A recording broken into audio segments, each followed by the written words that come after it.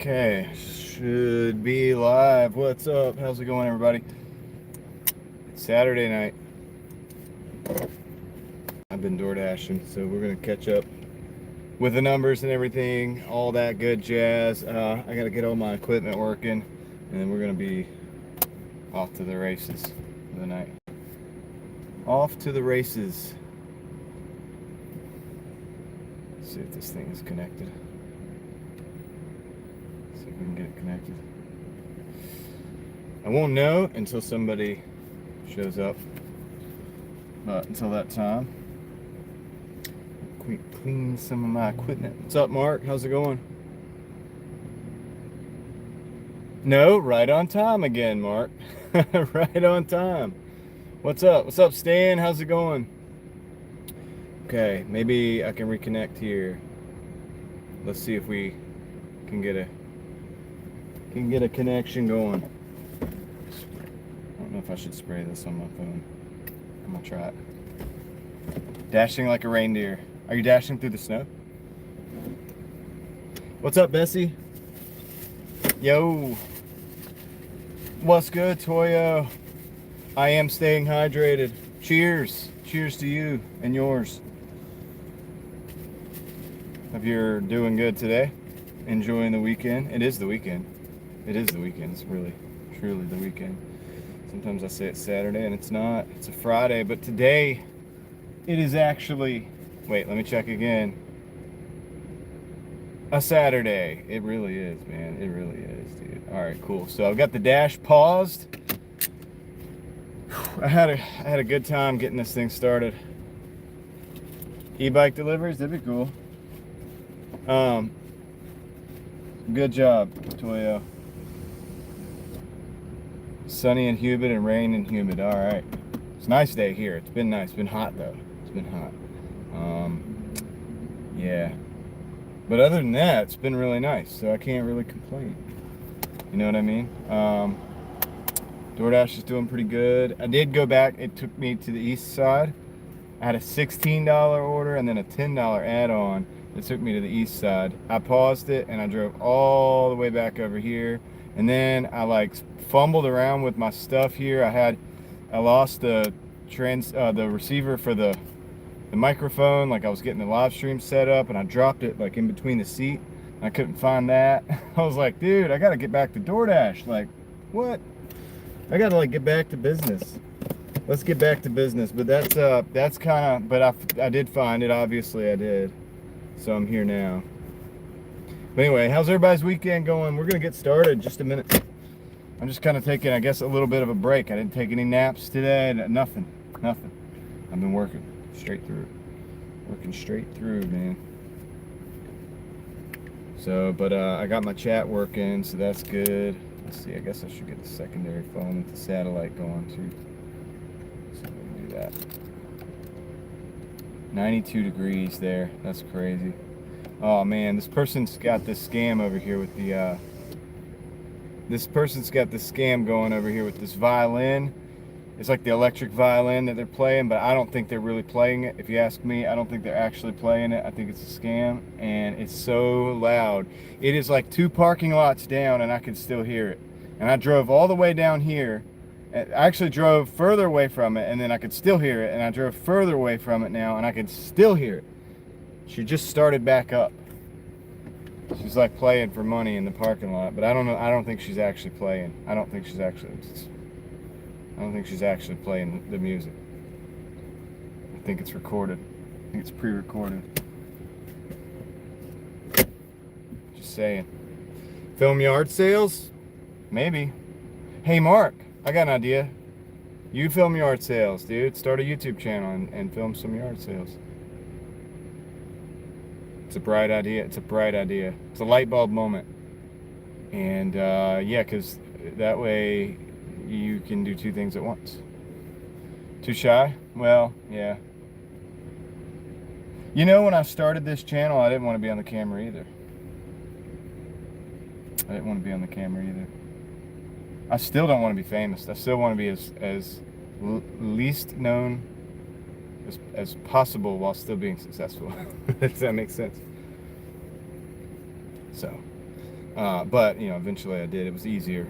Just it was really more beneficial to just go ahead and talk to the dang camera, and things go faster that way. All right. I guess we'll turn the Doordash back on. I'll show you guys where I'm at. I'm gonna resume the dash. Let me resume the dash. What's up, Bud Files? Welcome in. Krista Cats, welcome in. We're at 154.88 right now. And we got a Five Guys burgers and fries, $8.50 for 9.2. Which I'm going to decline. It is Saturday. I've been kind of picky today. It's the last day of my week. So I've been a bit picky, but yeah, I mean, it's I think I was probably paused for like 30 minutes. What's up, Heather? Hey, CH Little, how's it going? All is well. I hope everything's going well with you. I do. We're just sitting waiting for an order now, because I got everything, the live stream back up, and I got the unpaused on the dash, and so we're waiting on orders. Hey, Leslie. Gigi's got almost 100 likes on the post. You should just go ahead and do that, like, for your channel. Dude, you got like 26 subscribers. I think you could do that, and you'd probably... A whirring noise? It's a fan. It's a fan. I have fans going in here. High pitched. Does anybody else hear a high pitched whirring noise? That's messing with me now. What's up, Miki? How's it going? What's up, Black Hat Couriers? Welcome in. Does anybody... Mark says he hears a high-pitched whirring noise. Does anybody else hear that? Is there a problem with my audio? I need to know, because I'm about to get going as soon as I get it ordered. Maybe I should have took that one. I don't know. No, I shouldn't have took that one. We're gonna wait. We're gonna chill. There's good orders out here. It's Saturday. We can hang out while we chill. What's up, T-Gun? Welcome in. Seems fine for Toya. Yeah. I have a fan going, man, but that fan is important. It's important because I have an apparatus that like charges a lot of different stuff. Yeah, that's what they do. Yeah, it's just a fan, Mark. I mean, it's there. People are used to it by now. It's here. Like if I turn it off, hold on. Turn it off. Turn off that circuit. Wait, hold on. No, that's not it. Like that. Did it go away? If so, that's the fan. But that fan cools a group of wiring that goes to the Starlink, which pulls quite a bit of energy from this whole system, and so it gets hot. Well, check your stream, dude. It's probably you. You're the only one that's hearing it. Cool, Leslie. At a 785 for 15, so we're gonna decline that. What's up, Brittany? How's it going? So I'm turning that fan back on because Mark said that's not the problem. I don't think there's a problem. Like let me listen to it. Listen to it.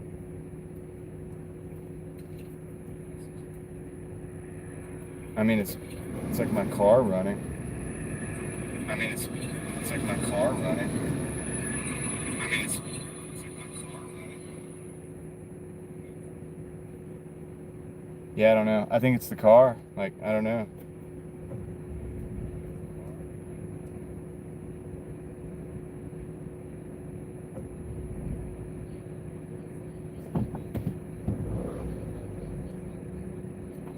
What's up, Jeff? It's not that big of a deal. I mean, I hear it, but it's like car stuff. George McCormick, welcome in. I can't worry about that too much. Gotta put that away. Yeah. It'll be alright. It's not the end of the world. Alright, let's see. So now we're just waiting. We're waiting for an order to come in. It's Saturday, but we are currently at $154.88. So $154.88. So we ain't got too much to wait for. I mean, it could be this. Could be this fan as well. Could be a lot of things, but I think we'll be all right as the night goes on.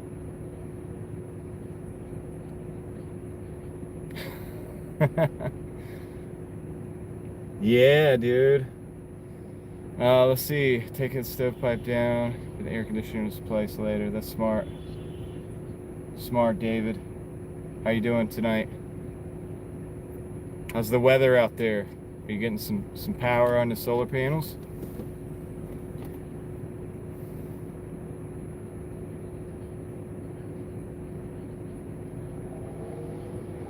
Well, I hope you get some good tips on the Lyft driving. DD is pretty good so far. I mean, we're at 154, so we're not too far along. What's up, My Ordinary Life? How's it going? Welcome in, welcome in. We're just waiting on orders. I kind of feel like, let me see, what time is it?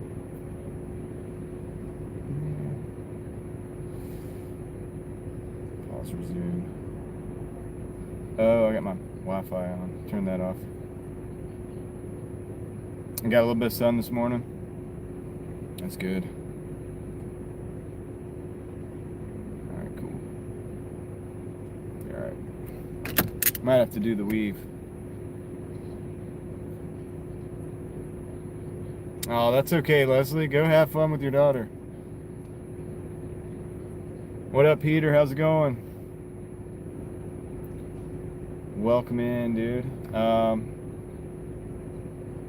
This is the least eventful that it's been all day. Something about when I pause the orders to set up the live stream, it like slows down whatever was going on with the Doordash all day. And you're the one that said that. Get rich or drive trying. Yeah, pretty much. Yeah, the orders were nonstop for me today, and they should be. All right, here's what we're gonna do. I'm gonna end this dash because I've been out here for a while.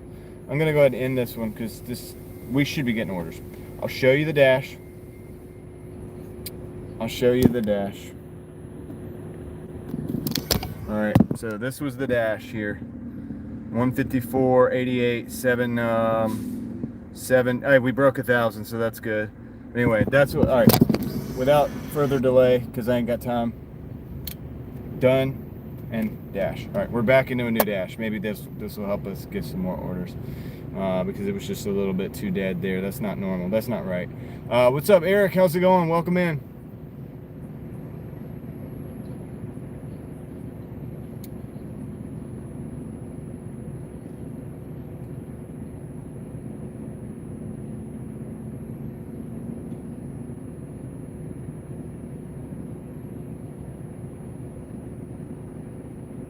We got the bus.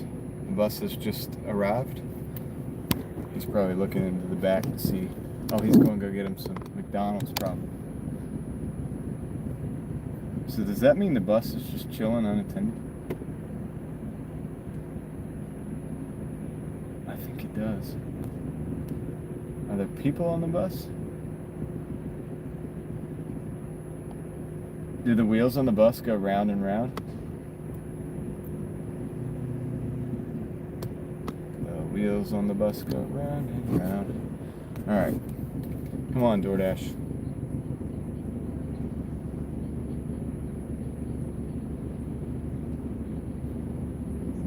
%100 acceptance. They go side to side. I didn't know that.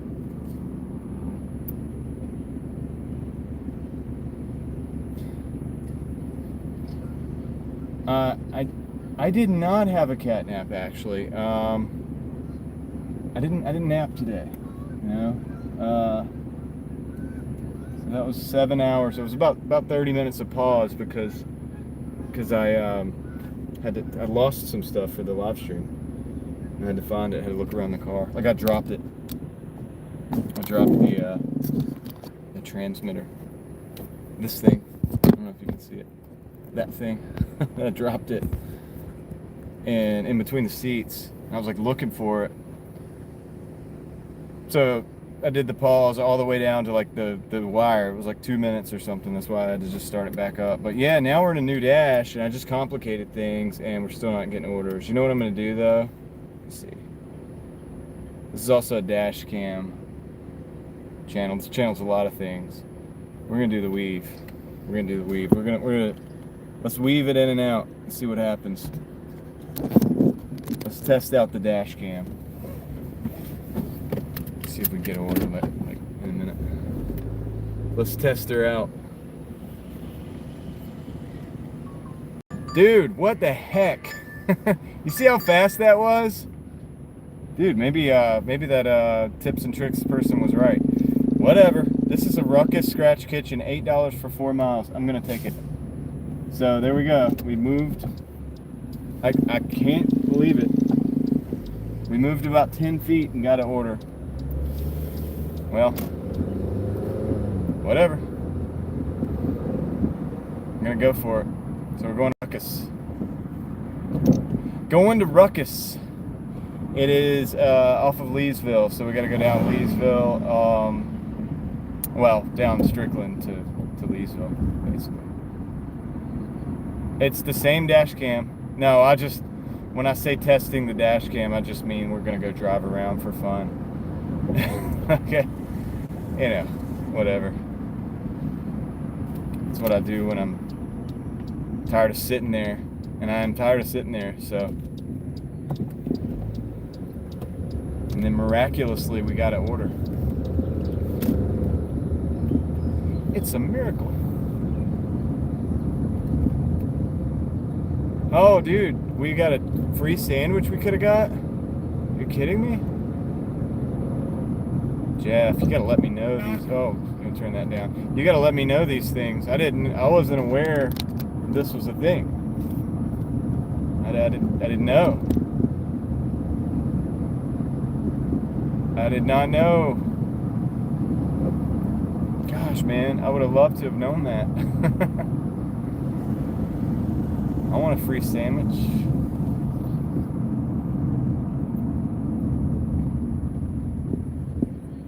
No, I haven't really done any special eating today. I didn't. Had some pretzels that I had with me. I made tea before I left. I have a thing of water. I do have a body armor over there to drink.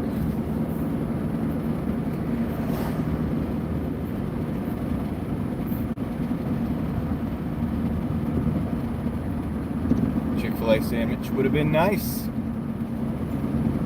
Dang it, I missed out. No, it's not a new dash cam, Bessie. It's the same one, but I was just playing around about testing it out because I just wanted to go drive around. Believe it or not, as all the driving that I do, I actually genuinely enjoy just driving around. What's up, Jennifer? How's it going? How's it going out there for you today?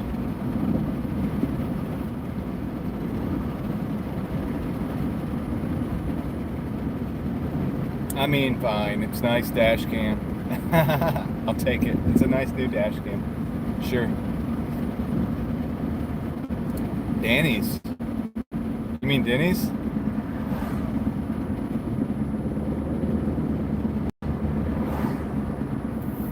Sometimes. There's like one Denny's in this market. I don't know who Danny is though, so if you meant Danny's, I don't know Danny right now. I know a couple Danny's like in my lifetime, but I don't really hang out with any of them currently. You know what I mean? But I do go to Denny's occasionally. There's one up off Wake Forest Road by the highway. I do not eat food at McDonald's. I haven't done so in,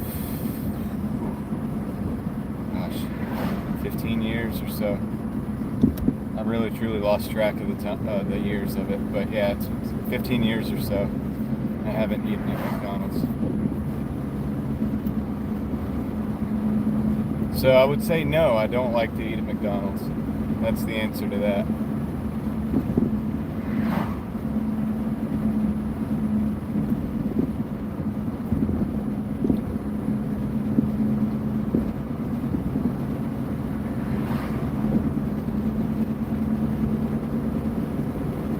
interesting, Jeff.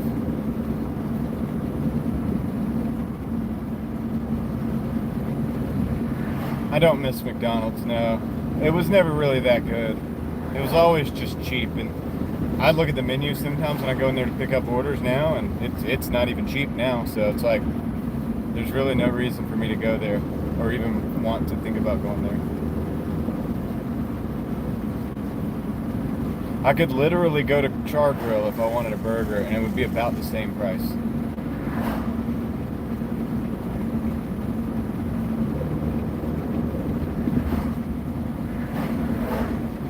There's pretty much no, look at the sunset. There's pretty much no incentive for me to go to McDonald's whatsoever.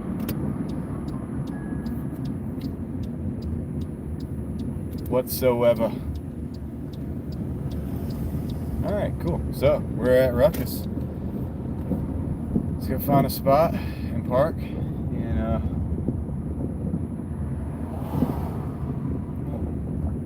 it's a pretty good spot, I think, right there.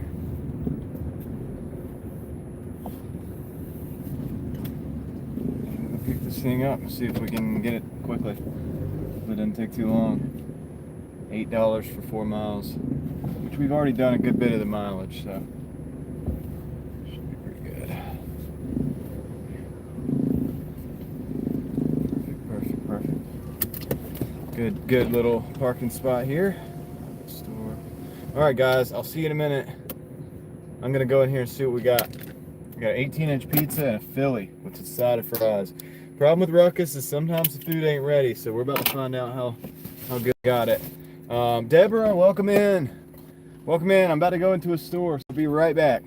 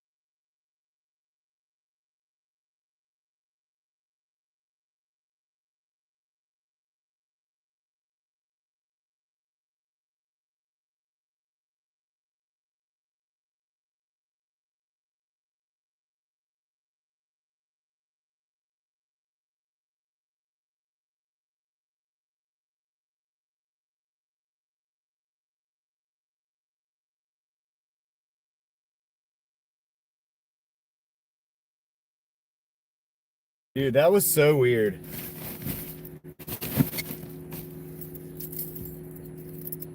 I don't, yeah, I'm not anymore, no. I think they took the ability to block the orders. Sometimes they're good, sometimes they're not, but it was really weird because the manager came, I guess she's the manager, I don't know. She came up and was like, is there anything I can do to help? I was just like, I just need like an honest, number. I just need an honest number. Like, that's really what I need. And then she just kept looking at me and like kind of standing there instead of going out and like getting the food, and just kind of standing there and like staring at me and like, is there anything I can do to make you feel better? And I'm like, that sounds weird. Like, that sounds weird. Anything you can do to make me feel better? Like, what is, I don't know, dude.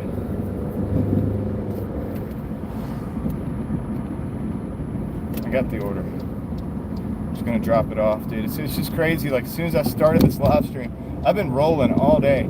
As soon as I started the live stream, it's like, dude, nothing. And then this order, and then this order took forever. And that was a weird, like, situation. I'm not sure, Brandon. I don't know, dude. I don't know.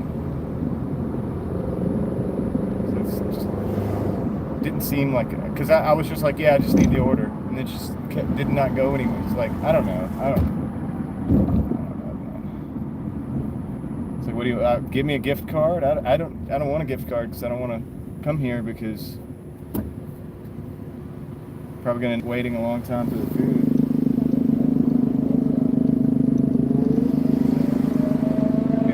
I don't understand what I was supposed to say. Like, would you? What was I supposed to? What do you say to that? I was just like, I would just like to get the order, or either just wave at me over there from the kitchen and let me know to go, so that the order's not ready. Because when I went in, they said it was in the oven. There's no way it was in the oven because the oven takes longer. It doesn't take that long. Yeah, I guess, dude, right? I mean, I know, that's what I was starting to think. Yeah, dude, it was weird. It's weird. I'm just gonna say it was weird, man. I felt weird.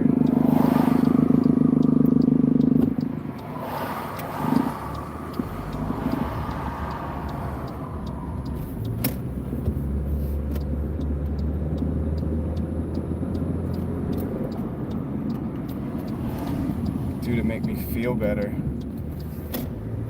This isn't about feelings, it's about getting the order.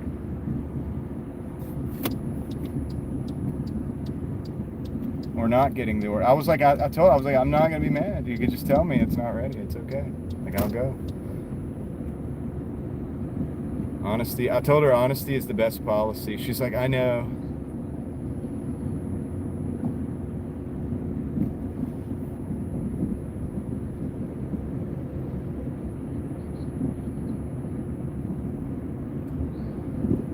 Yeah, I mean, I kind of think so. It's like, dude, you don't have to do all that extra stuff, man. That's kind of what I was thinking, like passive, not passive aggressive, but something kind of like that, That's what I'm saying. It's weird, dude. It's like, why would you behave that way?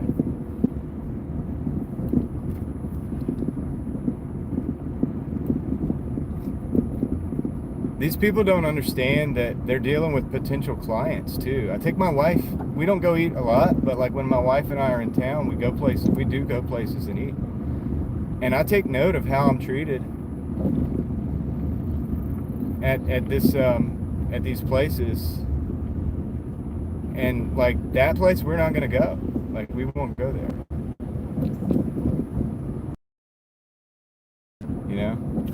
I go to Sassoul, man. Working. If I'm there to pick up that's cool, dude. That's why, like, we will, you know what I'm saying? I go to Ton Noodle, they treat me well, dude. That's why we'll go there.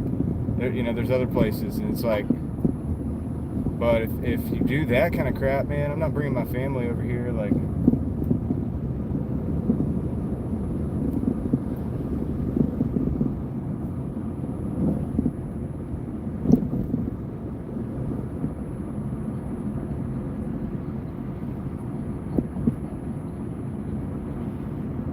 Is there anything I can do to make you feel better? What is that? What kind of stuff is that? I think this is the place. Wonder if this is our buddy. All right, I'll be right back. Let me go drop this off. Move on to greener pastures.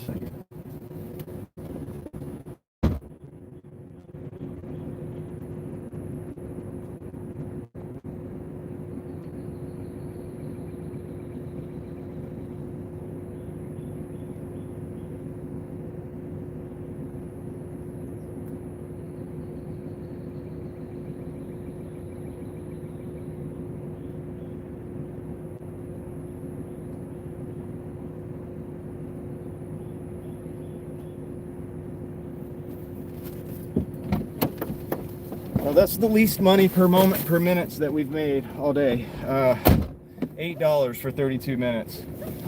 All day I've been making $25 an hour. So I guess I'm an idiot for sitting there and waiting. But it's a sunk cost fallacy. They tell you the things in the oven, so you sit there and wait. And then you wait enough to where it's like, well, maybe if it comes back out. Yeah, that would be Brandon, that happens a lot. That's more frequent, and that's much more reasonable and sensible. What you just said, offer a drink or something. What's up, Florida Swamp Monk? Did I say hello? What's up, Florida?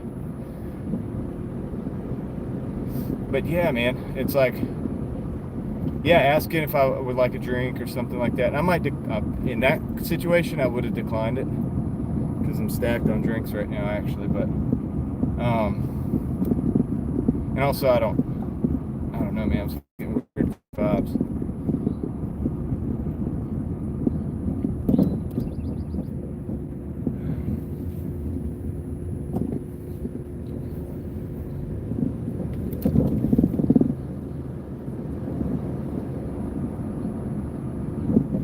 That's what I said, Brandon. I was like, I told her, because she's the manager with like the regular shirt on and stuff, not with like the shirt that says Ruckus on it, but like the actual, like whatever. She's probably like the manager of that section or whatever. And so I was like, dude, just honesty is the best policy. Like, she's like, I know. And I'm like, well, then let's try that next time. Let's try that. And I was nice about it. I'm always respectful on my end. I don't ever, I don't say never, but I typically try not to go overboard. I certainly wasn't at that point in time. I was being patient, but also being, look, honesty's the best policy.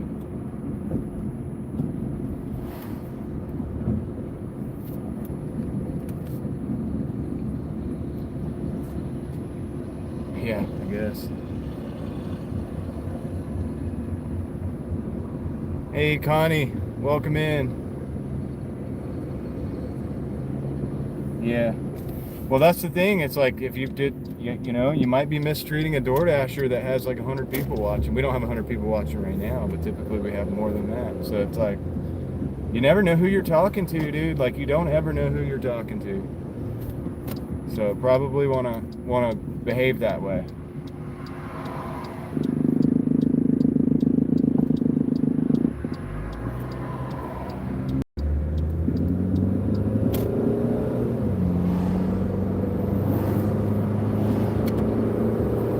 If I made a mistake back in the day in the restaurant business, because I've done their job before, the job that they're doing, I've done that at multiple different restaurants. I was about to say that, Brandon. I would certainly be like, hey, you know what? I think I might have made, a little bit of a mistake there. I'm gonna go check on it personally, and see, which is ultimately what she did do. I'll give her that. And we'll see if we get it worked out. You want something to drink or something while you wait? Like that's a way to do it. Yeah, I don't know. Anyway, whatever. Moving on. Moving on. Yeah, I was always pretty decent at dealing with people, man. Sometimes people would be like, hey, go up there and talk to those people. I'd be like, all right, let me diffuse the situation.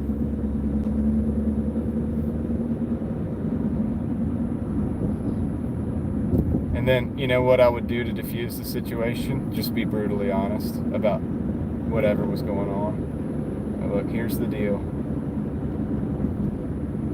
I'm not gonna lie to you, the situation sucks. Your pizza has not even been made yet. But if you would like a free cheesecake on the house,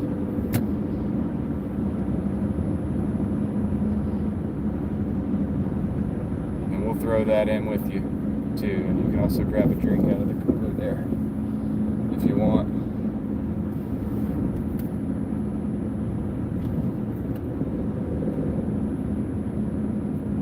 Something like that. It's a loss, but it's not as much as a loss of losing an entire customer. Nice, Heather. What's up? So I don't know why I'm not getting.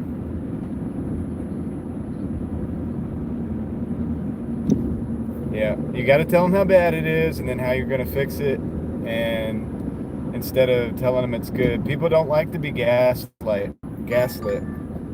Ah, come on, really? Got a Taco Bell. I'm not gonna take that one. It's a lot of driving out of the zone.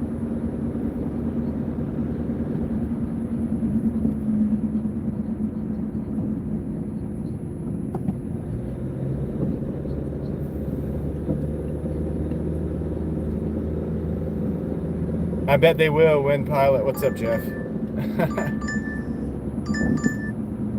I'm declining that one too. It's a 5 for 7.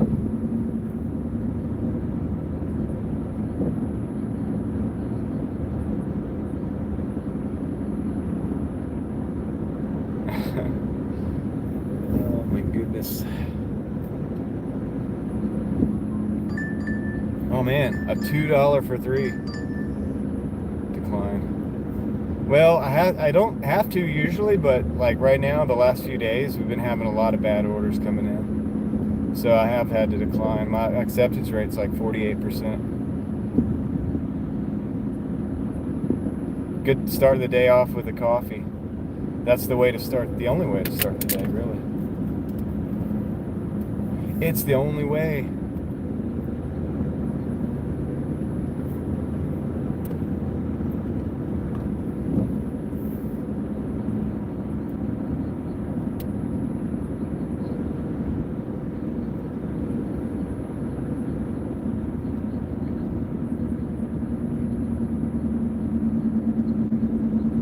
Okay, Brandon. Thanks, man. Yeah, sorry that not much happened except for me waiting in a restaurant. But hey, you know what? Eve is true. The night is relatively young, so check us back out later. You never know what'll be happening. All right, we got a 1950 for 20. It's a hemp store, and it's going out in an area where we may lose the signal. And I don't know if I'm going to even take it. I'm not going to take it. So, 48% still decline.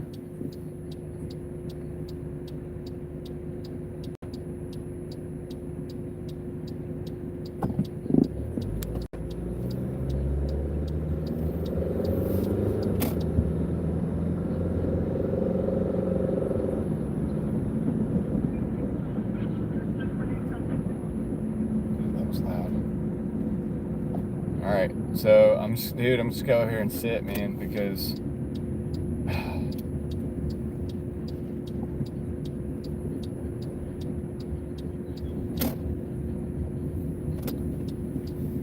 who updated the picture?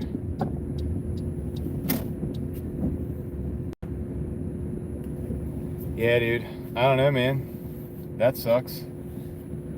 So we only made $8 this whole outing, and here we are. We're back now.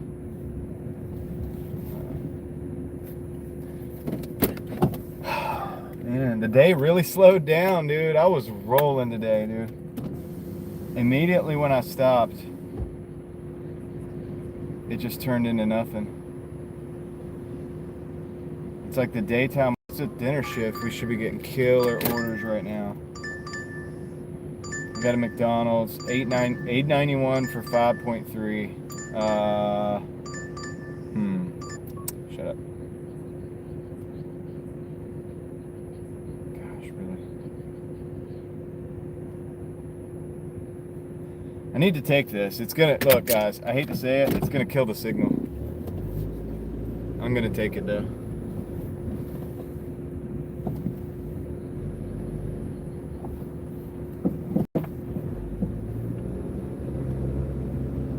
I've got to go back over where we were.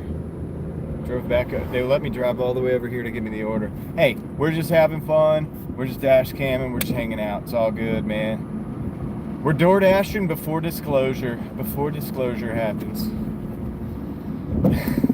Disclosure of what? I don't know.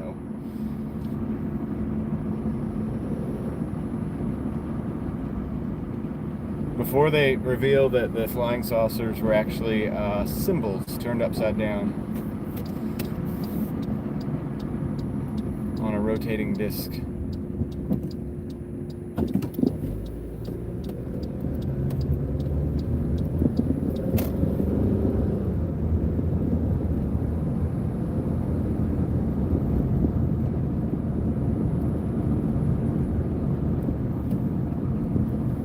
I doubt it, Carl. I doubt that.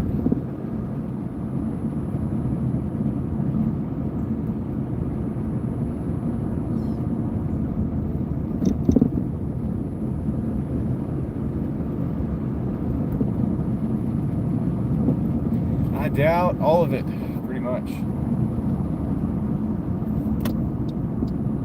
They're not disclosing anything unless they want you to see it. Well, we're going back over down to Leesville.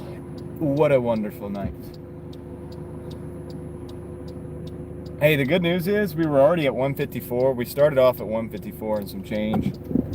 And so we're easily going to hit 200, which is all I really asked for.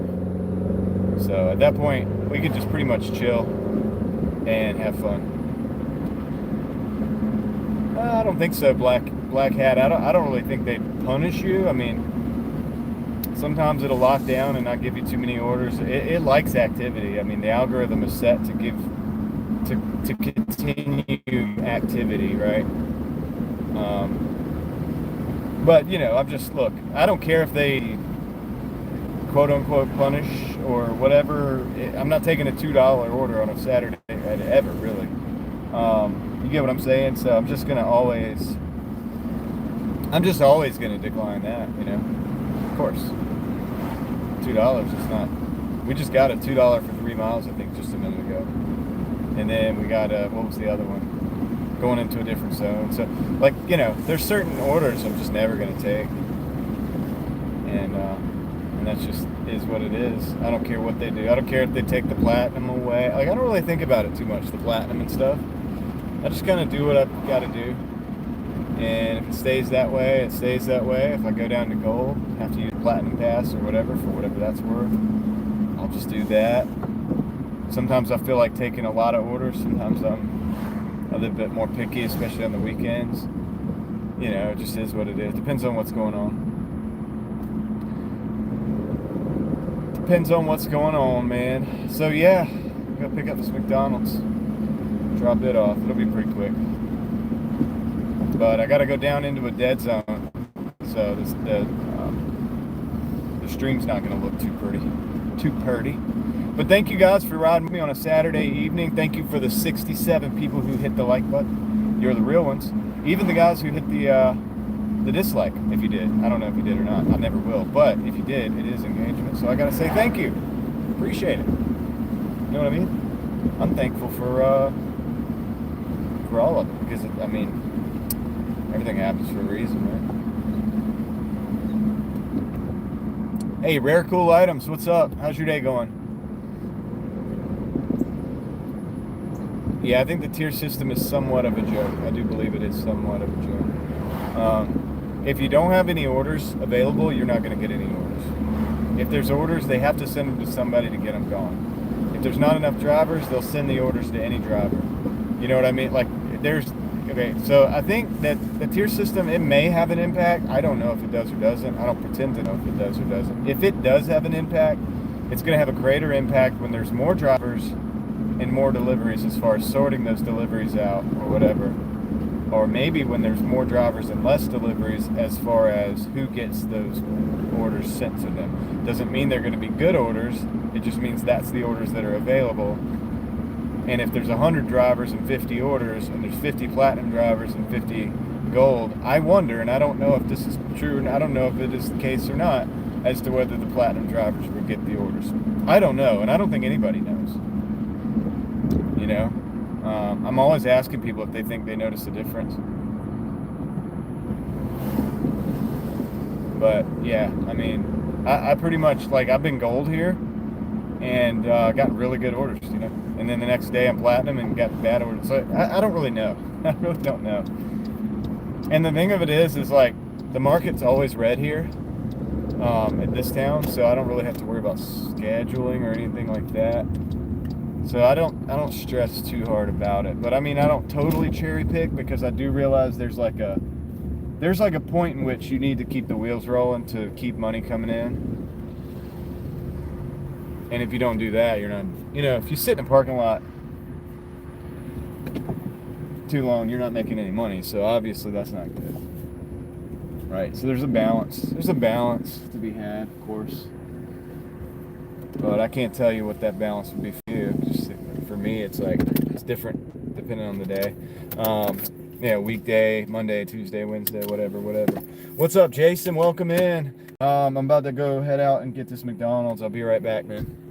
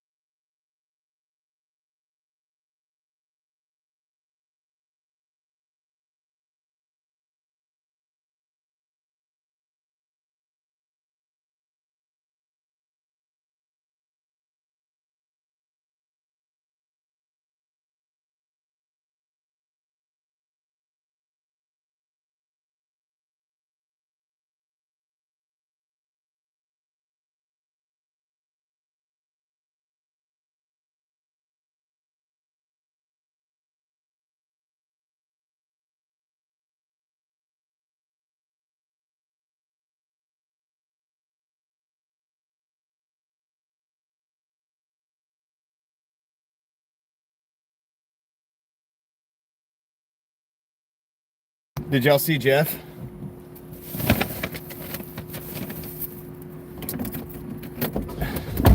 Did you get?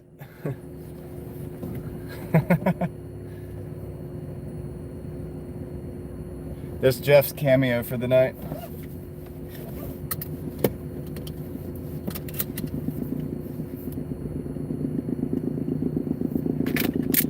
We just got the gift of a cameo from Santa Claus. All right, so let's see. We're going down here to the end of Leesville. Let's see. The signal, it may give out a bit, or it may look pixely. It might not look very good. This is a known dead zone on the live stream, so just letting you guys know, just a fair warning. In about 2 minutes, we'll be in the dead zone. So, yeah, I was in the store monitoring the stream, and I was like, "There's Jeff."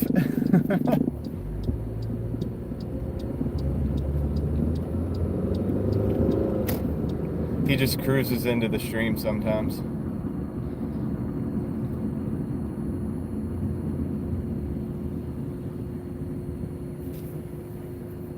Oh boy. Yeah, let's see if we can keep the stream alive down here in the dead zone. Basically got to go down to the bottom of Leesville.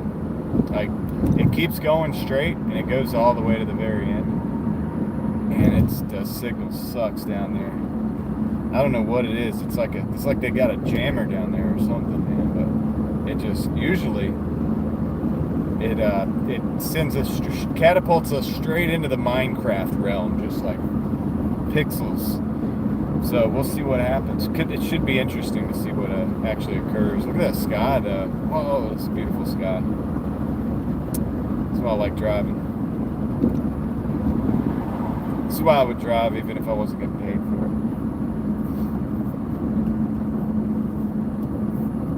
it. Jeff must like driving too. He's always out and about.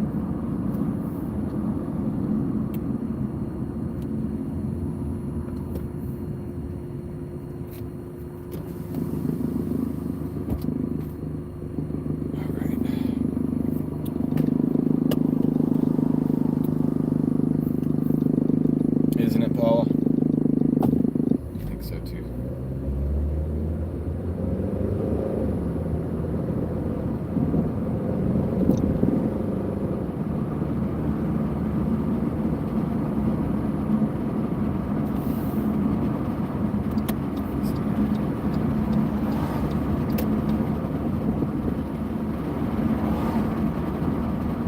Once we cross the next stoplight, that's when it starts going. Yeah, it's definitely good, you know. Sometimes, like, I like listening to music and stuff, but sometimes I don't listen. I don't listen to anything. I just drive. Like, you know, and it's good. It's good for you. It's akin to sitting next to the ocean and letting the waves come in and letting the waves wash out.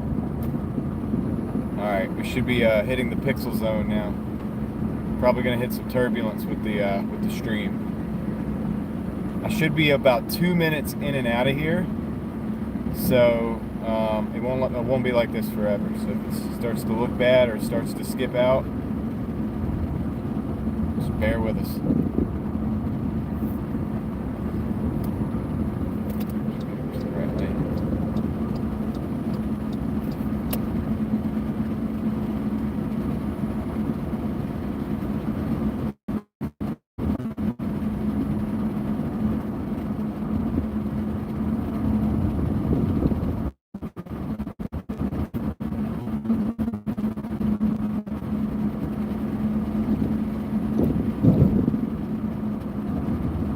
Now we're in the Minecraft zone.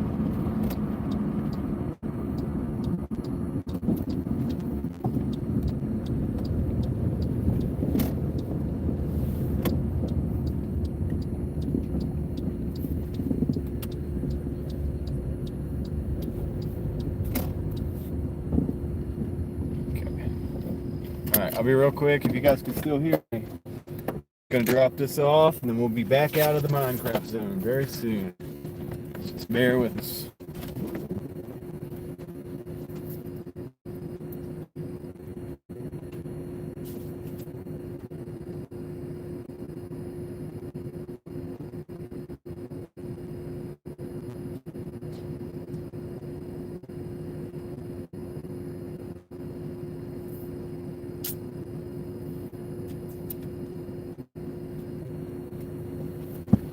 All right, 1691. I'm gonna get a total.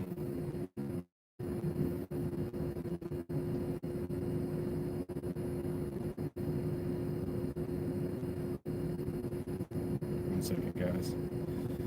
Actually, this isn't even a good place to do that. Even my numbers aren't wanting to load up. 153.49.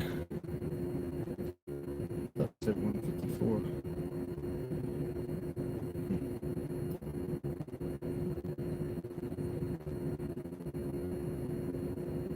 Yeah.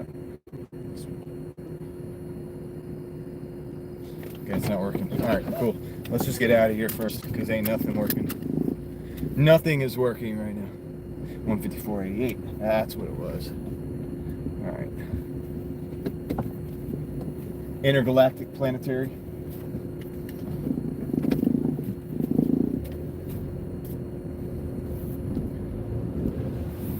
Yeah, I don't know why it's dead zone over here. It always has been. Even before I used to live stream, I would try to like finish an order out here. You know when you try to like complete the order and it wouldn't even complete. It would never complete. Like you'd try to upload a picture. Equals plus. Okay.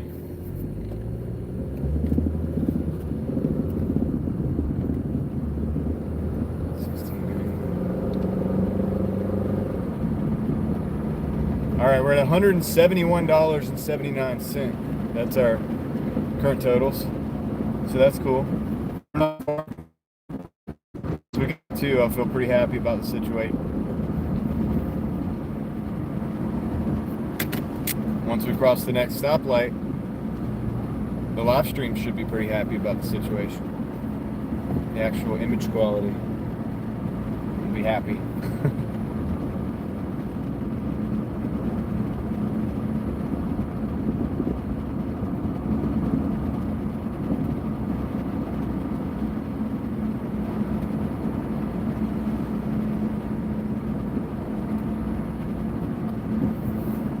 Blame it on the fingers, Jason.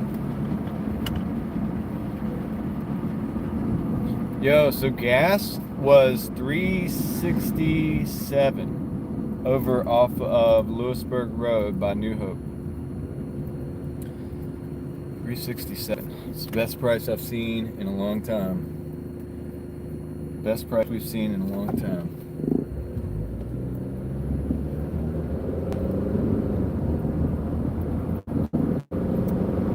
So I don't know if that's an indicator of what will happen for the rest of the week, or I don't know. Like, are the gas stations around the area, or is that a fluke? I'm not sure. The VHS filter, yeah. We should be back though now. Are we looking a little better? A little bit more crisp. Hopefully we're looking good. Let's go see if we get out of the border. We're in the 170s. This dude's rolling. My goodness, his trunk's not even locked down.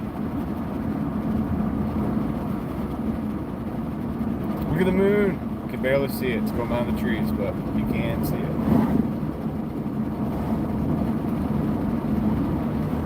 All right. Back in business. We're back in the YouTube business, boys and girls. Let's roll.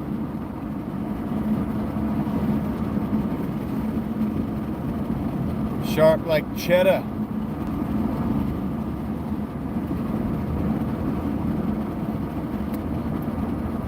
It's good. It's good, man. All right.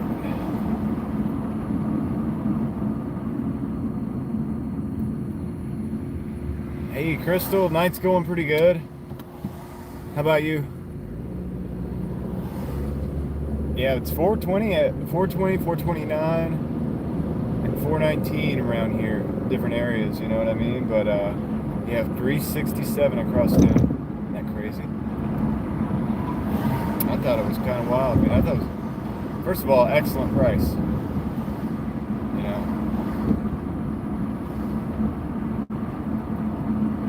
So we need like 30 bucks to hit 200, and then beyond that, we could just we can roam free. I don't know. We could do whatever, pretty much. Let's go look at the moon. Look at the moon.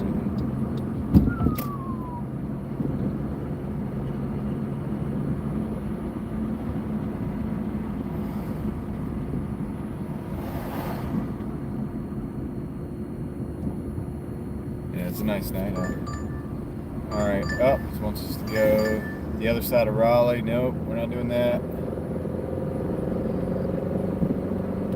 We're beyond 170. So yeah, I'd have to look at the numbers to get the details. I think it's 171 and some change. But yeah, we are already up there in that region. So it's pretty good. Good job, David. Good work. Yeah, Steven, sometimes I stay within a mileage, but sometimes I don't. Yeah, it's all good, Jeff. I mean, look, here's the main thing. Okay, they're sending a Burger King $5 for 9 miles, actually. Dang, I'm going to decline that. The main thing is just honesty. They just need to, train the people to be like, you know what, just tell them exactly what it is. If they don't know the number, get the number, and then just be realistic with it. That way, so the person's not sitting there, waiting too long, or they can go ahead and make a move if they have to. You're not dealing with the customer. You're not trying to string them along and keep them on the line. If the DoorDasher leaves, another one will show up. So it's not the end of the world.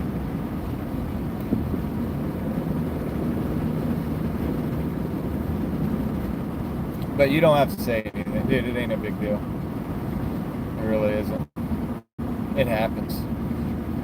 Different staff. Some of the new people they don't know and whatnot. It's all systematic. Look at the moon. That's the moon. That's not a lamppost straight ahead. That's a moon. We're gonna have fun looking at that tonight, I think.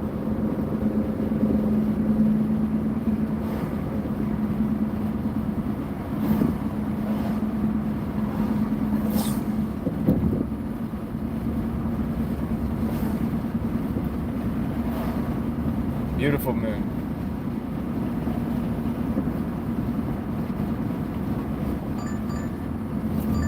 All right, we got a McDonald's up here, $6.04 for 3 miles. I'm gonna take it. We'll stack. Let's just take that and stack.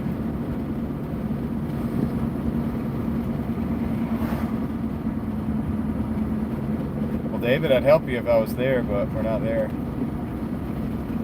We're a good little ways away.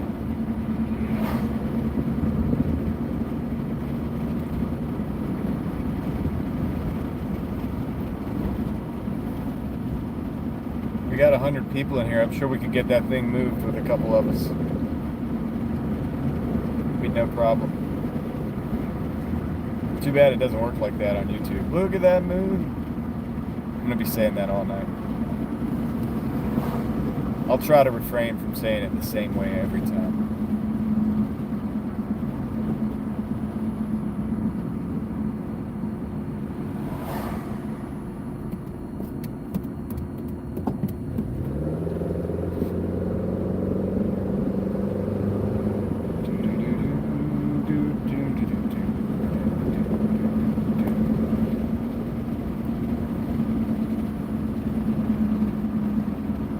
Sam, really, dude?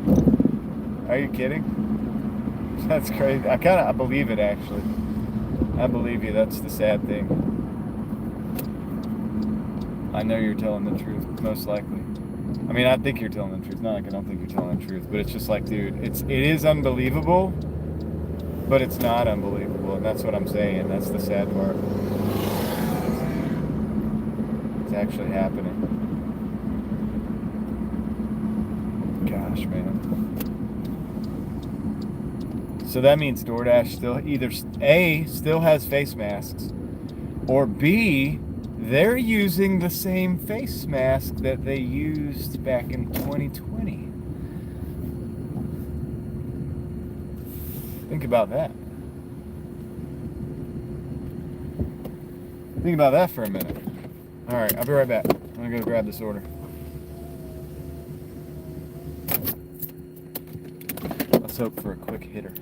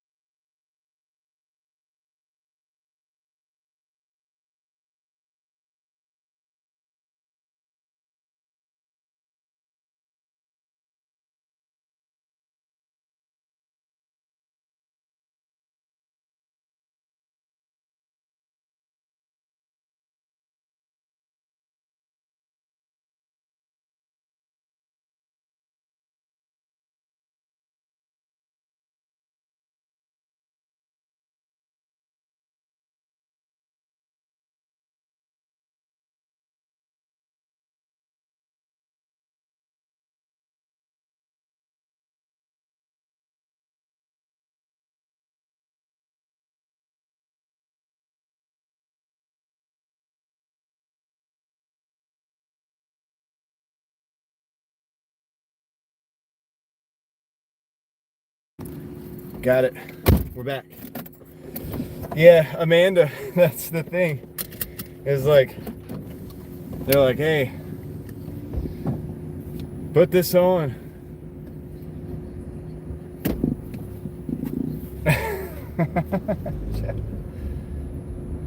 Yeah, dude, wear the mask, dude. I remember I used to work at a pizza shop during that time, right? And we didn't do the masks. We didn't do any of that stuff. We never shut down or anything. And somebody ordered delivery, right? Now delivery, whatever. So I go to the delivery to drop it off, and the customer's like, they don't open the door, right? And I'm looking at them like, dude, come get the food. Like, you know what I'm saying? Like, what's up with this? And they're like, where's your mask? I will never forget it, dude. I'll never forget them. By the way, it's a small town. I know. I mean, it was a small town that I was doing that in. But yeah, they were like, where's your mask? I was like, what do you mean? And they're like, your mask. I'm like, oh my gosh, dude, we've entered a whole new level of insanity. I'll never forget that. Like,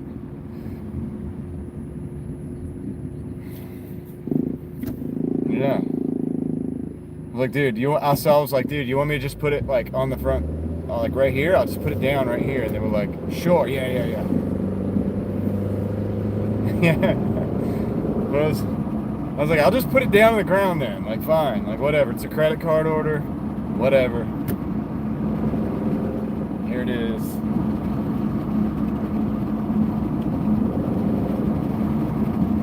Like, you probably shouldn't be ordering food. Here's the thing, you probably shouldn't even be ordering food. Like, how did you think your stuff gets to you? It just so many just, it's like, I guess they thought that people could just like check out thinking like, I don't want to think how it gets to me. I don't want to think how it gets made. I just want to think that it's magically like there and that, you know, nobody touched it and it's just pristine and sanitized and like, you know what I mean? Everything is perfect. It's like that the guy that's delivering my Amazon packages isn't like actually working, you know, and in a working environment, that it's like some kind of sanitized, like alien, like super sterilized environment that everything's in. I don't know, dude. It was, you believe whatever you want, but real people got to do real things to make all this stuff happen. Even now, like 6 years later, we don't have robots doing all this stuff. Sometimes we do.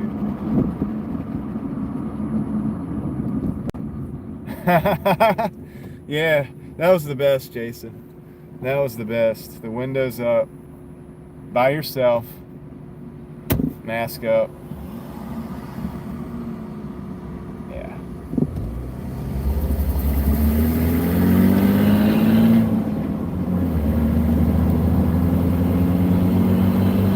It's not that nothing was ever going to happen. It's just that it's just that you were never going to stop anything like from happening. Like, it's just, you know what I mean? To think that was insanity.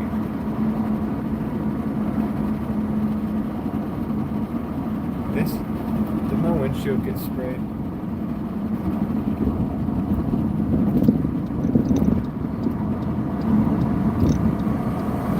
I mean, you're just not going to stop something like that,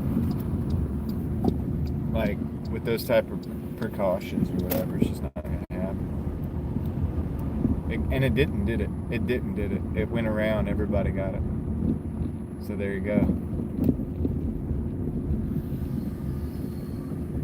Don't think I know anybody that did, and so it's just like, or at least allegedly, that's what it was. And so, anyway, I guess I got to be careful. So I'll probably move on to something else. But yeah,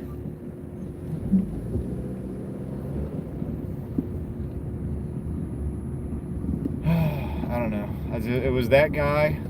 I'll never forget him. And then this Walmart greeter lady. I'll never forget her either. She did the same thing to me. My teenager was with me. I don't know if I can't remember if he was a teenager. Yeah, I guess he was. No, probably not a teenager at the time. But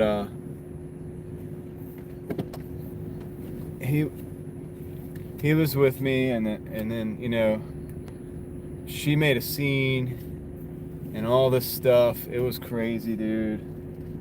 And I was like trying to be nice about it. But see, I know her name. Like, I remember her name. I'm not gonna say her name. I remember her name. I remember her face. I will never forget her and the way she treated me and my son. Like, it was, and he will never. More importantly, he will never forget. He will remember that for the rest of his life. The way that she treated us, or tried to treat us. You know what I mean? Like, and it was crazy, dude. He will remember that for the rest of his life. I'll be right back.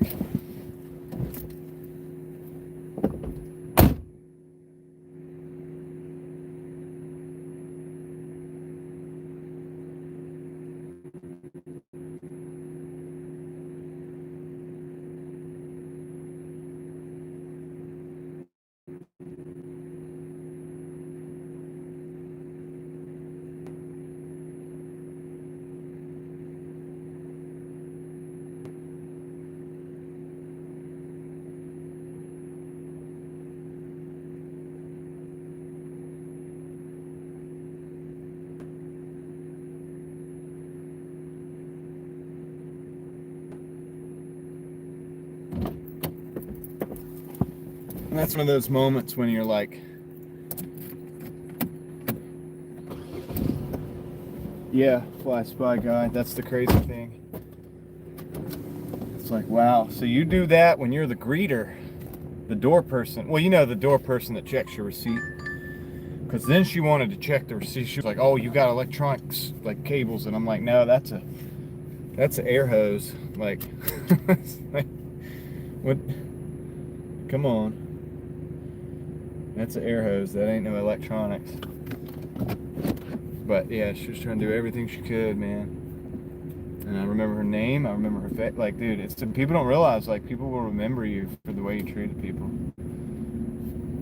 And the situation that you're in currently, you know, if it's a hurricane, you know, or it's a lockdown for some reason, like,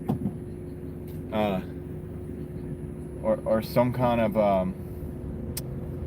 of situation that's like a temporary type of situation, you know, things that happen.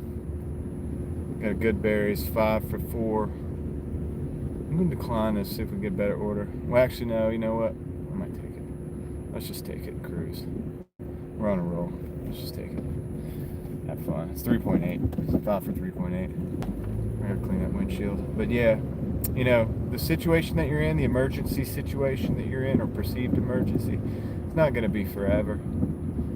Just treat people like humans, man. Because they're gonna remember it. Chances are you're all gonna survive it. And they're never gonna forget you and the way you acted during said situation.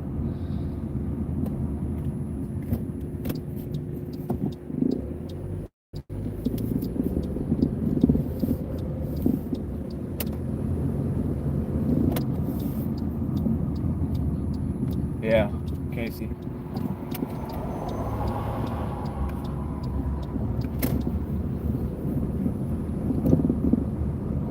Yeah, it's just, it got weird, man, and it was like, wow. At least we know that. It sucks that you have to look at it like this. It's like, at least I know the people that were in my community that acted that way, because I'm gonna make sure that I keep my distance the next time we have a disaster or some kind of actual disaster or something happens. I'm gonna stay the heck away from those people. You know? Me and my food supply and all my gear and everything that I use to prepare for bad situations are going to stay away from those people, those individuals. Sparkly, what's up? So I will be like a ghost. You will not see me.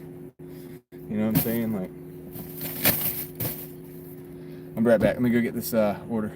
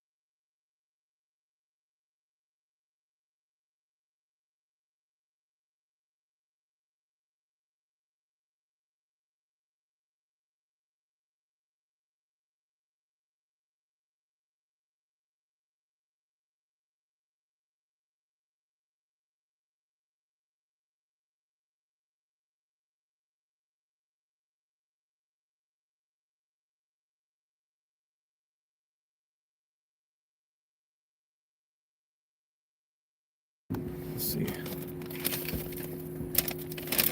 You had a bad day dashing, Sparkly?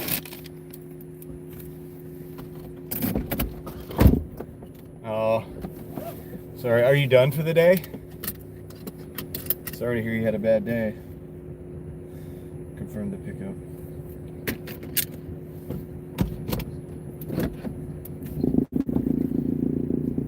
Oh yeah, yeah, because the lines got crazy back then. Yeah, it was. They were. I think they were training us to be a line. You know.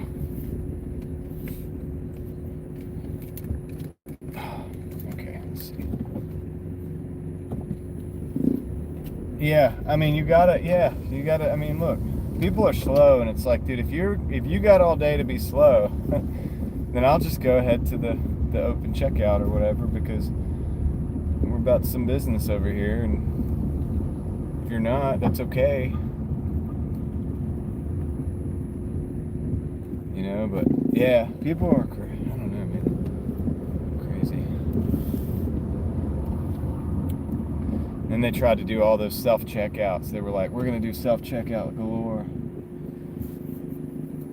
And then for a while they took almost all of the regular registers away. And now they then had so many people steal over the subsequent years inventory that they had to put the regular registers back into action and take most of the self-checkouts away again, because that didn't work, because people were using it to like shoplift and stuff. So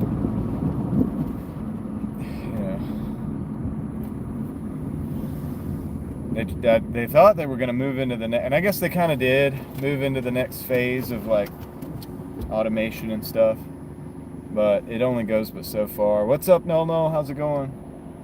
It only goes but so far, man. You can't, you know what I mean? Like, push that stuff too much and you'll have problems. I'm not using a different mic. Does it sound different? Like, is it bad? Do we have sound problems? You know, but yeah, I'm just listening.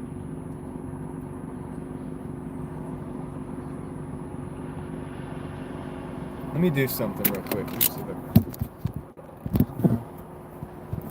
unplug this. Plug it back in.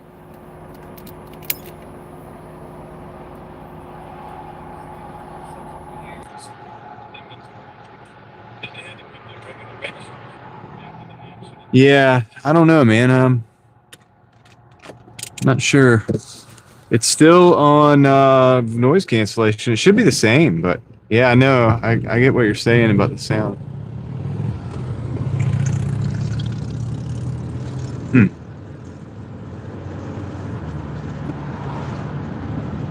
Is it really?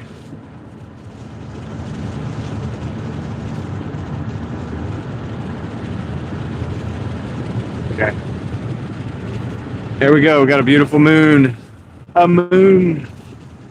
That's nice. Okay. Well, maybe I didn't have it fully plugged in. I apologize if not. Let's see. Real quick.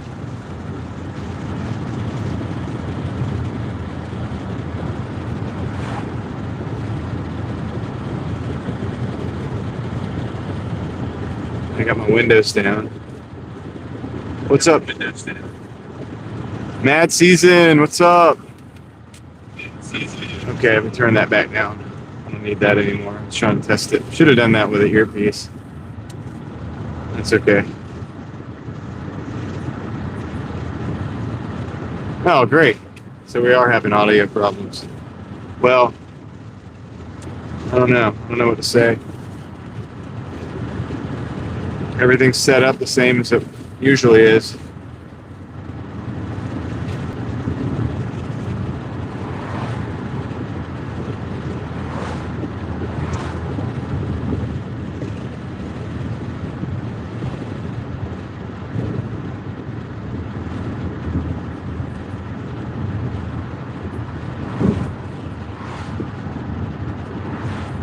Yo, what's up, Gigfoot? Yeah, no, I'd rather know. Yeah, I wanna know, you know what I mean? Like, it's not like I can fix it on the fly right now, but I like knowing so that I can troubleshoot and figure it out eventually. Get back to a better state of being, for everything. What I might do is let's try a couple things.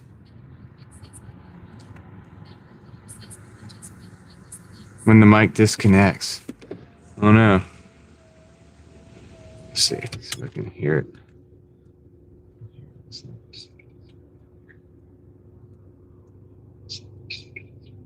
I think it sounds good now, doesn't it? You're not hearing it anymore, are you? Does it sound better? I did. I think maybe I wasn't connected in. Like maybe I didn't have the mic connected in. I rolled the window back down.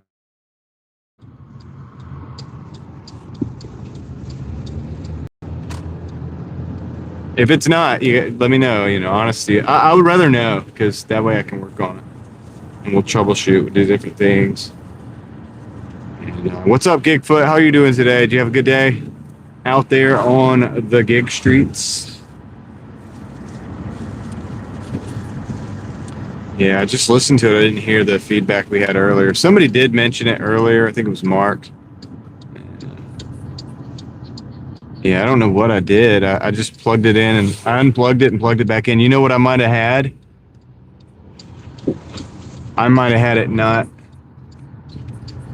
Okay, since you asked this question, Derek, I don't like putting this out there, but if you look at my profile, my bio, whatever you want to call it on YouTube, I do have a Buy Me a Coffee. So that is there. You can find it if you look hard enough. I don't put it to the front.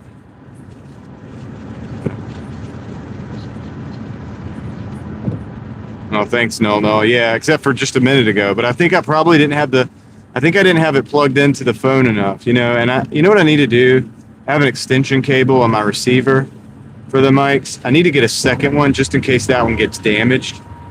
Because it did get bent the other day, and I was like, I wonder if that got damaged, that would really suck because then I have no other way of plugging my receiver in with the induction charger that I use. So I need to probably order another one of those, just like a little 6-inch USB-C to USB female. It's a male to female.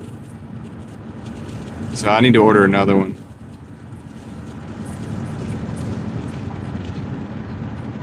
I think they take like 30%, John.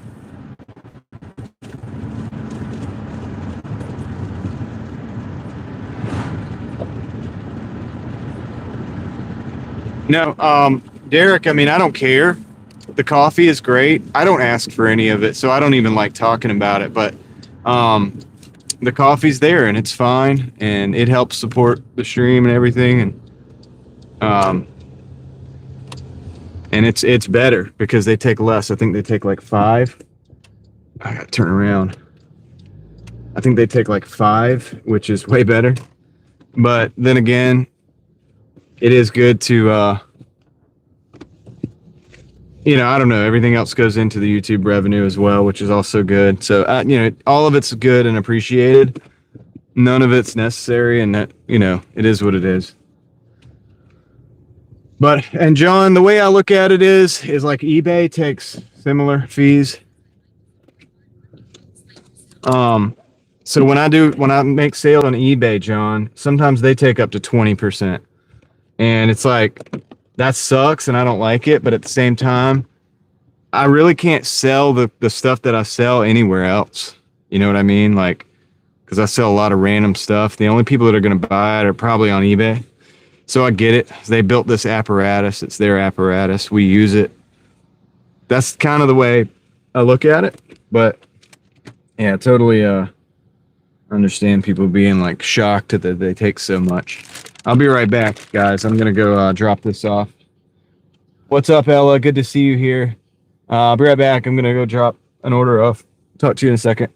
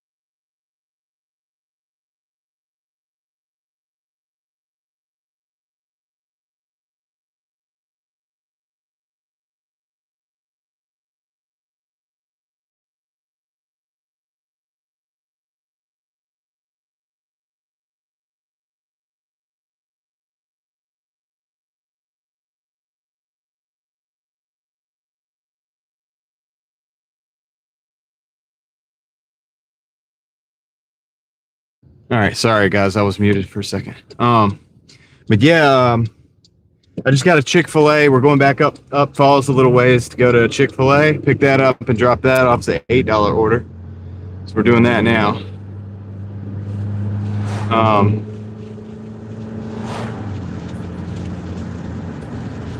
And you're Jason, you're fine, man. Don't worry about it. It's all good. But if you ever do have a criticism, then definitely let me know. You know, I'm open to that. So I don't feel like it gets frustrating when you can't fix it, but I would rather know I have a problem and I can fix it, and you know, we can work together as a team if you guys want, you know, to fix whatever problem. I can try, like, hey, try this, see what you think of this. I'll try this, like, let me know what you think of it. And we kind of have fun with it rather than having an issue that persists. So yeah, if you ever notice something, just let me know. I do have a kind of a big, well, I don't know, hot spots, big hot spots. Honestly, Sparkly, I don't ever have to worry about going to the hot spots. I hear people talking about it.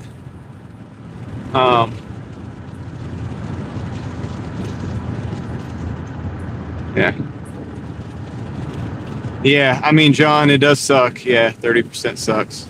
That's why I do have the Buy Me a Coffee, you know what I mean? But I never advertise it because I don't advertise any. I don't. To me, it's cringe when other people put that stuff out like aggressively, and I don't do that. But if you look hard enough, you can find it. It is there, and people do look hard enough and do find it all the time on their own, and so it is there. And they do 5%, so that is better. I believe I appreciate and respect them for doing 5% instead of all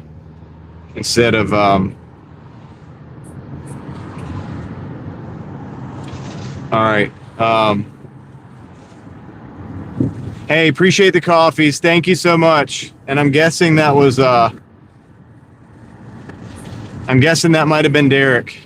Thank you, Derek. If that was you, Derek, thank you. I appreciate it. So that cha-ching sound, that's the coffee sound. So you rock. The cool thing is they do let you get it a little quicker too. Whereas we YouTubers only get paid once a month. So that's it, which is fine. You know.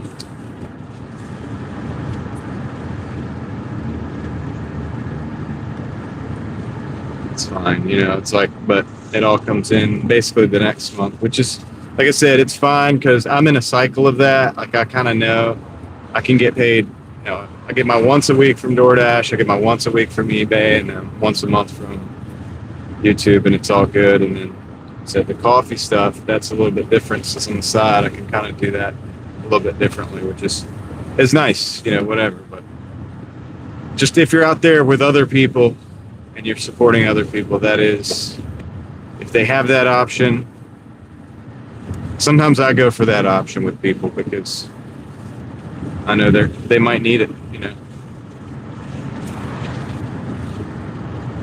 Could help them, but anyhow.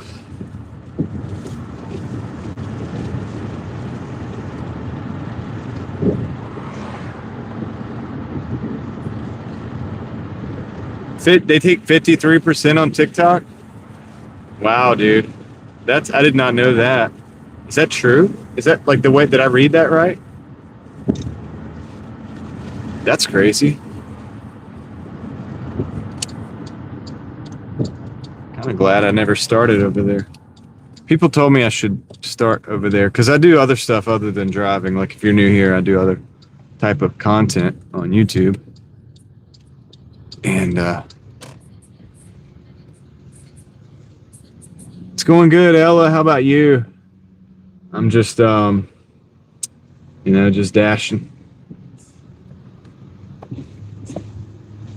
Do do do do do do do do do do. Just cruising through these drive-throughs. You know. Okay, cool. I'm gonna go through this one. That's wild. 53%. I can't believe that. It's incredible.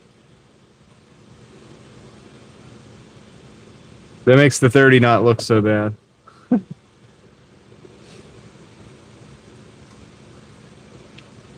Like I said, if you're dealing with a YouTuber, the chats help. They do help because they help. That helps that individual's revenue when they do get paid. But at the same time, if they have another alternative, it's something to think about. But I mean, I can't get into telling you what. I help people with both. Just depends on the situation and what I think is the best. But if I'm hooking somebody up, I use both methods.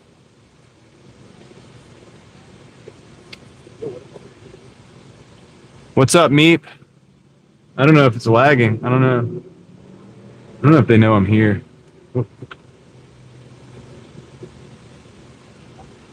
Hopefully they can see that.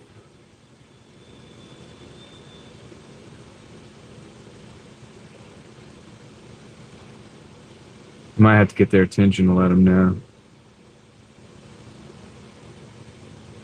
They're not clear on how this works.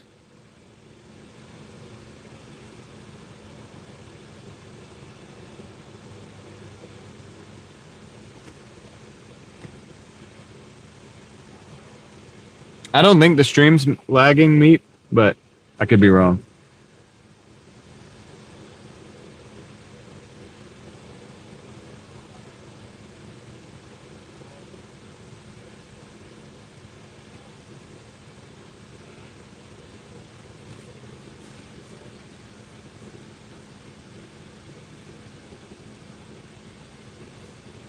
There's a lot of people in this drive-thru line. There's that name again. Where's Sunkissed? I'm gonna let them know that I'm here. I think. Yeah, the ad revenue and stuff. Hold on.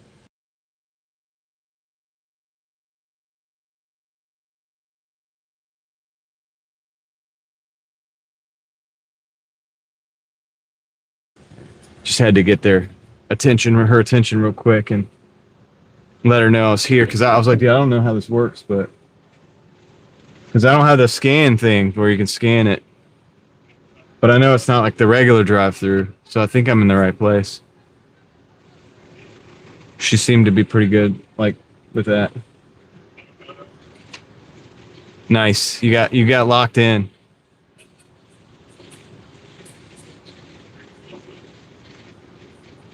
The moon does look beautiful tonight. I'm looking forward to looking at that more. I'm looking forward to looking at that more. All right, hold on. Sure. Yep. I just need a receipt, so I can. Oh, I'll grab it from you. I got you. Let me set that there.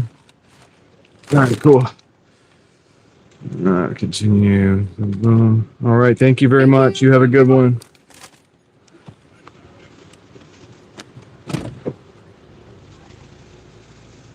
All right, we got the order. So that wasn't too bad. That was pretty good.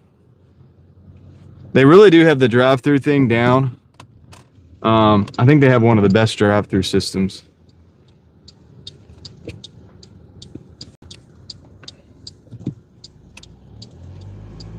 But yeah, people say the same thing about eBay. They're like, and I agree. I agree that eBay, the fees are getting to be a lot. I mean, I've been selling on eBay for a while, and I mean, even with the shipping is a lot. Like my 8-ounce rates, like my 8-ounce rate in my own zone, sometimes it's like over $5, like $5.67. That's crazy. You know, I have to pass that. I either have to pass that on to the customer or eat it. You know what I mean? And it's like, I can't do like $10 items anymore. Well, that would have to go to Amazon. Yeah, no, but I don't do Amazon right now.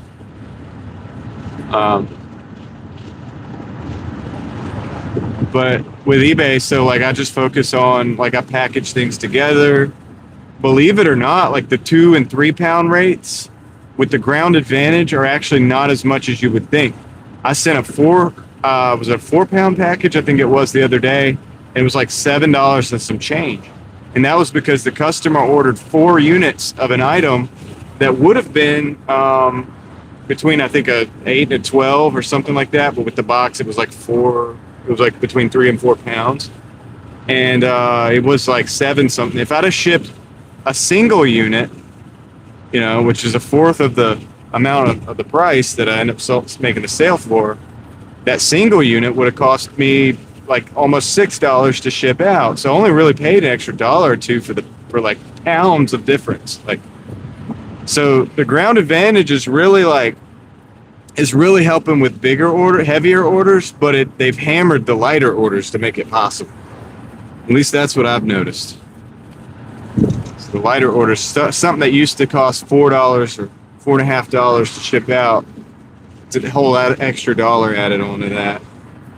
And so I'm focusing on, like, if I have items that are, you know, $10, $15 items, a lot of times I'm bundling those together.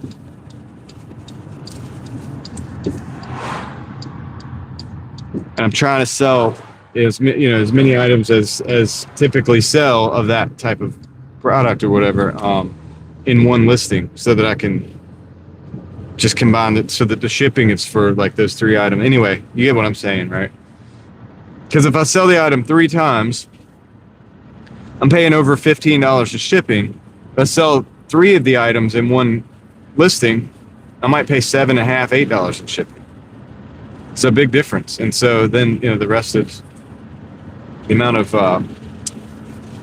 profit that you can actually make on that is a lot better if you do it that way. So anyway, that's something I've noticed. And then of course they do take the fees and all of that stuff.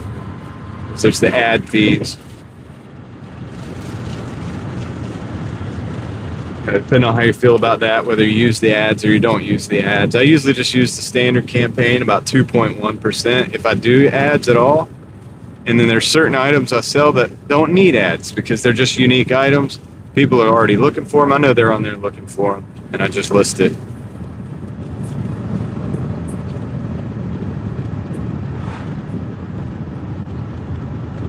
Yeah, it's a bit of work, yeah. That's what it is. I mean, that's why people get paid on eBay. And dude, I think I'm going back to the same house. No, this isn't right. This isn't right. Hold on. Whoa, dude, that was so weird. All right, I gotta flip this around. They just sent me back to the same house, but that's not the right place. There was a glitch. There was a glitch just now.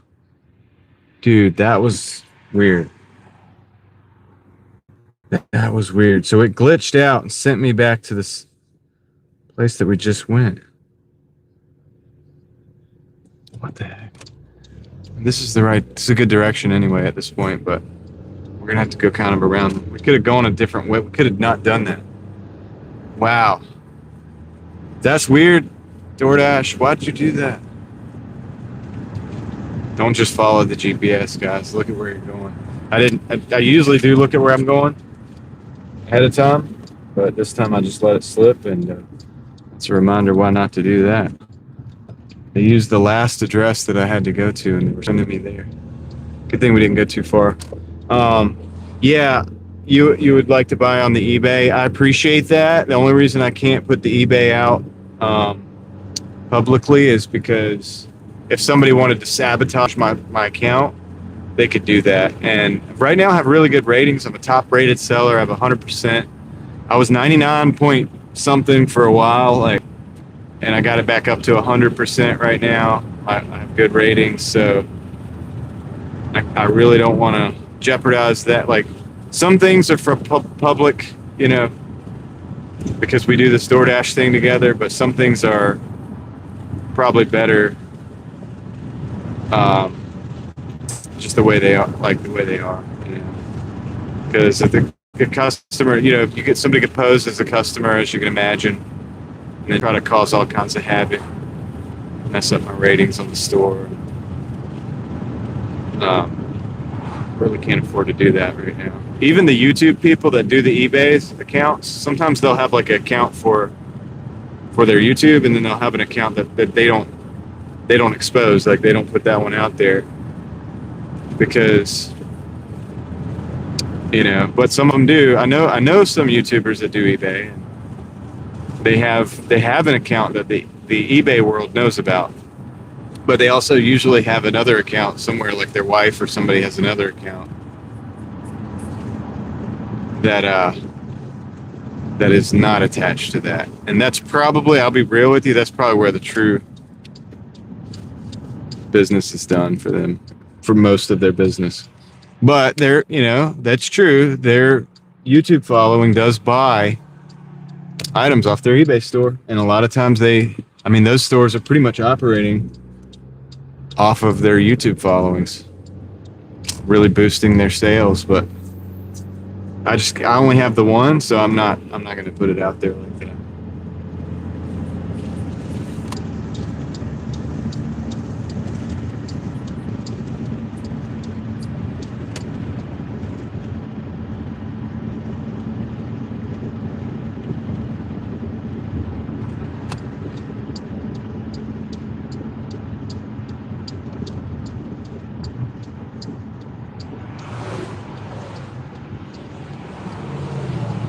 Man. That windshield. I gotta figure out what's going on with that windshield. It looks worse. Can't seem to get it clean. I'm gonna I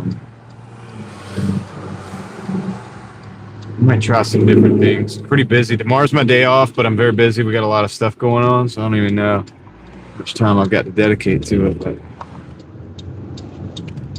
try to do something with that windshield, man.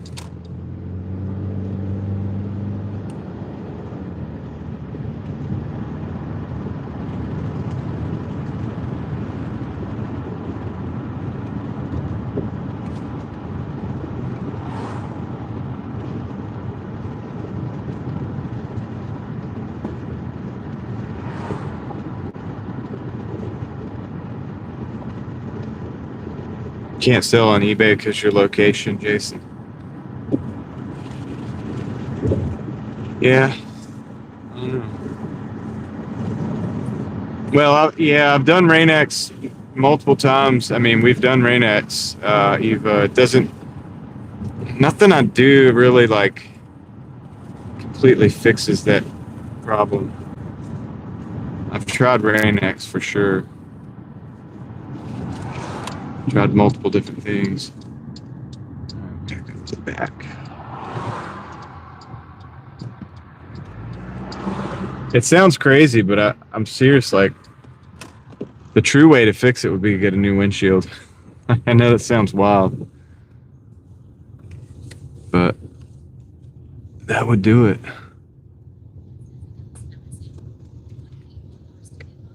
I think this is a one-way. I think I'm technically in a one-way right now. It's all right. I'm gonna back in like this, and then we'll turn it around going out the correct side. I didn't say anything coming in that I saw.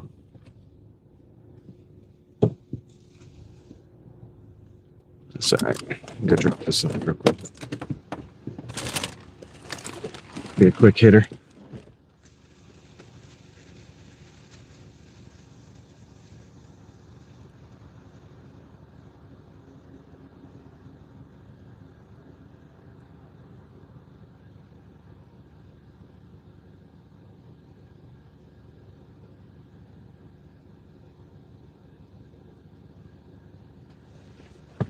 All right, $35.95. We're going to add that to the total.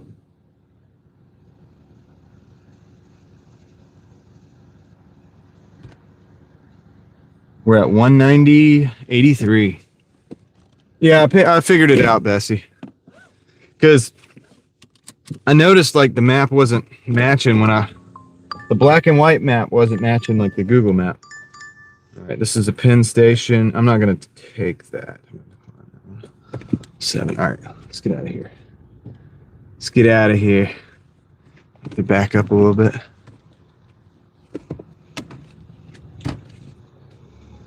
Yep, I can see it. This is a double hemp order, $4.75 for 5.4. Decline that for sure. Definitely declining that one.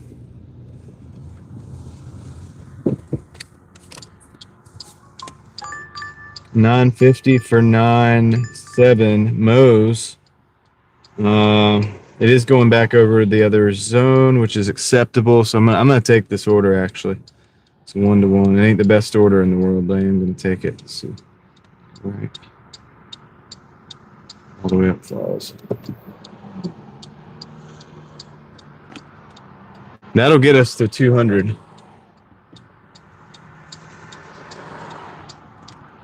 So that's cool.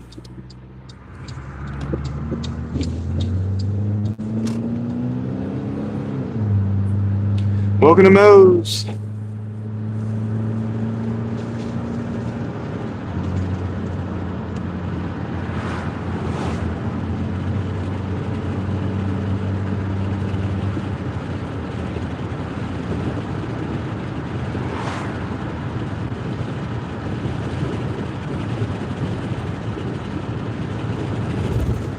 All right. 5 minutes.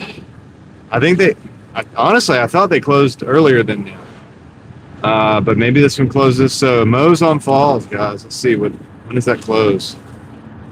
Maybe because it's the weekend, they close at 10. I don't know. Maybe 11. Okay. No, 10. Okay, I think it's 10. All right. So since it closes at 10, we have 12 minutes to get there. Should get there in 5. So I think we're in good shape.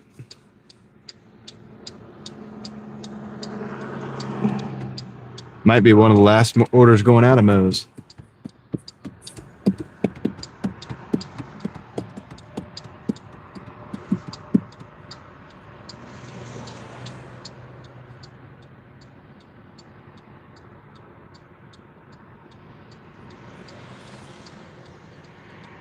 $10 p.m. Cool.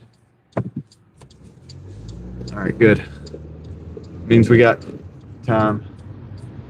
We got time.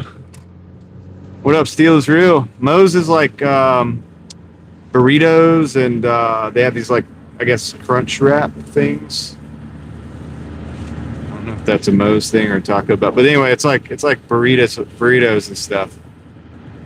Chips and salsa. Salsa.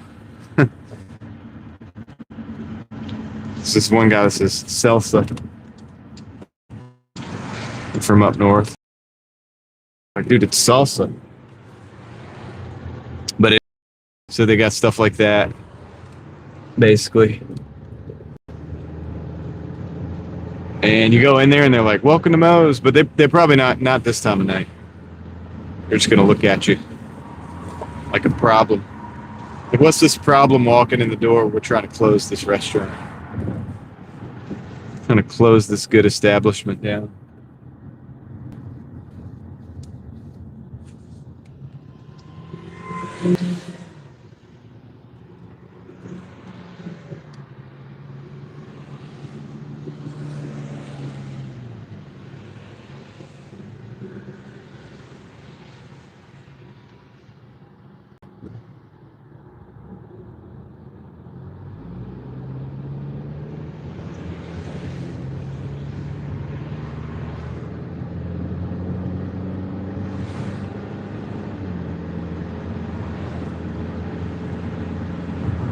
Three minutes.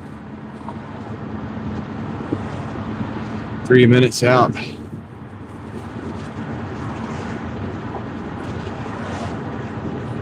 In the house? I don't want to say exactly, but I would say probably not quite half an hour.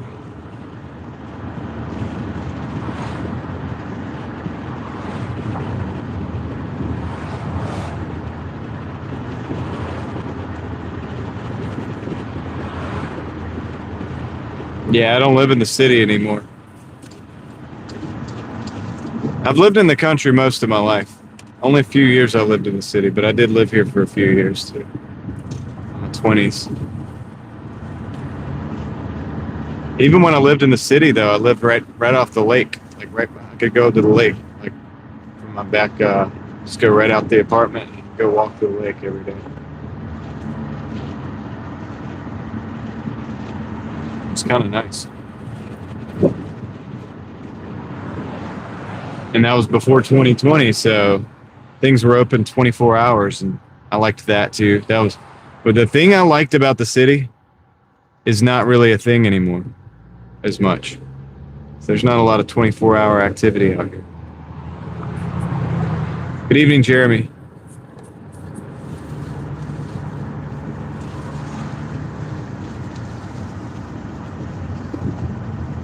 Yeah, I was a country boy in the city. Now, I still just come out here to work.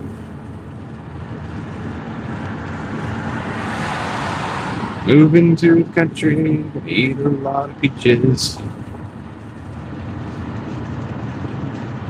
Yeah, well, I do make 24-hour activity.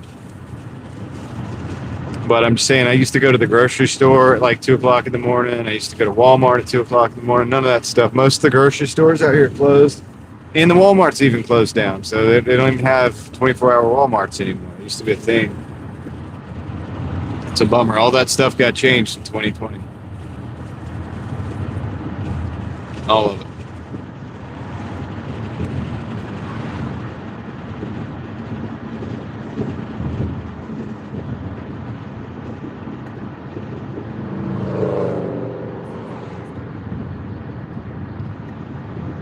Yeah. Well, it wasn't as much crime around here. In fact, we didn't even have crime until they started shutting things down. I think we had more crime after that. But yeah, when they started shutting everything down, it's like people didn't know what to do. And they took a lot of businesses out. Peaches come from a can. They were put there by a man in a factory.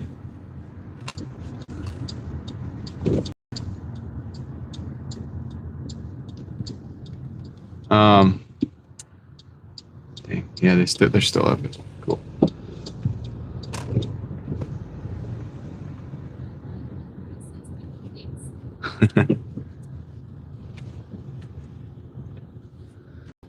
I've been in North Carolina most of my life, Kenneth. Spent some time in Florida and a few other places, but mostly I've been in North Carolina. No, they come from a can. They were put by man in a factory. All right, I'll be back. See you in a minute.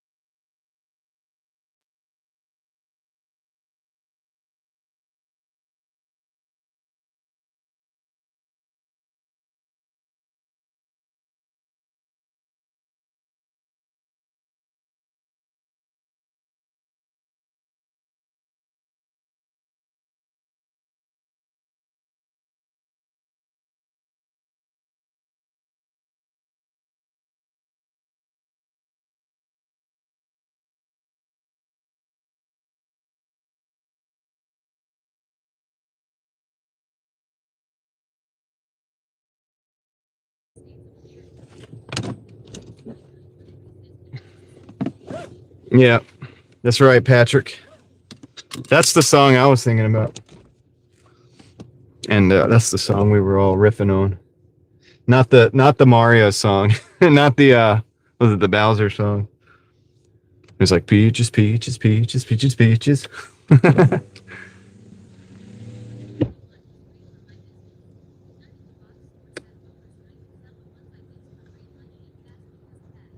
Yeah. Yeah, Casey, that was the year at that time, my eBay stuff actually popped off pretty dang well. I did better numbers on eBay then than I do now. 'Cause, I mean, it's not my main thing right now, but um, yeah, it was really good for eBay too, because people were buying stuff online left and right, and you could sell dang near anything, dude. You could sell pretty much anything on eBay, and it would sell pretty quick. And then games were selling. I had games going out, you know, like different like Wii games and Xbox games and stuff. Like all the stuff I had, you know, all my inventory basically was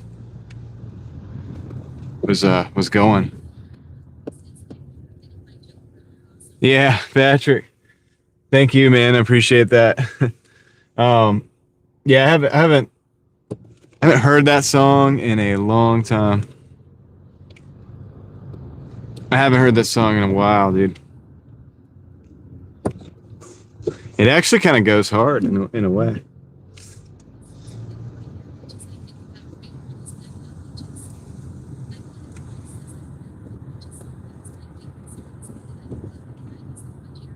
Yeah. Yeah, if you play guitar back then or something, like you probably were familiar with that.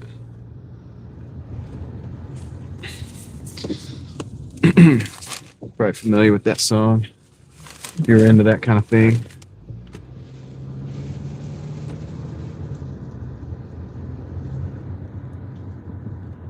Gosh, man, the windshield. I've gotta get on it. I gotta figure out that can't be the pits from in the windshield. That's got to be something else.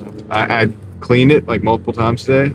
It's doing absolutely nothing. Might be sap from the trees. I gotta try some alcohol, some maybe razor blades or something, and see if I can clean it up doing that method. Maybe get it back to a clear state. What's up, Vortex? How's it going?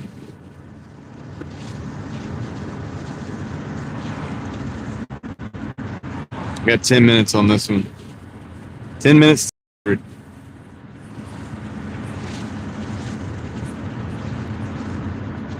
The total is like $190 and some change, and we got a $9 and some change on deck. So we're gonna hit 200 after this one.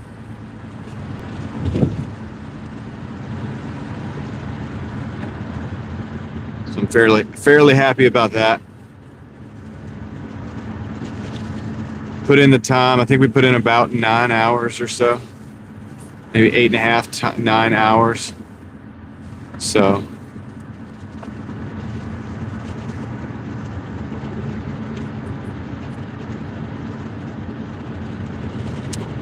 not too bad. And you know, like I said, an hour of that was 30 minutes of that was pause time while I was trying to get my stuff together for the live stream, and I was actually driving over from the east side because I didn't want to be over there.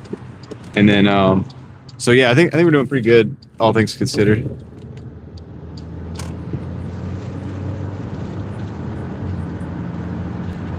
Yeah. Are you going to college? Are you going to do college, or are you going to hit the workforce? do a trade. Trades are good.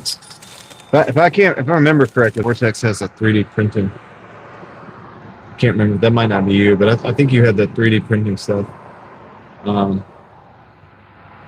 Thank you, Eric. Appreciate the coffees, man. And Derek too. I owe Derek a fist bump. I owe you both. Clay bar. Oh, I have one of those. Dude, I should. That's a good idea.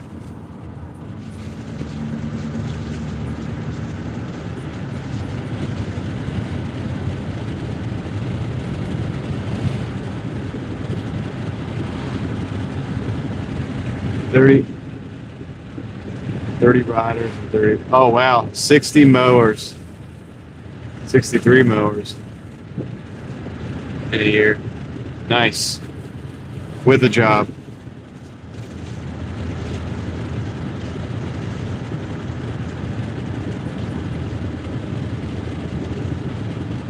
It's like waxing, like cleaning your car, like cleaning stuff off the car. It's for the finish of your car. It's for your paint. Never used it on glass before.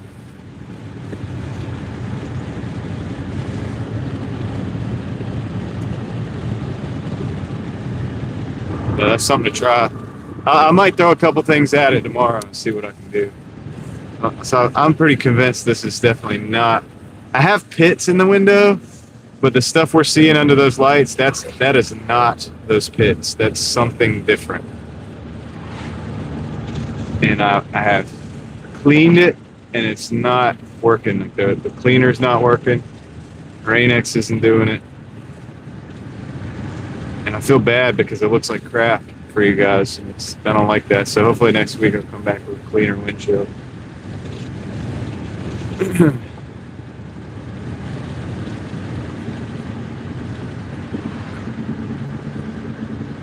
Yeah, I'll check it out. I'm gonna try that. It's a good idea.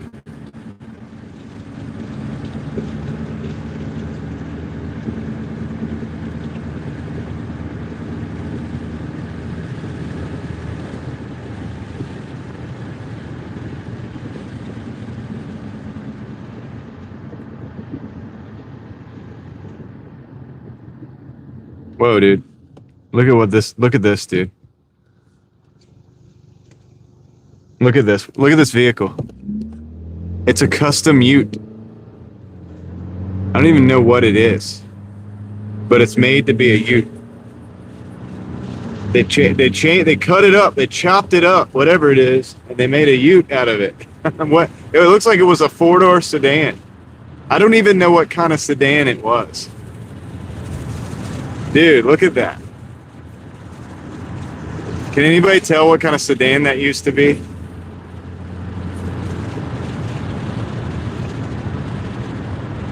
I have no idea what kind of sedan that is. I can't see it in the front. No, it's not El Camino. You think it's a Cobalt? Maybe. Dude, it's not. In fact, that's a 4-door that's been chopped. So, and they could have also used different taillights, I imagine, too. So that it might not be the actual taillights. That's crazy, dude. Homie, if you watch the stream, hit me up. Let me know what you got. Kia Ford. Dude, it might be a Kia. Let's go. All right, I'm gonna scout it out. I'm gonna scout it out, see what it is.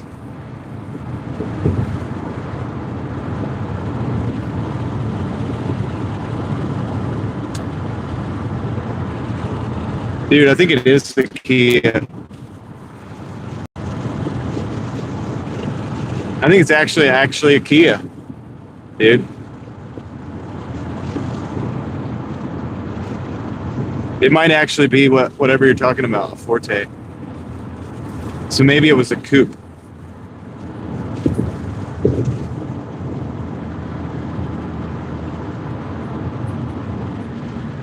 No, it's not a Commodore, John. It's all chopped up. It's chopped. That's primer. It's like they chopped it. They put a window in the back. It was either a coupe or a 4-door, and I'm starting to think it was a Kia coupe, like a coupe, a 2-door Kia. Commodore 64. Dude, that's crazy, man. Yeah, no, that's a totally custom. Not. It was either a coupe or a 4-door before. You could see where they cut it. Like, I could see where they cut the thing. Anyway, we got to go a different direction. So that was wild. I think it's a Kia. I think it is actually. I think they actually kept the original taillights, which means it is a Forte. It had a Kia badge on the front, and the back where the taillights fit in is the original paint. Looks like factory paint. So they didn't chop that up. So they probably are using the taillights that came with the car. I mean, they're going to paint it up. It's going to look interesting. So they get the primer painted over and everything.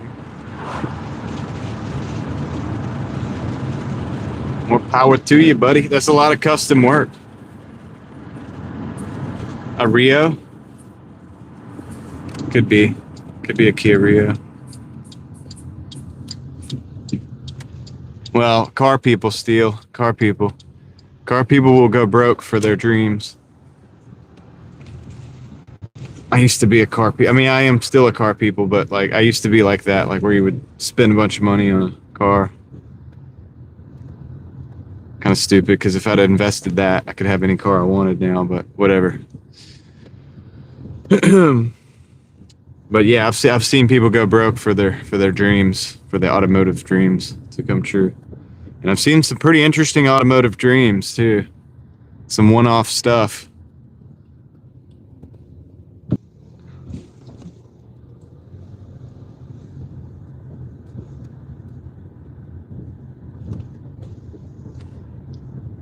It's all good. I'm not blaming the guy. Do your thing, man.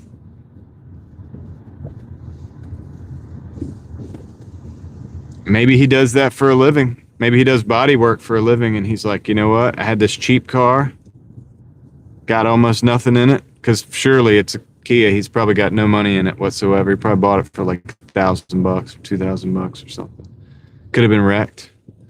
He's like, you know what? I'm gonna make a ute out of it. And hey, that's cool, buddy. I have no problem with it. I'm just gonna pull right down here.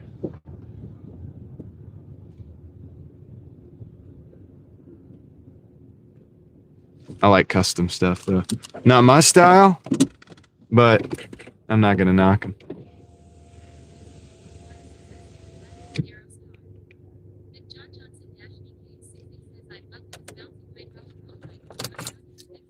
I'll be right back, guys. I'll be right back. Let me go drop this off.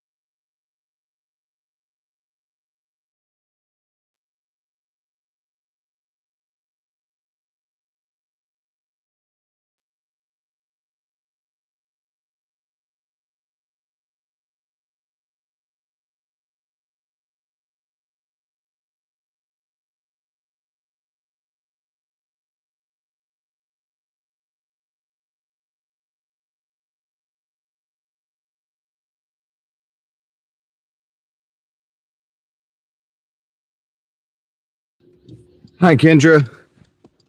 Hey, Sharon. What's up?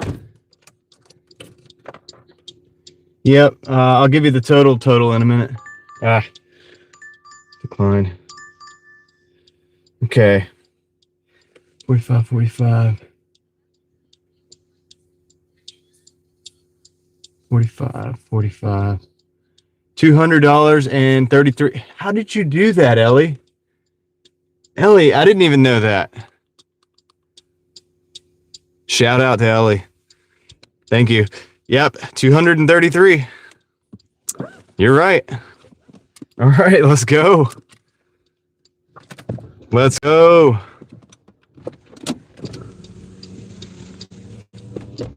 It blows my mind, dude. I could have sworn those were numbers I only had here, but I guess I said something. I guess I said the numbers at some point, and awesome. All right, cool. 233. That's correct. All right, let's get out of here. Let's see if we can. It was $200.33, which would be nice if it was 233, but we'll get there maybe. So let's go for 225 since it's a 10 o'clock. We can do that. Mark, what's up? The bug out plan. Sharon, probably 9-ish hours. About 9 hours or so. So much I think I've been dashing. Because I know I was at like 7 hours on that last dash, and we're at 2 hours and 30 minutes. I hung out for a good 15 minutes. I paused for a good 30 minutes. If you count the pause, probably about 9.5 hours, give or take. What is this? It's a McDonald's.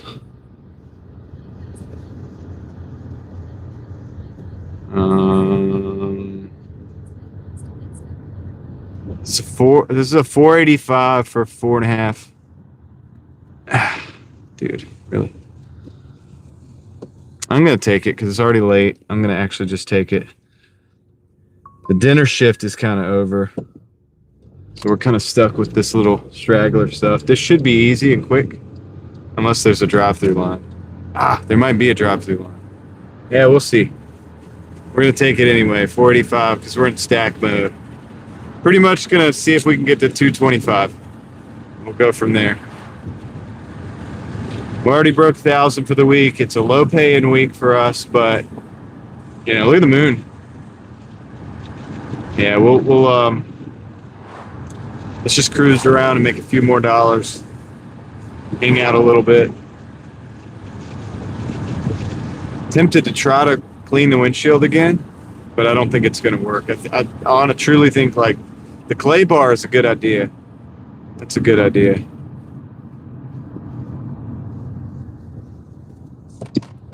Slow green light.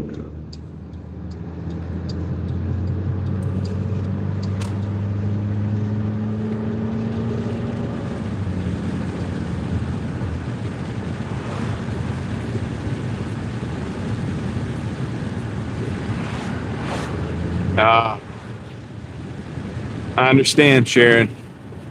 Nothing wrong with that. Do what you can and don't do what you can't, because that could get you in trouble. Yeah, the moon is awesome tonight, guys. Pretty cool moon tonight.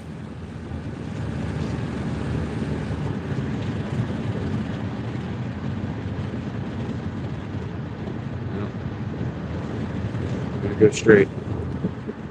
It's a green, it's a yellow, it's a go, it's a me, Mario. Let's go.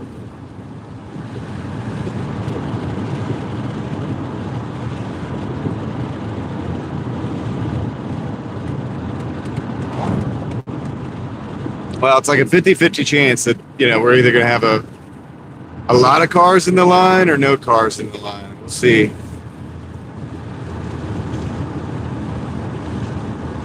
Pretty much a 50-50 shot.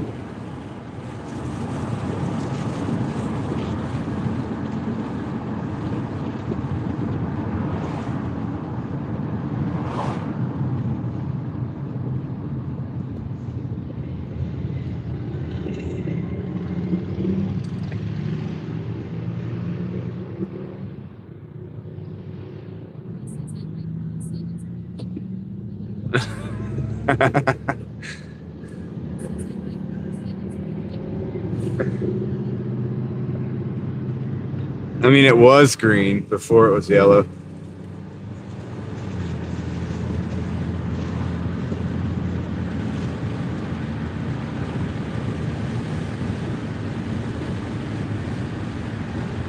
As long as it's not red, we're good.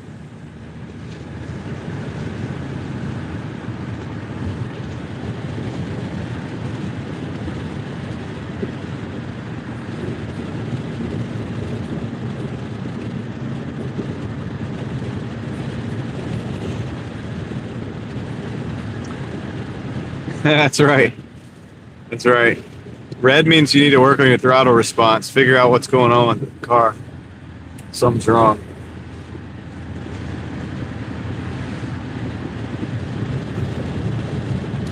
Throttle response isn't the best on this one, so I got to be kind of ahead of things.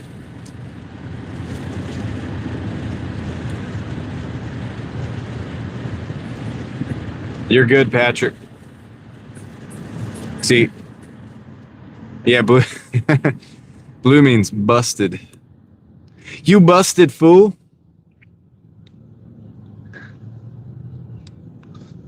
means you weren't good and you weren't good at it.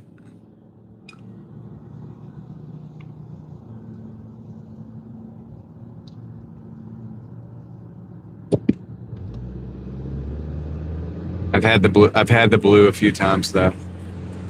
Not gonna lie. In my life, in my 20s, in my early 20s. I am in Raleigh, Sparkley. We're up on Creedmoor Road right now.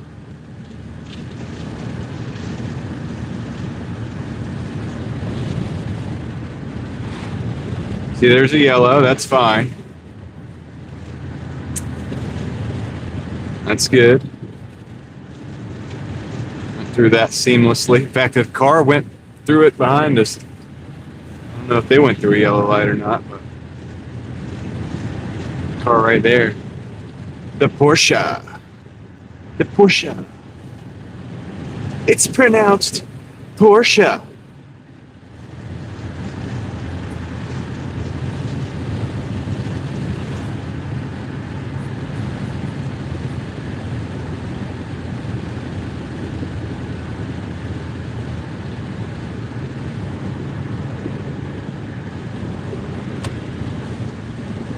All right, this is our. Oh man, is it a lot of people in there? Oh, dude, the inside. No, the inside closes at 10 over here. Eh, it didn't look too bad. It doesn't look too bad. Maybe like 4 or 5 cars. No, only one. Maybe only one. There's nobody on this side. There's the homie right there. All right, let's.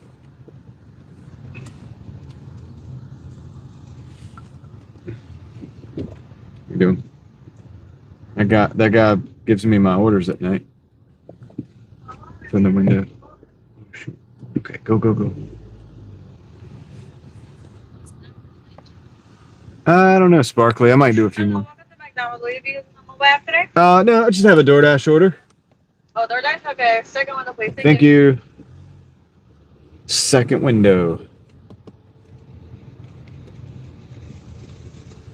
Okay, I'm glad I took this one's.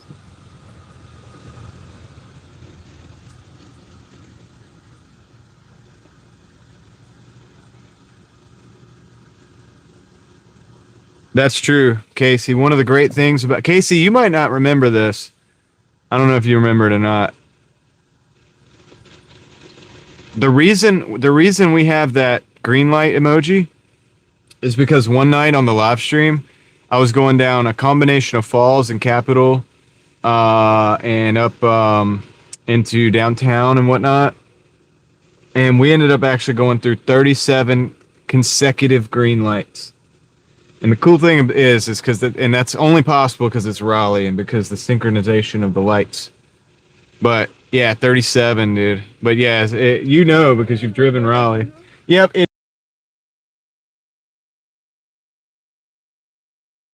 I just had to let her know the name of the order. But yeah, dude, 37 in a row, bro. And I wasn't trying. I just wasn't speeding because we were going that perfect. You know how it is. If you're going that perfect speed. And that's where the Driving Daily Mafia green lights come from. I apologize for the TV watchers, man. I've got to figure out the... hold on one second. Let me mute. Okay. Thank you. Have a good one. All right, so... I'm gonna be working on the windshield tomorrow, guys, to try to clean. I think it's like tree sap or something, dude. I cannot get it off, so I apologize.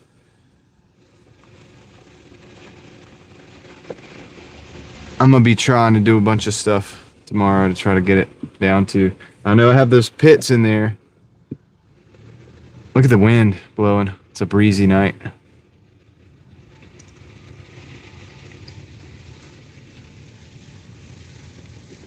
Let's go drop this off. What's up, Moxie? How you doing, sir? Jeremy? Sometime. That's right, Patrick.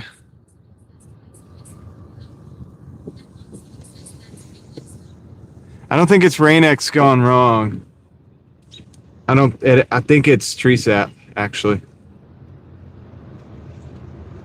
I think it is. I don't know. Maybe. I don't know.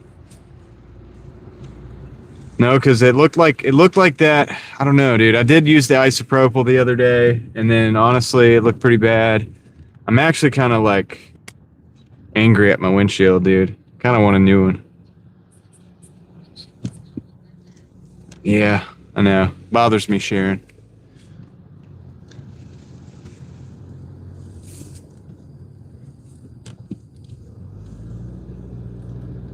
It could be.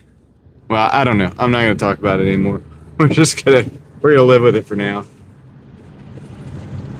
That's probably it, Moxie. I don't know why I didn't think about that.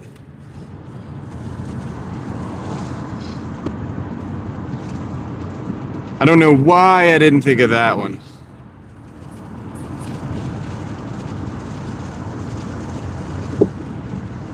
Yellow at Millbrook, 55 to make the lane. Okay, coming back in, going north from Crabtree, yeah.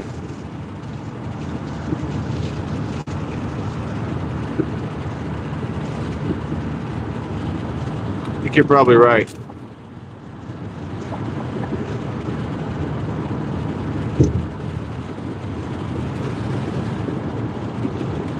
Because I think if you just stick with the 45 or whatever, you do get stopped at lane.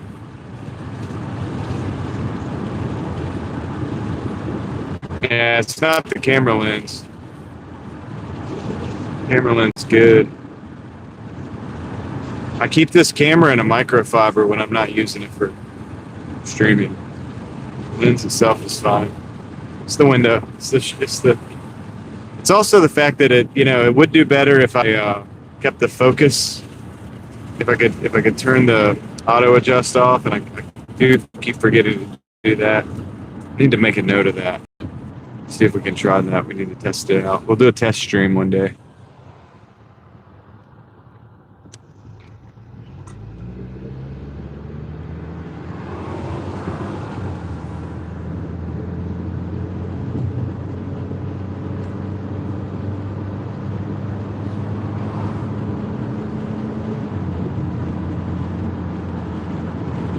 All right, we're almost to drop off. Got 2 minutes.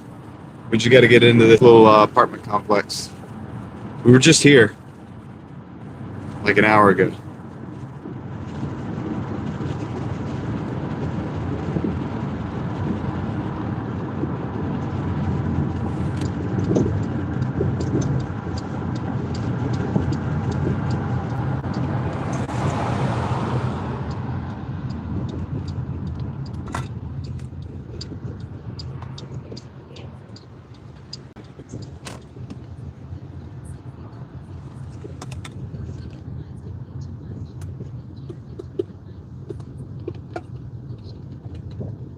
Could be bugs. I don't think they are. I think it's pretty uniform across the windshield, even up at the top. That's why I believe it's tree sap blowing in the wind, like dropping off the trees. Because I can feel, like where I can reach the windshield right now, I can actually feel the texture of it. But it doesn't come off very easily. Like you can't just clean it with a window cleaner and get it to come off as easily. So I think tomorrow, I might try I might do the isopropyl with, maybe try like and that's going to strip everything down. So I'm probably going to have to try to do some Rain-X or something. After I do that, go back with like some Rain-X. And it just might be the time of year. Yeah. Yeah, strip it to the big. Well, see, the last time I did that, Moxie, what I really noticed was the pits. This windshield has pits in it, though. And that's the other thing.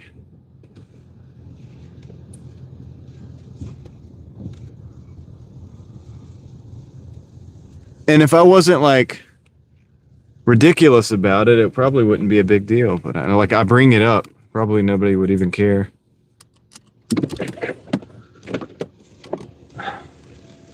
Probably nobody cares as much as I do about it. It bugs me. All right, let me go drop this off.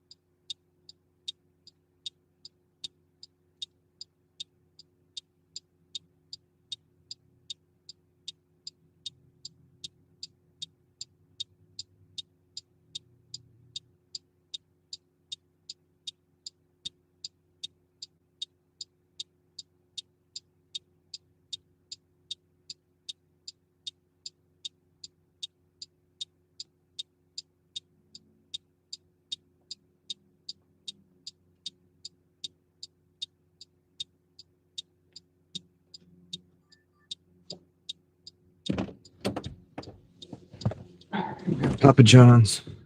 Yeah, I know, Steele. I'd do that to myself. I shouldn't even mention this kind of stuff.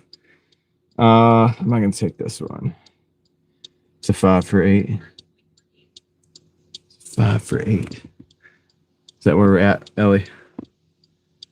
At this point, I'm just gonna trust Ellie on this. It's pretty much right every time.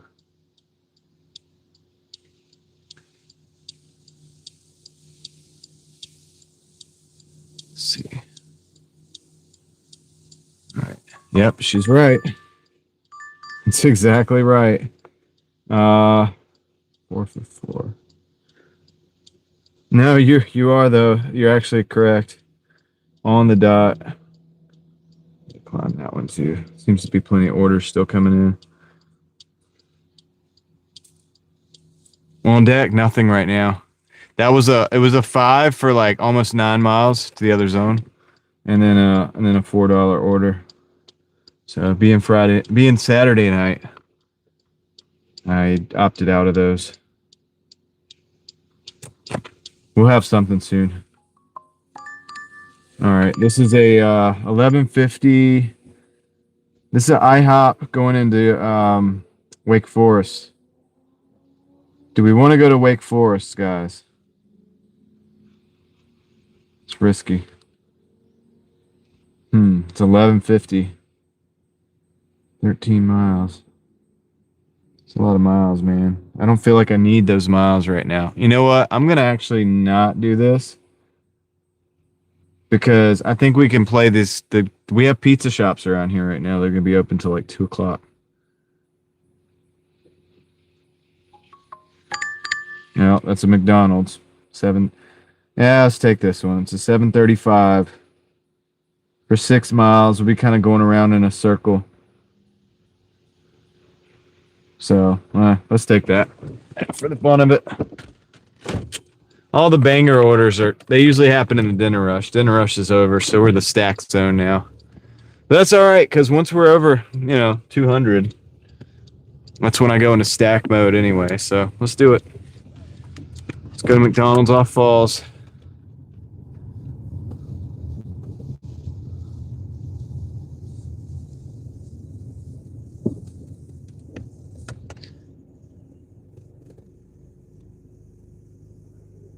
Yes, exactly. I think we're gonna do 225, Moxie. Yeah, I think that's realistic. I think we can do it in a reasonable time. I've been going for over 9. I would say at this point I could safely say over 9 hours.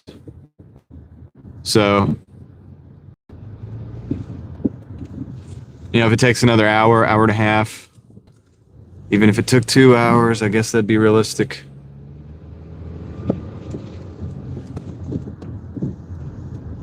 Don't necessarily want it to take 2 hours. I mean, and you know what? If the orders keep flowing, man, we might keep going, right? But I just think it's good to have a goal that's realistic. I think that's a realistic goal. All right, let's roll. We're having fun. It is a nice night to ride. Let's see. We're in a weird position where no matter which way that I go, I have 2 options to which way I go. And in both options, the mileage and the time, at least according to the map, are the same. But I'm going to go this way because that light's red. That just made my decision. There's the moon.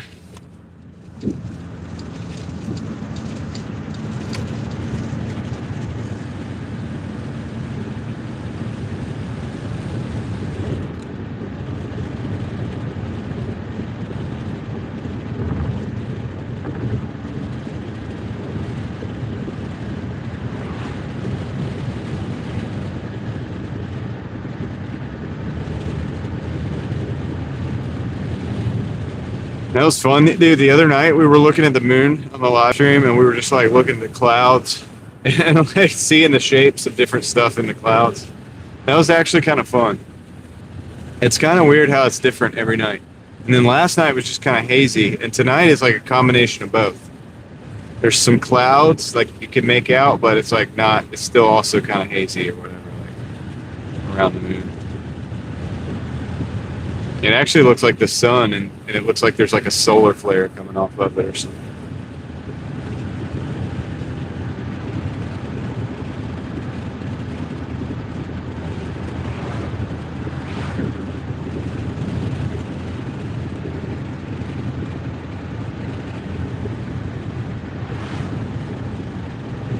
Six minutes now. Appreciate you guys hanging out with me. And if I say Saturday night, I'm actually correct. The price. So it's kind of weird. We have on the fuel prices. So $4.29 is a standard price. The Illuminati spies are always watching me, Moxie. They are. Moxie, you never timestamped that that thing you were talking about. You gotta timestamp it. Had me wondering. But what was I gonna say? Oh yeah, $4.29. It's what I just passed the gas station right now. $4.29. This one up here is $4.18, and I saw it as low as $3.67 off of Lewisburg and New Hope. So that's a big gap in price. $3.67 all the way up to $4.29 here. So it's all up in the air. Every gas station's got a different price right now. It's kind of weird. It's actually really weird. I don't know what to make of it.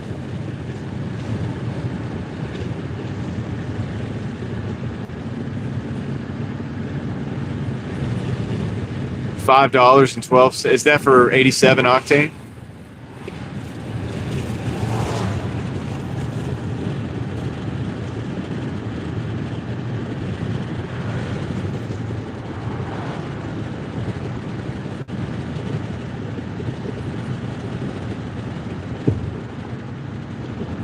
$89 octane. Okay. Huh.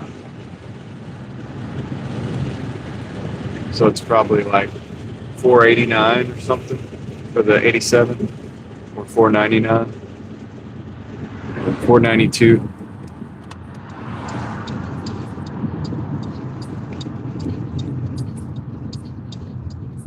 Okay, $4.79. I can't remember if this lobby is open until 11 or not at this one. I can never remember. I don't even go to this one a lot. About to find out. I got a feeling it stays open until 11. The inside.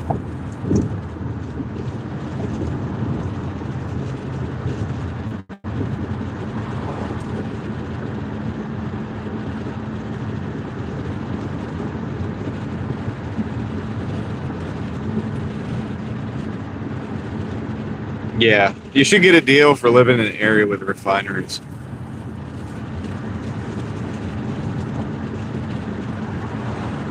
You would think that would make sense. Dude, that's the one thing they do in Middle Eastern countries. is they have a lot of that have a lot of the ones that have a lot of fuel available, like oil, and then they have their own refineries and whatnot. Like many of them, they don't charge a lot for fuel for the cars to go. Like it's actually very cheap, from what I understand. I've heard that from several people in those countries that the fuel prices are not very high. Like, it's like, well, dang, dude, we have oil and we have refineries, but ours is not that cheap. Now, there's probably other issues in those countries. I'm sure, like every country has its issues. So, but if we're just strictly talking about fuel, it's like, dang, imagine it being like 50 cent a gallon or something. What would our economy be like if fuel was 50 cent per gallon? Wow.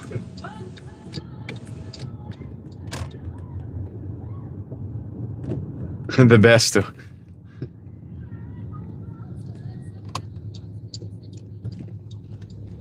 50 cents a liter. What is that, like $2 a gallon? No. It's like 3.2. Was that like 150 or less a gallon?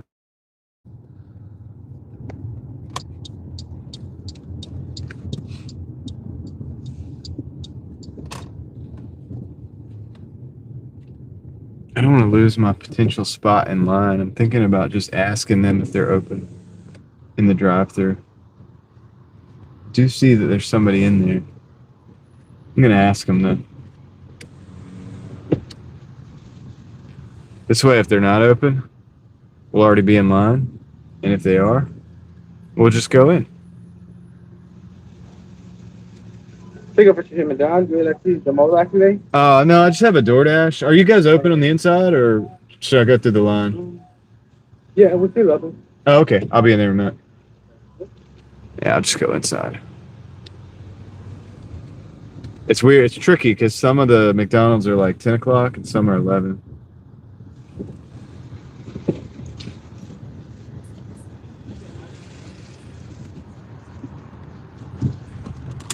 All right.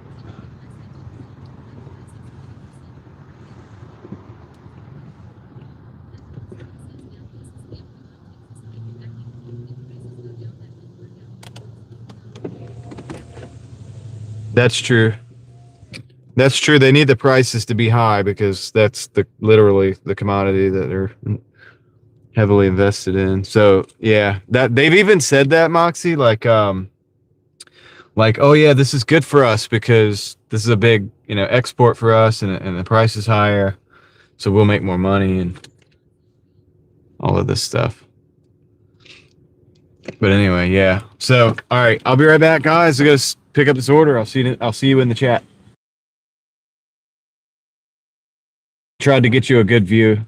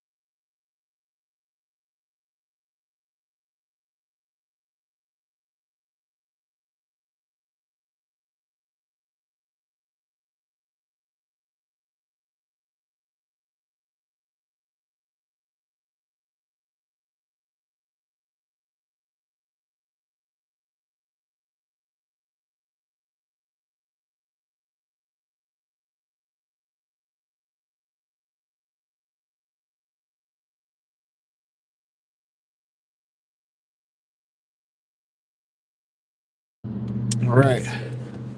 Hey, Puzzled Elephant, what's up?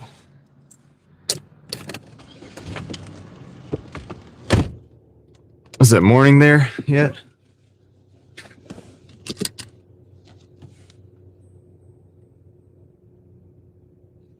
All right. That took a little while. Took a little extra time.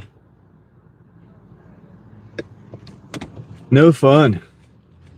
But yeah, homie was sitting there early in the morning, 3:49. Got you.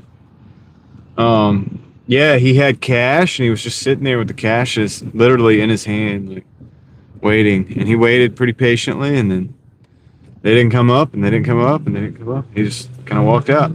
It's like, dang, all right. So if you have cash, don't expect to go to a McDonald's and actually get anything. They're probably not even going to acknowledge you. At least not this one.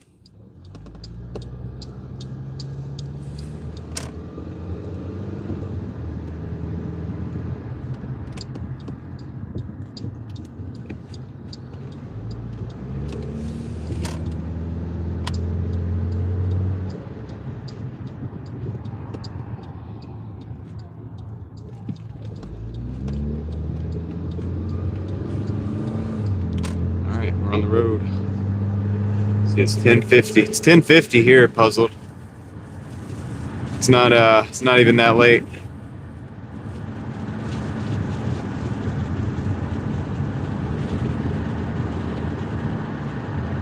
Got 5 minutes on this drop off.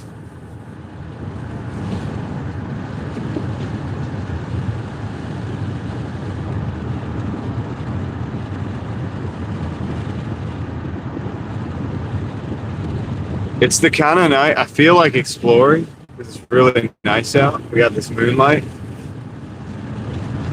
but I don't know.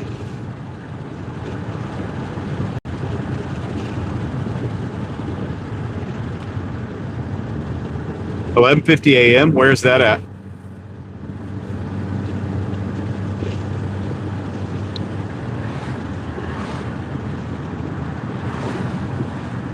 Is that Asia? I didn't hear the name because I don't know. Sometimes the text-to-speech doesn't say the name fully. Okay, Tokyo. Makes sense. Makes good sense, man.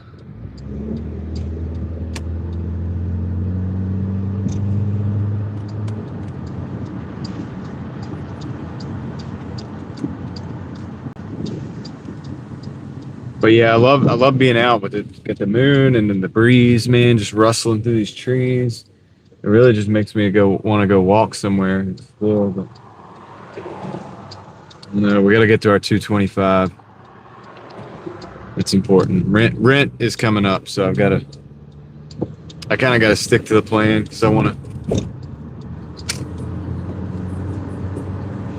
don't want to pull stuff out of other accounts.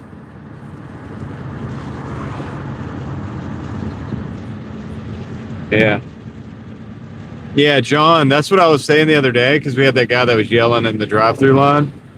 And I was like, dude, I always tell people if I'm with somebody and they start complaining when we're getting food or something, I distance myself from that person because like I don't ever, just like what you're talking about, I never complain about anything. Don't ever get in an argument. This is a good rule for everybody. Don't ever get in an argument or an attitude or try to assert your dominance or whatever over somebody who's got your food. Because no matter how dominant you think you are, no matter how powerful your position you think you are because you got the money, they got the food. And honestly, like technically they have the power because they're actually making the food that you're about to eat, which is pretty dang intimate. You know what I'm saying? So, yeah, if you're going to have a problem, like John said, just walk out because there's no reason to, and then also you may not want to go back to that place. Like, just think about it, put it on the blacklist or whatever and move on. There's places I don't eat because of the way I see they operate when I'm picking up DoorDash orders. I see the way they operate. I see the way they treat the customers. See the way they treat the food sometimes, and they're just on my blacklist. I just will never eat those places. But you know, yeah, we're in Raleigh, North Carolina, USA. Thanks, Eva. Where's everybody listening from tonight? Tuning in from? I know where a lot of you guys are from, but if you're not usually here or you haven't, no exact details, just like kind of general region where everybody's at. Look at the moon through the trees. Pretty cool. All right, I'll be right back. I'm gonna drop this off real quick.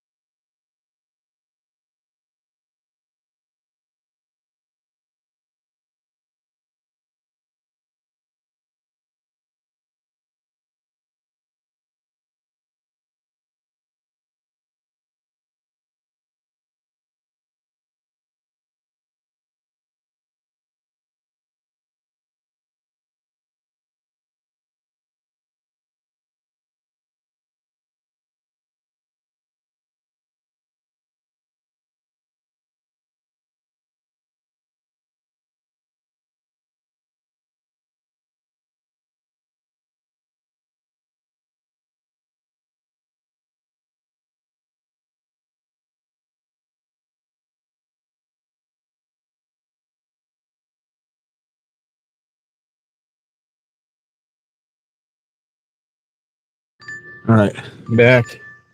Yeah, we got 2 Taco Bell orders, $15.30 for 9 miles. I'm gonna take those. Hopefully I don't regret this.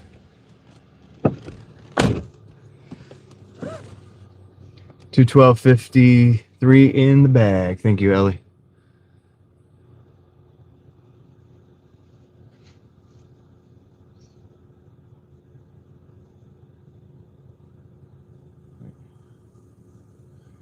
Hold on, what happened?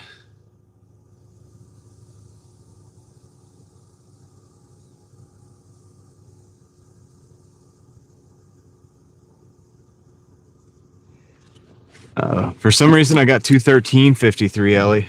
Not sure what we're. Maybe they added a tip.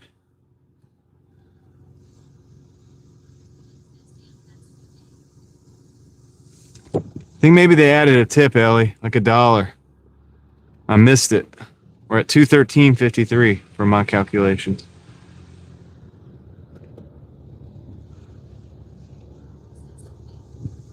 Yeah, not sure. My bad. I think somehow I missed that. But hey, I'll take it. I'd always rather look if we got more money than we thought. That's awesome. Please drop off at the garage. Do not go near the front door. Okay. All right. I'll keep that in mind. I got to pick the order up first. So we'll do that. It's that moon again. We're going to be seeing that moon all night long. Cool. I like it when it's good scenery.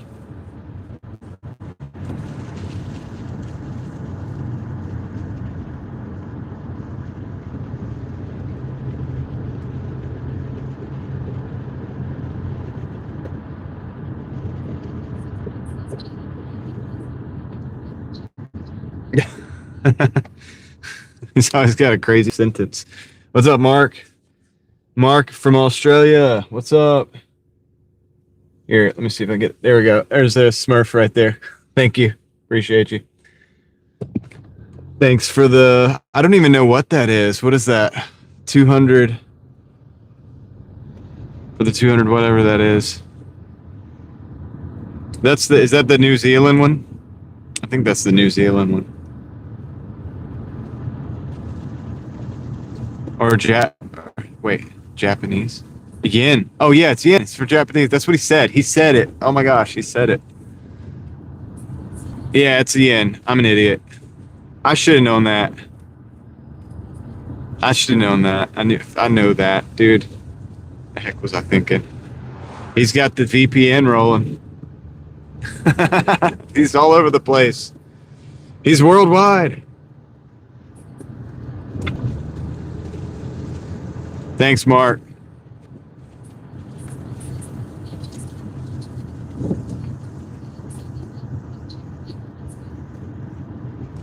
Let's go.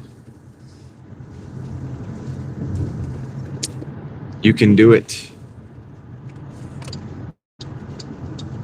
12 hours straight, bro. I do it all the time. You too can do it.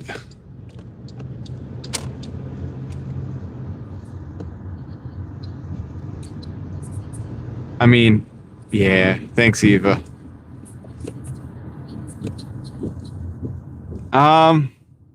I mean, it's like $2. It was like, I think it's like $1.26. I think 200 yen is like, I could be wrong, and I'm not downplaying, and I'm not saying like, but I'm being realistic because I can see the heads up thing where it gives me the, I think it's $1.26 or something like that. I don't know. You guys can look it up.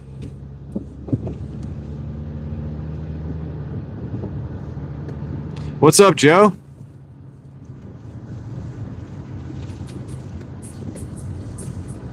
The movie, Disclosure movie? I'm sure we'll all probably see it eventually, right?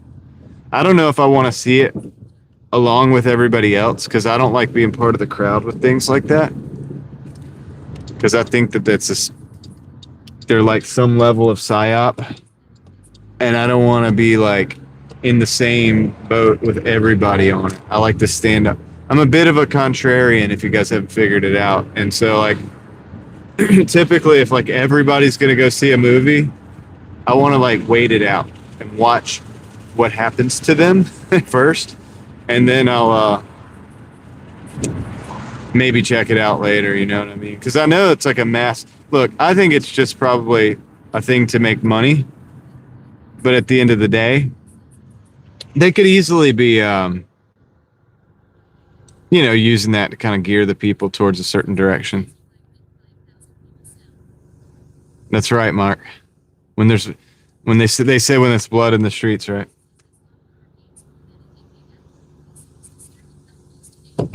That's true, Joe. Actually, Hunger Games is Hunger Games is like a dang. It is kind of like reality.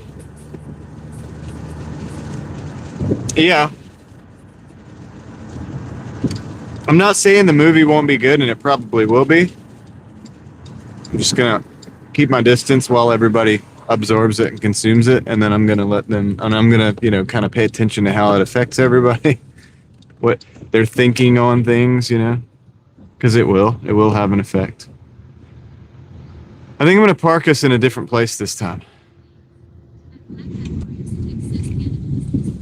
I'm gonna park like over here this time. Maybe I'll park over here. I don't know. Let's see.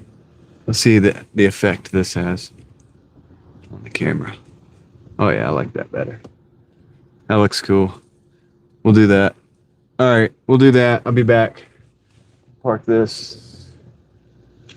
And I'm going to run over there and get the orders. See you in a minute. You'll see me coming. You see me going? You see me coming.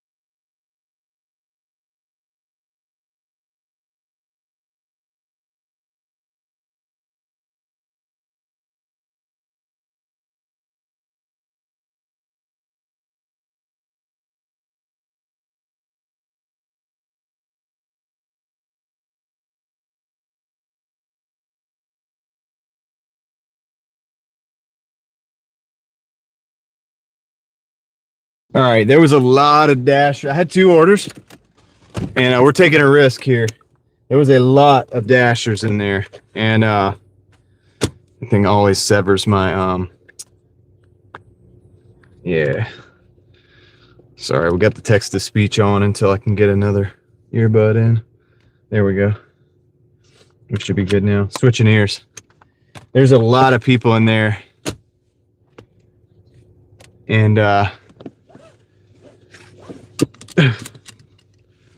think William wants to get banned. What's up, dude? How's it going? Cannibalism, aka McDonald's. All right, let's roll, guys. So what I did, man, was I just took the 1 order. What's up, Vaquero? How's it going, dude? Haven't seen you in a while. Hope you're doing well. I just took the 1 order. So Ellie, we don't know how much this one's going to be because it was 2. I split it up. I just unassigned the other one because the line in there was crazy. I'm lucky that I got the first one. So we're just going to head out.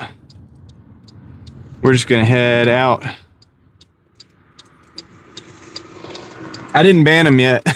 We're gonna see where it goes. I'll give him a chance.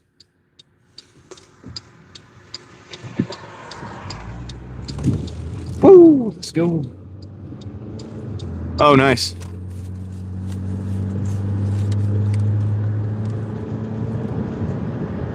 So your team won. That's good.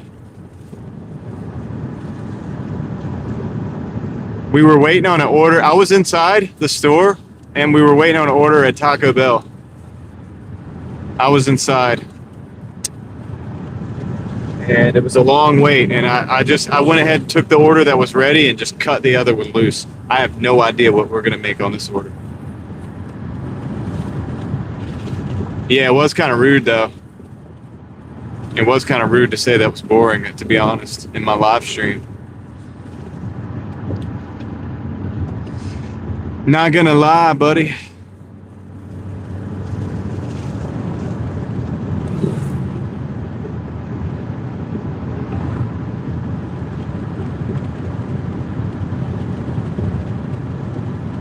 Yeah, that's right, Vaquero. It sure can. Let's see. I think my left ear is like deaf compared to my. I think I can't hear about in my left ear as good as my right. When I just switched the earbuds, it's like not as good. We're gonna try to like turn it up.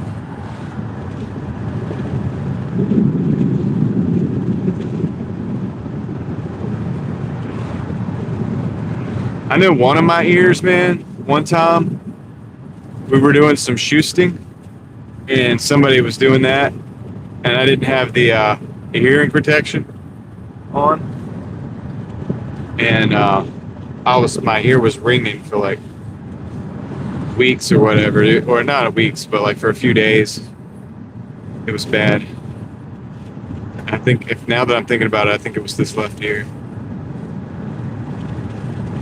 So maybe this ear is like not that good. What's up, Chris? Yeah, I've been on, I think, for about 3.5 hours, Vaquero.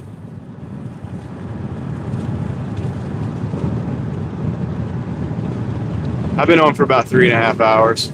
I would say, probably 10 hours into my work today.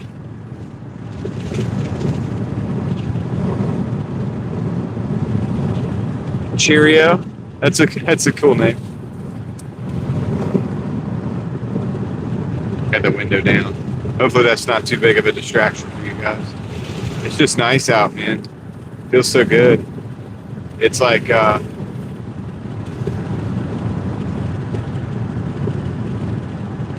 70 degrees, something like that. That's okay, Joe. 250. Good job.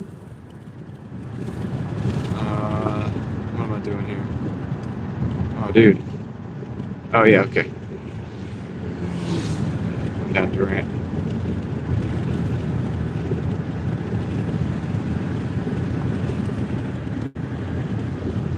Yeah, the fuel prices are kind of high, but I mean, ever since the conflict started, I've just been working an extra hour every day. Honestly, I've been making more because what I did was I started working for longer, and I started doing like $200 days every day, and it worked for me. Like I think technically, even with the margin being not as good because of the gas, I think I've technically made more money.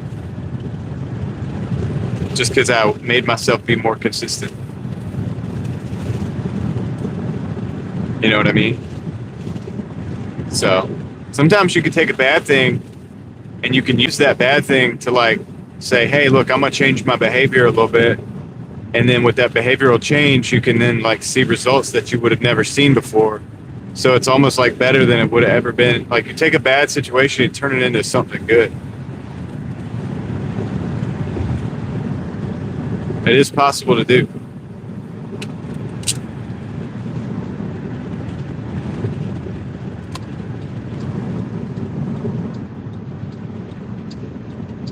We're 3 minutes away from this drop off. I have absolutely no idea how much I'm going to make on this.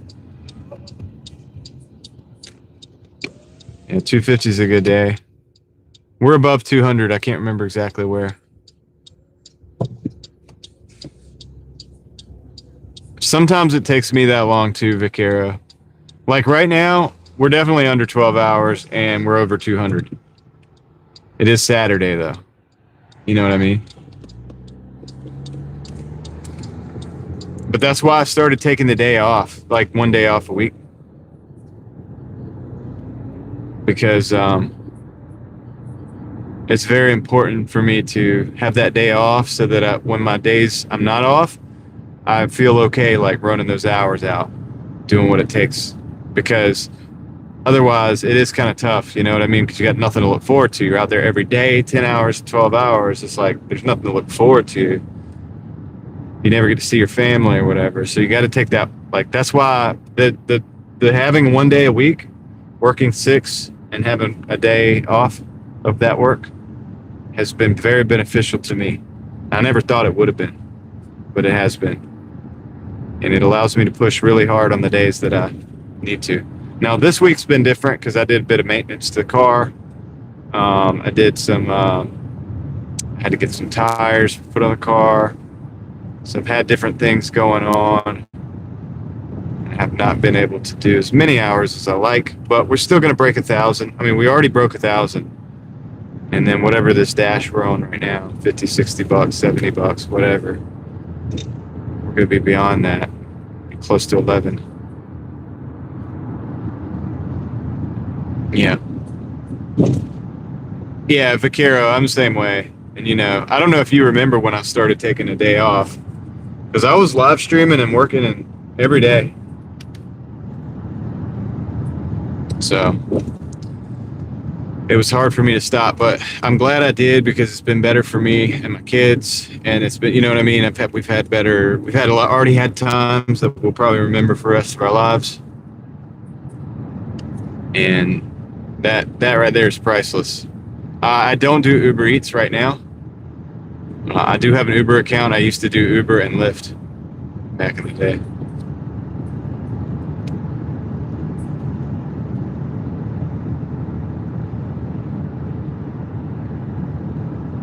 John, the way you mentioned that, so your wife wants you to work every day, is that what you're saying?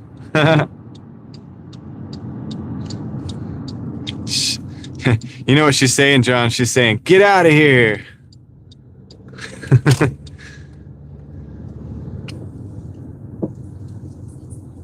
That's where you got it from. I know where you got it from now. Look, there is something to be said for having a little bit of distance every now and then. I think it's good for my relationship with my wife that I'm not there all the time. You know what I mean?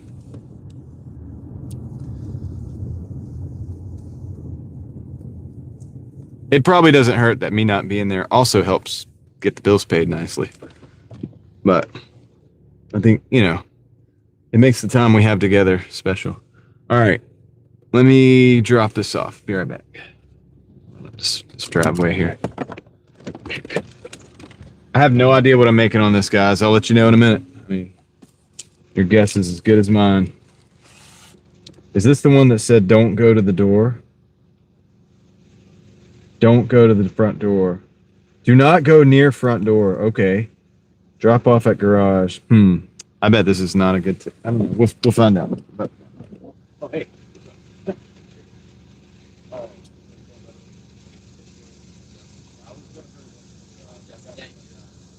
Thank you. all right, let's see. They were behind the car. That was kind of freaky. 670 is what we got on that. So it could have been worse. So 65.35. So Ellie, I'll do this numbers here and then I'll let you take it from there. 65.35. Yeah. So we're at 220.23. That's our total right now. $220.23 with that 675 or $6.70 additional there. So this dash we've done $65.35 in 3 hours and 27 minutes. The last dash we'll have to look at that a little bit. We'll look at that at the end of the night. We'll look them over like we always do at the end of the night, but yeah, not bad. 220. So technically we need 5 to hit 25. I don't know if we're gonna keep going or not. We might. Yeah, that was a house, Mitchell.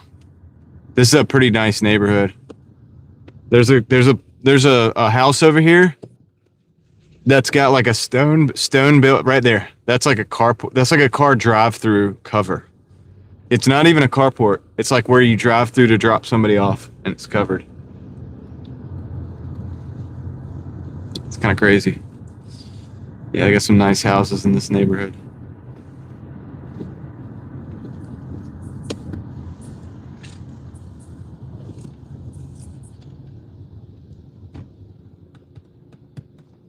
Okay, let me see. Where do we want to go? Well, no, not taking this one. Burger King, $8.80. 14 miles, dude. Nah. We don't need it like that. The butler, that's where the butler gets. Yeah. Probably, dude. I don't know, Mitchell. I don't know. They got to have somebody to clean the house. I know that. La Buena Vida. $8 for basically 8 miles. Coming kind of back into this area. I'm actually going to take this because this is going to put us over our 125. So let's just go ahead and take this. We want to La Buena Vida, which is, I think, right next to Ale House. And it's going to be popping in there. They're going to have the strobe lights and the loud music. And they got this neon paint stuff that they put on the walls, and they got all these plants on the walls, and then like all these crazy drawings. It's wild, dude. It's always like a crazy wild party in that place. Not necessarily my favorite place to go into, but we're gonna take it because this will get us to the next level. It's 11:23 right now. Technically, if I wanted to go for a few more hours, I probably could get orders for a few more hours because it is Saturday night. I don't know how long I'm gonna go though. I've been liking to get my sleep here lately a little bit too. So if I can get out, get my $200 a day, and get my sleep as well, and keep my sanity, and I'm trying to like work out a bit more. Like, well, the workout part I already do. The walking and running part, I'm trying to build my running back up. So that takes time in the mornings, you know. But tomorrow is my day off, my 1 day off a week. So I will. I'm not in a hurry. Like, it doesn't matter. Like, we can end it or we can keep going. We can hang out a little bit. It's all good. I'm cool with whatever. Cool with whatever, man.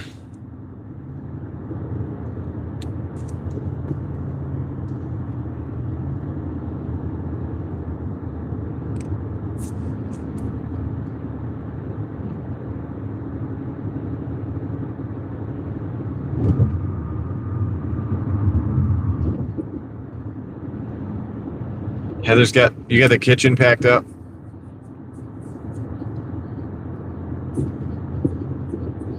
And Uber sycophant. All right, Mark. Have a good night.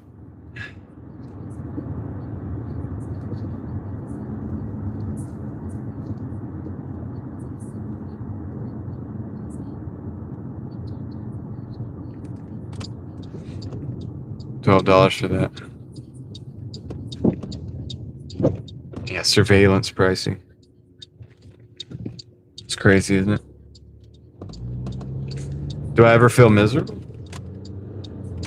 I wouldn't say I feel miserable. No. Yeah, like I got the brights and I got these. Joe, we're at 220 and some change. So we're going for 224. We got an $8 order right now on deck. We got to go to La Buena Vida, pick that up, and it's going to bring us back over somewhere off of kind of in our zone here, right in the middle.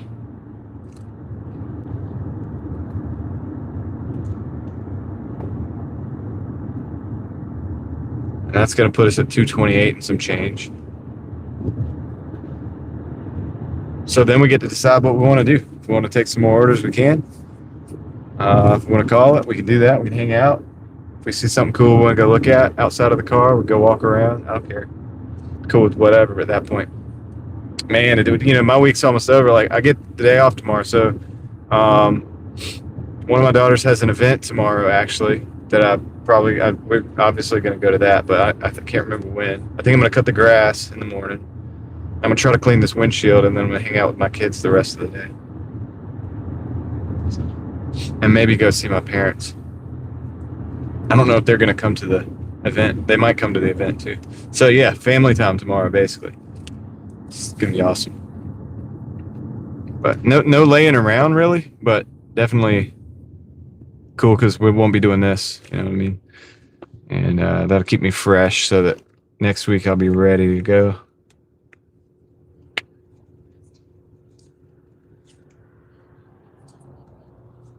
Yeah, you gotta cut the grass, Ellie. That's might as well do it tomorrow. I'm gonna do at least some of the yard tomorrow. Probably the front yard. Because the front needs it more than the back. I did the back, I did them separately because it takes a while. It's pretty big. Like I rent the place I rent, but it has we like it because it has a big yard. But then that's part of the responsibilities is like obviously cutting the grass. They said they could have somebody cut the grass, but the thing is I know they have to pay for that. And then they would just probably add that to our rent. You know what I mean? So it's like I try to be as maintenance free. Like just because I rent, every little thing that goes wrong, I don't just call them and have them like spend money on it, you know what I mean? Because I know that eventually they're going to be like, yeah, we got to go up on the rent because like, we're spending all this money. And so I try to be a good tenant and like do as much as I can. Plus, I like cutting the grass too, and I think I take better care of it. It looks better when I do it than the people they send out to do those things anyway. So they've never had to pay for somebody to cut the grass since I've been there, but they've also kept the rent at a very reasonable rate as well. Cool with that. Plus, if I ever buy a house, already got a lawnmower. Shout out to Ellis Mowers and More for hooking my old Honda up with a new engine, and a new blade and blade adapter. So we're good to roll for a while.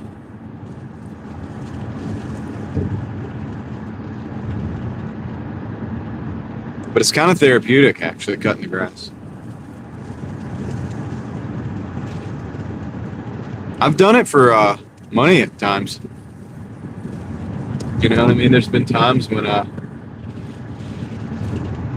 like way back when I was in my teens, when I would go around and ask people if they need their grass cut. You know what I mean? Like, I did that a few times. I had some people that cut their grass. A little side hustle. What's up, Mahi? Mahi, how's it going? Look at that moon. The moon.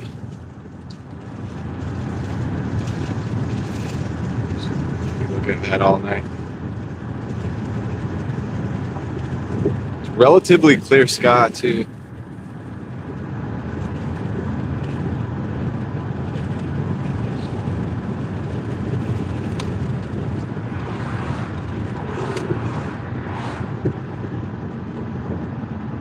Ah, got you, Vaquero. I just bought cheap tires. I just got 2 tires for $240.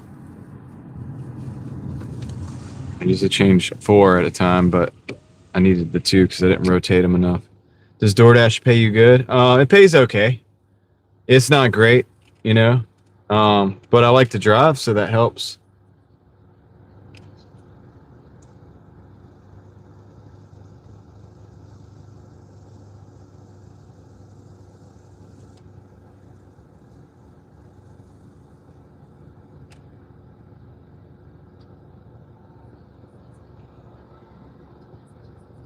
A meteor coming to Massachusetts. Honestly, I don't know about a body camera, Vaquero. I don't know much about them. I've never run a body cam. I have some stuff where I can run my GoPro as a body cam. I have a Hero 11. It's probably a good side job. I do it all the time. Like I do like 60 hours a week doing this. But also I got the YouTube and the eBay, so you have to work a lot. Yeah, like 60 hours. I was doing it for 70 hours a week, sometimes even more. I think the most I did like 80 hours, I think, one time. Yeah, mostly like around 60 hours or between 60 and 70. Yeah, Vaquero, they have a lot of stuff with the GoPros that you can use. Now, the thing about the GoPro, at least for the one that I've used, you got to watch the battery life and you got to watch that it doesn't overheat because overheating is the enemy of the GoPro, at least in my experience. I've had that thing sit there and overheat in like 15 minutes. You know what I mean? Of just filming. So you gotta think about that. But it depends on how you're going to be filming and how you're going to be using it. It also depends on whether you're doing like 1080p or like 4K or any of that stuff, because it's going to make a difference. Oh, dude, it's so busy over here. It's so busy over here, dude. Look, this place is crazy. They got the lasers in there. Look, look at this place. They got like the lasers and stuff. I'm about to have to walk in that place, guys. Look at that. They got strobe lights. They got lasers. They got all kinds of crazy stuff going on. Anyway, it's about to be loud too, man. I'm about to get my ears are about to be. I can feel the bumping, dude. I can feel it right now. Yeah, Ellie just got excited. She's excited. Yeah, dude. I mean, look, man. It's gonna be so loud. I can tell. I can feel it. I can feel the speakers already, and I'm not even parked yet. I'm just trying to park. Ciao, guys.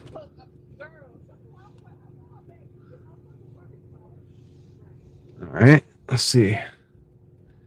Yeah, I can hear it in there already. All right. Well, your boy's about to be in a what Ellie calls a rave. All right. I'll be right back. Wish me luck.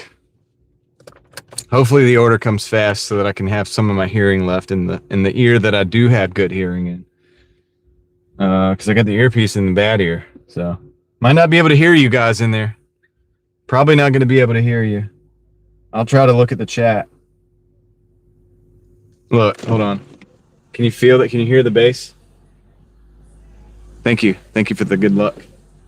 All right, I'm going to turn the volume off though because I don't want any copyrights. I'll see you guys in a second.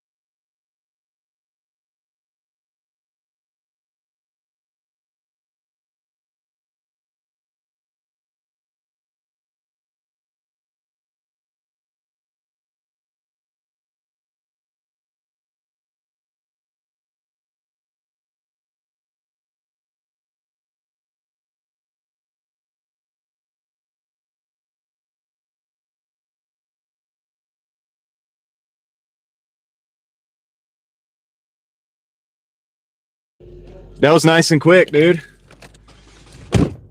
They got security over there with a metal detector and stuff, and I was like, and I walk up and I mean, you guys now have like a lot of metal things, and he's like, they just let you through if you're a DoorDasher, so they don't care. They're like, oh yeah, DoorDash, go ahead. I'm like, nice, let's roll.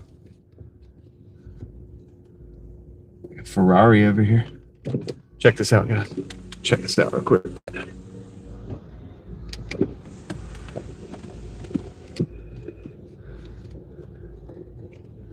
It's like a matte color.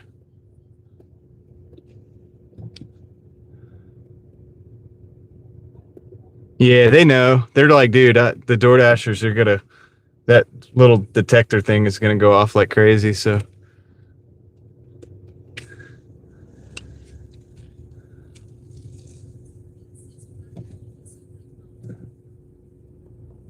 Well, not even just that. It's just like I obviously carry a utility knife. Let's just say it that way.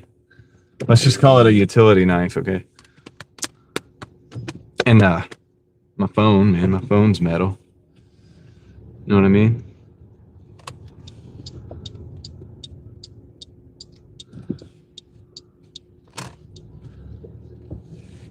You like that, Eva? You like the this is a Ferrari, right? They're not my style, but you know, they're cool. It's fun. It's fun, dude. Look, if you were like, "Hey, I got a Ferrari. You want to drive it?" I'd be like, "Sure." You know what I'm saying? Am I gonna buy one? No, but yo, what's up? Exploring with Eric. All right, have a good night, man. Thank you. Thanks for hanging out. Hope you have a good one, dude. Don't forget, I am off tomorrow, but we'll be back Monday. Lord willing.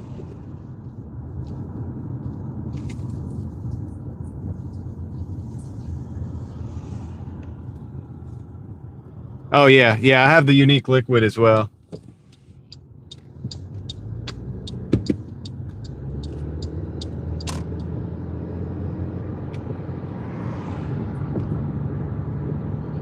I hear that, Mitchell. I kind of like Asian cars better, Mitchell, but yeah, I mean muscle cars too. Obviously, I got a lot of videos on the channel about muscle cars and stuff.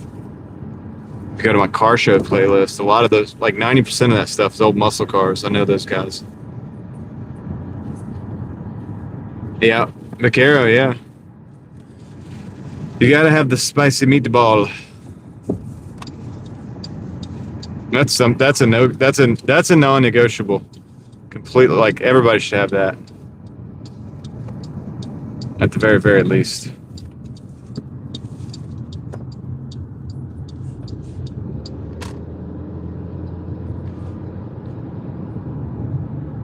What? Oh, you know what? I did not, Joe. I know you sent it. I didn't, man. Dude, I feel bad. Dude, well, so.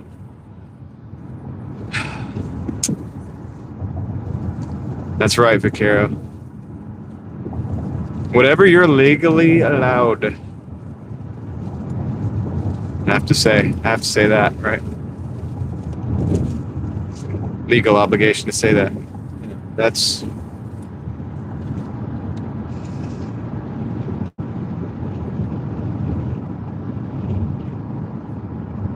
yeah, exactly.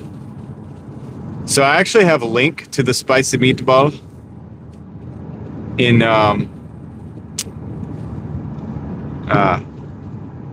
my description, actually. I have another one that I have that's it's like a charge, uses a actual like charge to shoot the liquid out as well.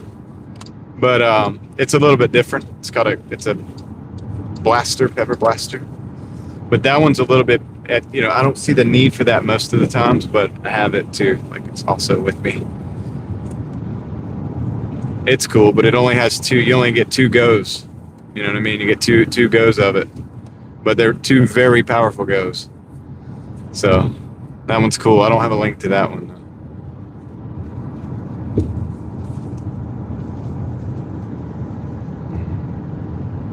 should probably put a link to that one.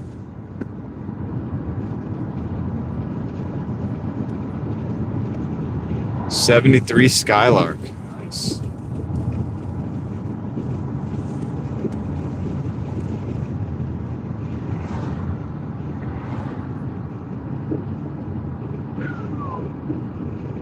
'67 Mustang Eva. Yeah, Vaquero. Yeah. That's cool, man. Those are cool. Dude, the cars, man, they don't make cars like that anymore, obviously. '72 Barracuda. Can you guys imagine if you still had the same cars from way back?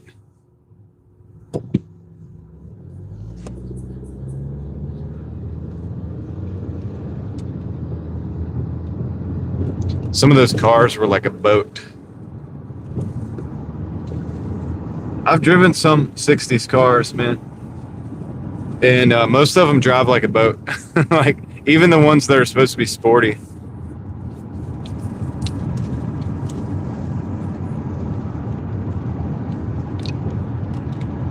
But dang, were they cool, man.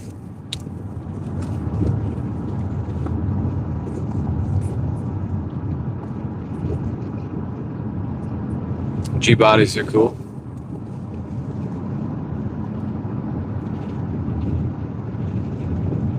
They built cars with soul back then too. They had a cool look. You know, a real steel feel, dude. Like solid cars. The only thing is the suspension just wasn't really there. Like in the cars that I've driven from the '60s, the '70s, they didn't really have that, like, you know, now you have that tight suspension and everything handles really good. They didn't really have that from what I could feel. Now that could have been the ones I drove, but I'm pretty sure they were probably all like that. You know what I mean? Like, they just didn't have that, like, high performance handling capabilities of some of the cars today.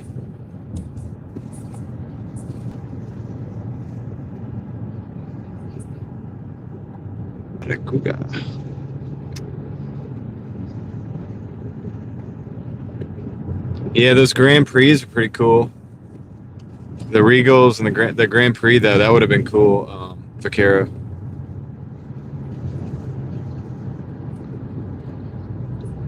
The Grand National is like the top dog of all those, like the coolest one, probably, of all that you can get from those body styles.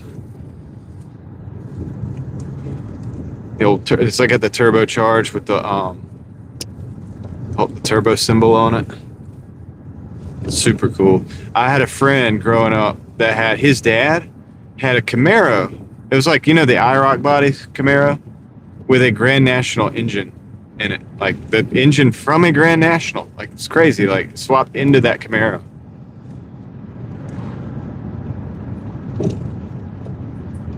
It was so cool, man. I was like, dude, what a setup. What an interesting setup.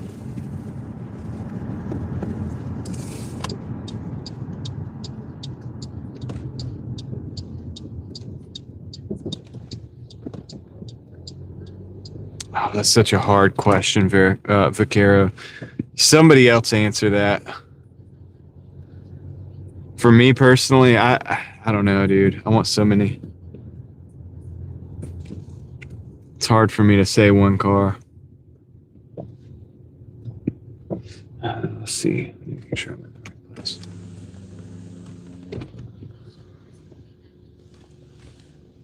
Yeah, it is cool to see him. I see him in good condition all the time. I have car show videos on the channel. And I talk to those guys. I know some of those guys. A lot of them are local. And it's crazy because they've just had these cars, you know, and they've kept them in good garage kept condition for the longest time. And it just turns out that, like, they happen to be like $100,000 plus vehicles now, because, you know what I mean? Like, they've just kept these things pristine. Some of them they restored, but some of them are like numbers matching. They just had them in the garage. You know what I mean? They took them out to shows and stuff. Anyway, let me go run around, find this delivery drop off. See you guys in a minute.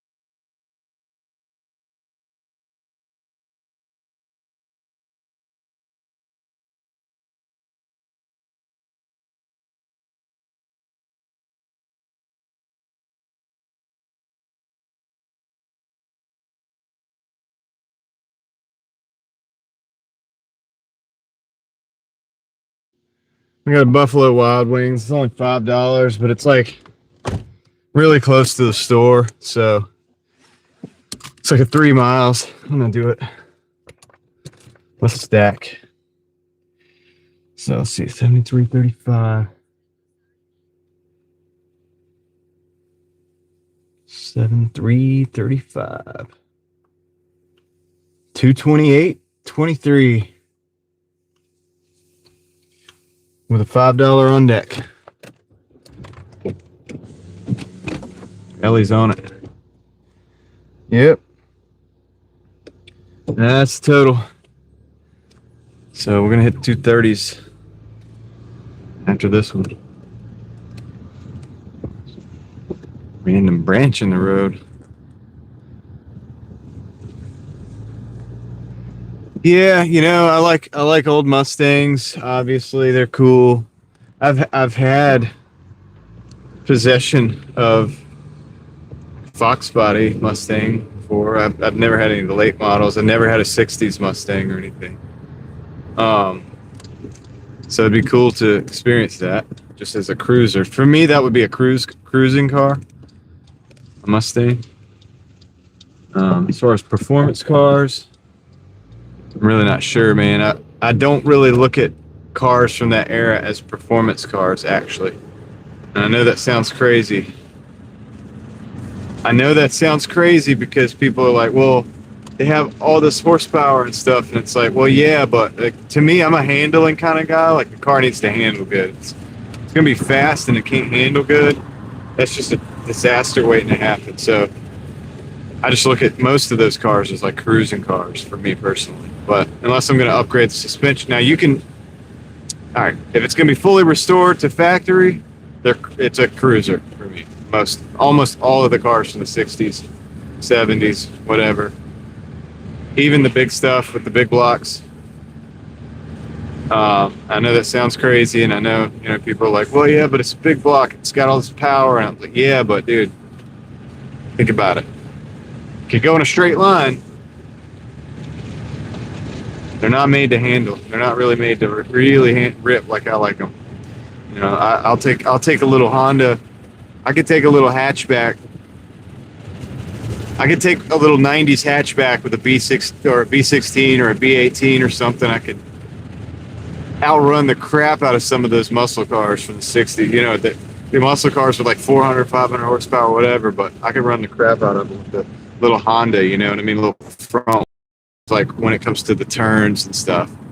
So that's a different story. It's just a whole different ball game, and that's fine. I'm okay with that. But yeah, for me, if I get a muscle car or whatever, I'm cruising with it, man. It's like cruise, man. Maybe do it, you know, let her just you know, rip it around town a little bit. Nothing too crazy. Just enjoy it. Enjoy the muscle. Maybe take off pretty quick, go on the highway. You know what I mean? Like that type of thing. Maybe take it to a drag strip.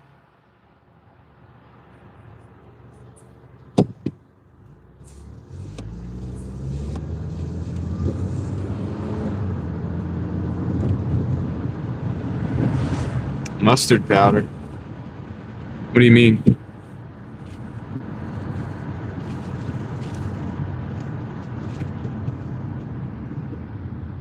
Not sure I follow with that one.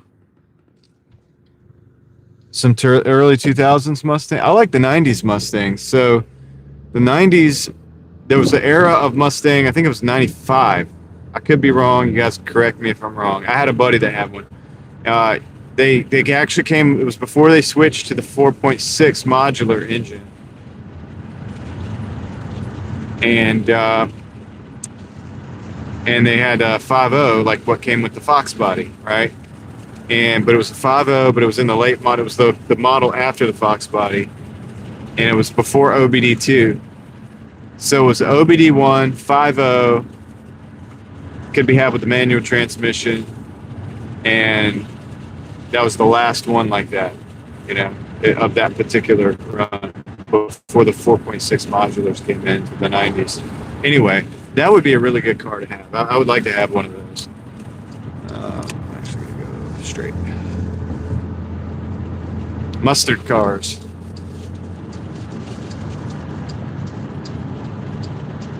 A GMC Top Kick? No, I have seen a GMC Cyclone before. The Cyclone is like a little S10. That's I'm pretty sure it's got a big block in it. Can't remember the engine that's in the Cyclone, but or it might be turbocharged. I can't remember this, but the Cyclone is like a high performance. It's basically like a high performance S10. I've seen them at car shows before. I have videos of it on my channel. I'm not an expert, but I know they're like extreme high performance vehicles. I don't know what a Top Kick is though. I'll have to look that up. I want to look it up in a minute. If the wait time on this is long, I'll look up the Top Kick. I'm just messing with you, Marcella, about the mustard cars. I know it was this spelling. They do make crate engines that you can put in older cars. Yeah, I mean they make like, so if you have like a small block or whatever, you can get you can still get a small block from Chevy. There's other, you know, there's companies will make, they can make these however you want, like however you want it packaged up, you know, the pistons and the heads and all that stuff, however you want them. No, it's I'm just messing with you. Dual diesel exhaust, the Top Kick. I gotta look at that, dude. I don't even know. Does anybody else know what Joe's talking about? I'm gonna look into it. I'm about to look into it like Eddie Bravo, guys.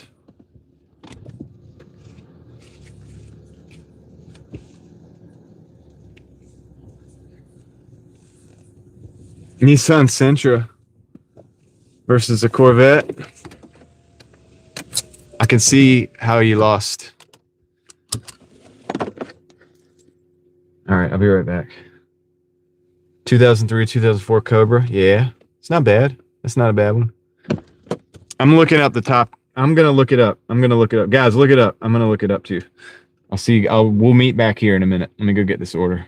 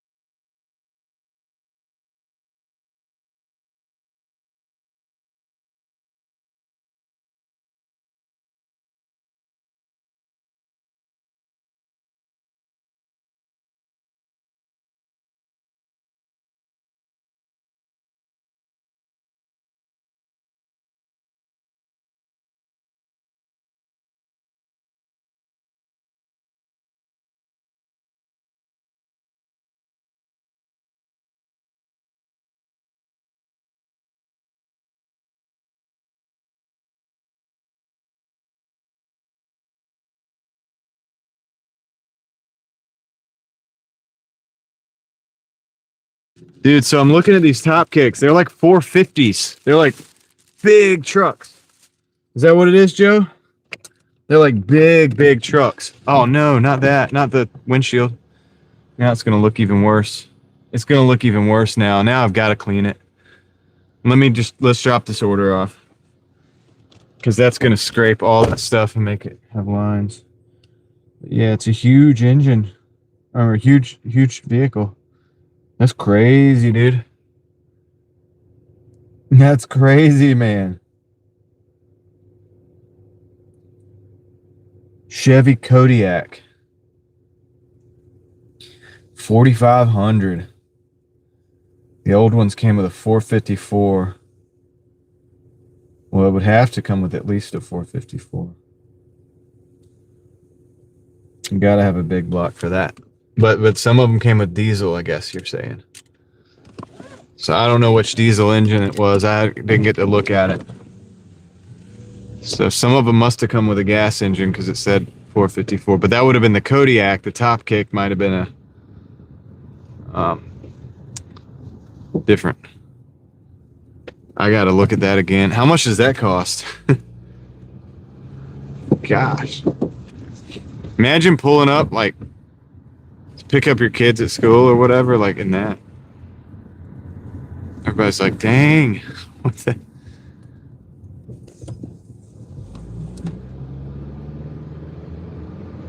Mr. Joe Notice has got a crazy car, crazy truck.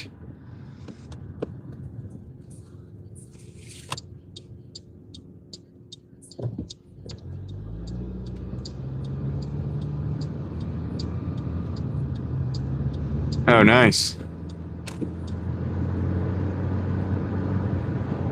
Smokey and the Bandit. That is a classic. It is true. Burt Reynolds.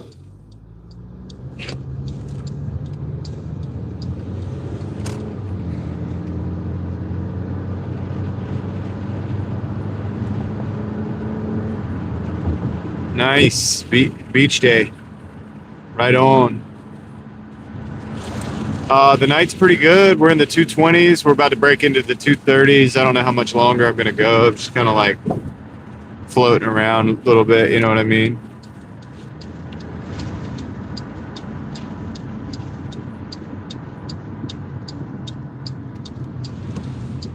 Just floating around.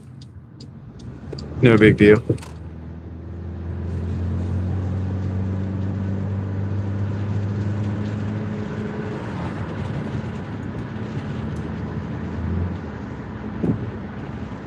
Don't know when I'm going to call it for the night. Maybe in a little bit.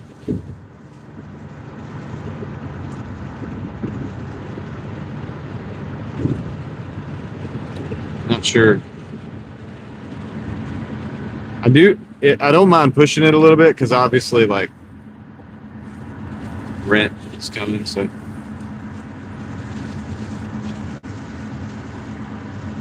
It's a 93 Probe GT.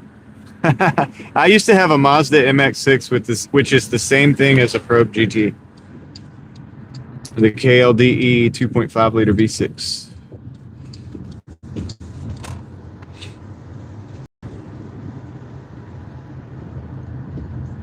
I don't know if it's the same year model Probe.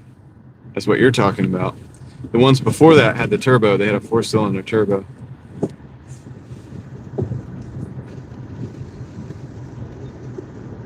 Dude, they were actually quick cars.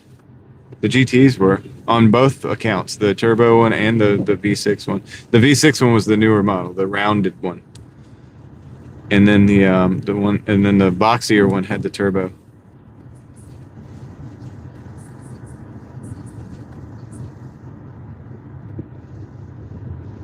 But yeah, I had the V6 MX6.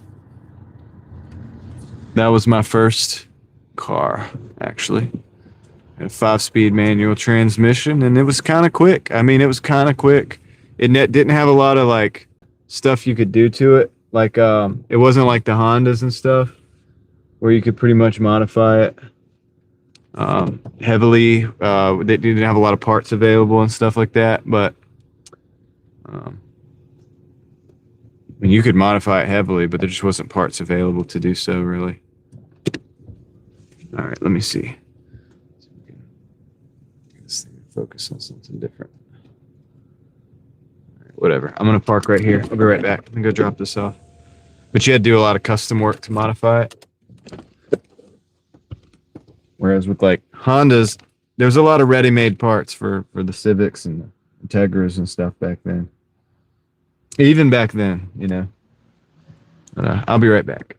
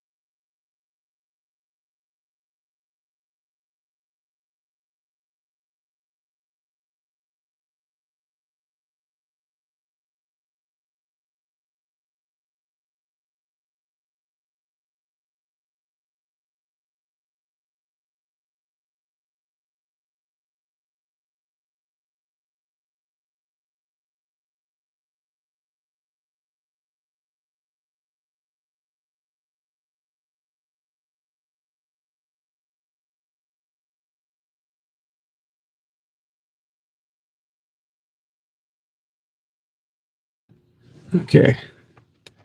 We got another order, La Buena Vita, the same place we just went with the Ferrari. Coming right back to this neighborhood, $5.40. So we're gonna take that one too. Why not? Ted, what's up? What up, Ted? Dude, I gotta clean this windshield. I'm gonna try to clean the windshield again, but no guarantees that it's gonna help this issue. And we're not gonna know until I do it. And we go under some lights. Let me try that real quick. I'm gonna have to mute you guys. They're playing music. Hold on.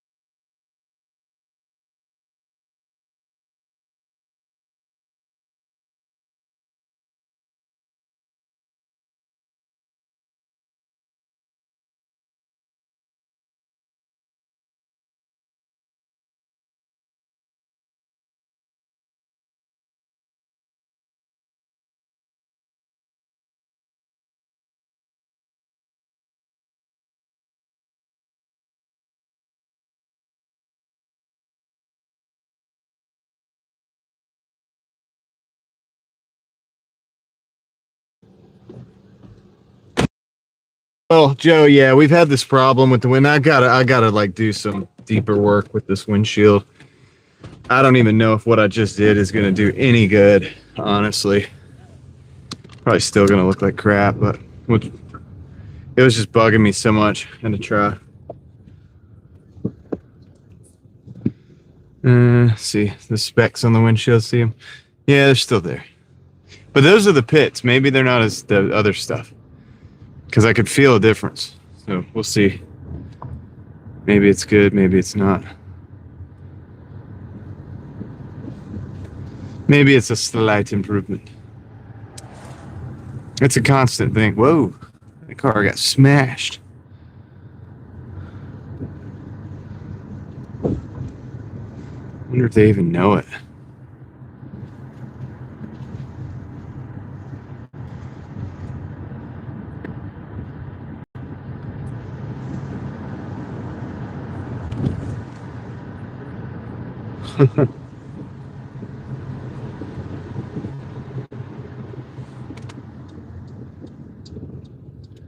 Actually, that's a little better than it was.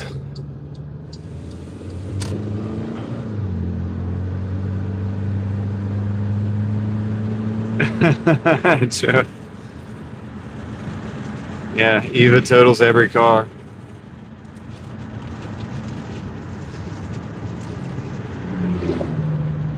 It's a little late for that. We got like 30 cars totaled, Joe.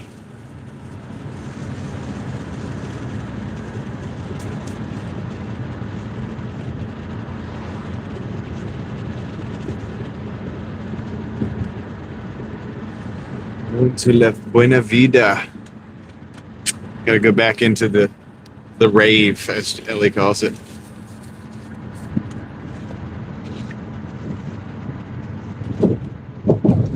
It was loud in there, I'll tell you that. Thankfully, they had the order ready. All I had to do was just show them. You couldn't tell in the order. And just nod, and they give you the.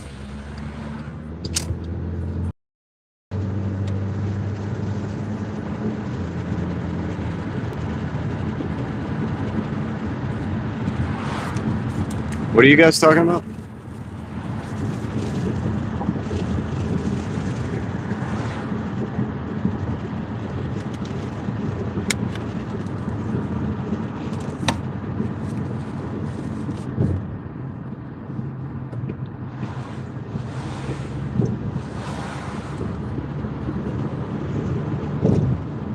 Yeah.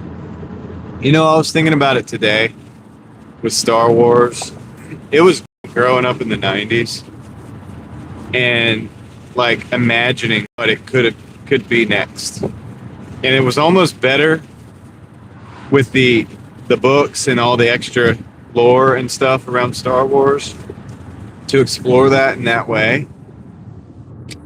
And not like having it, but thinking about what it could be and maybe reading books that would be the interpretations of what it would be, rather than have it all out there. You know, as much as I like, you know, watching some of the Star Wars stuff with my daughter, which was mostly just the originals and the prequel eras and stuff. We haven't really gotten much into any of the other stuff.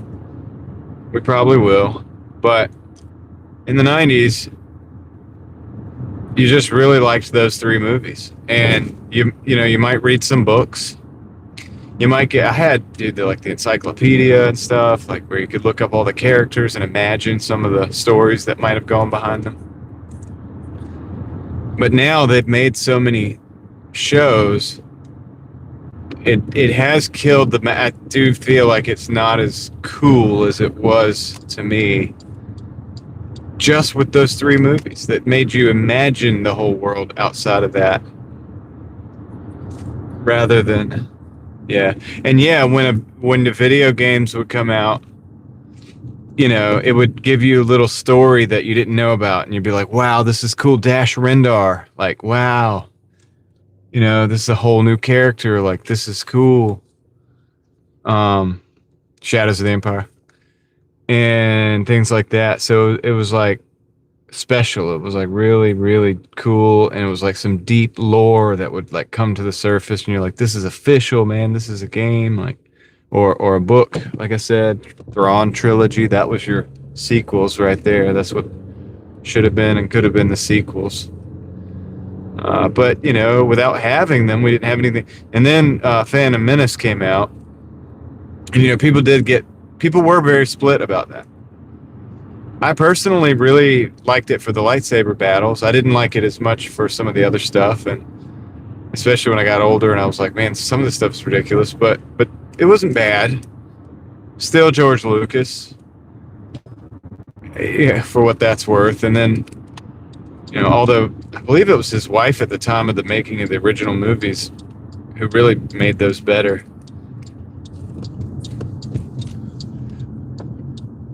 Honestly, fixed a lot of the dialogue and stuff and actually made it passable. So there's that too. But yeah, with Disney, it's just like, oh man, you know, like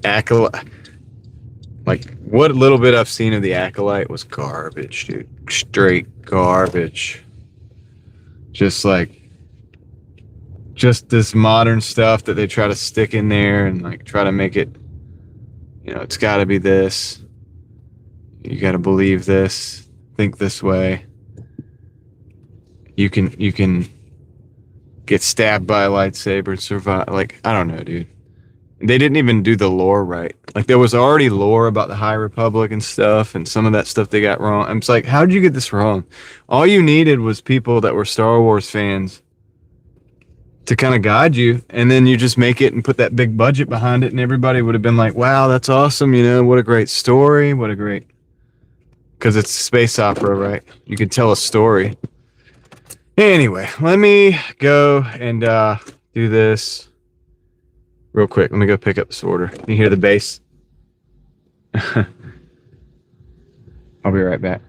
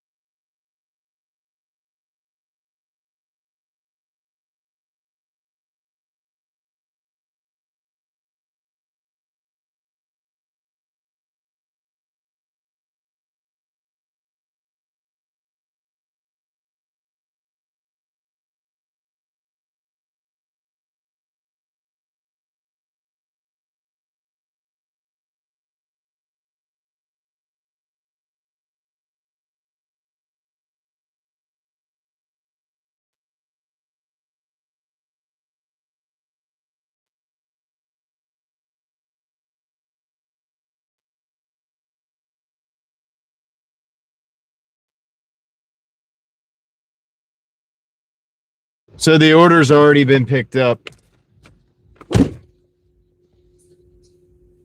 So I kind of lost out on that one. And I didn't want to do a report because I didn't get to sit there and talk to him and figure out the report. Okay, we'll probably take this. This is a Taco Bell and a Sheetz. $15.19 for 9 miles. Let's take this one, guys, and then I'll probably be done after that. I don't know. We'll hang out after that and do something different. So we're going to go to Sheetz. Yeah, it was stolen, yeah. That's kind of, even the guy said that. He was like, yeah, somebody got it. It's like already, I guess, stolen. So it's like, oh, great. Wonderful. Let's came all the way over here for that. All right. Okay, so we're going to Sheetz. We're going to pick this first one up. Then we got to go to Taco Bell. Pick the next one up. Hey, Joseph Gilmore. Yeah, I think we're down to the the Munchies orders, like you said. Yeah, it's kind of weird because it's like a restaurant in there too, but it's a club. And the security guy was telling some people that it was like, so you got people in there like dressed like they're going to the club, which means like not dressed in a whole lot at all. And then you got people in there that are just like eating their dinner. Like it's weird. It's a weird combination, that place. All right. Yeah, you know, you think you've got the app and you know these people like stealing the orders. Like, it's like, dude, deactivate these individuals. Like, I mean, even go further than that, you could like identify these individuals, right? You know what I mean? You could identify them like, hey, look, this is a person who steals orders. Like, don't let them take any order. Like, what is going on with this? Why is this allowed to happen on the app so much? I don't know how it gets to the point where it's so prevalent. Jeff. Yeah, I'm sure to some degree. I don't know much about Transformers, but probably, yeah. You're probably right.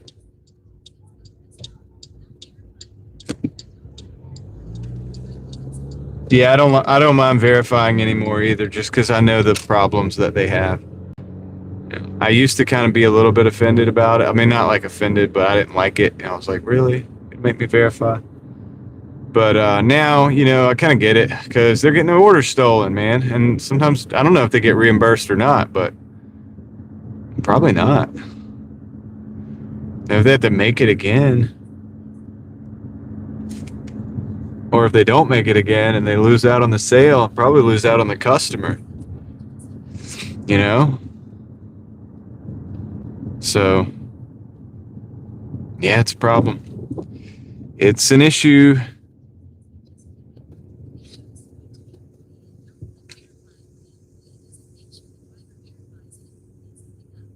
Okay, so somebody asked the total. Dude, they're like straight partying over here, dude. What is going on? What is that place? That's crazy.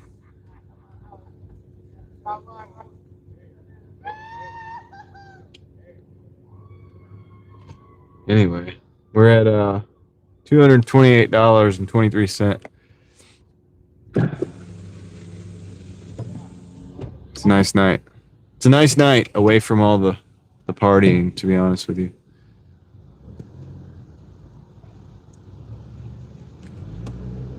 That's why I like Fridays and Saturdays, man, but then I don't because it's like people are drunk, people are out like clubbing and stuff. That's really not my scene.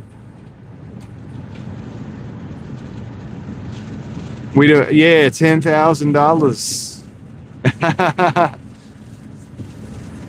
That would be nice, right? Could probably just chill.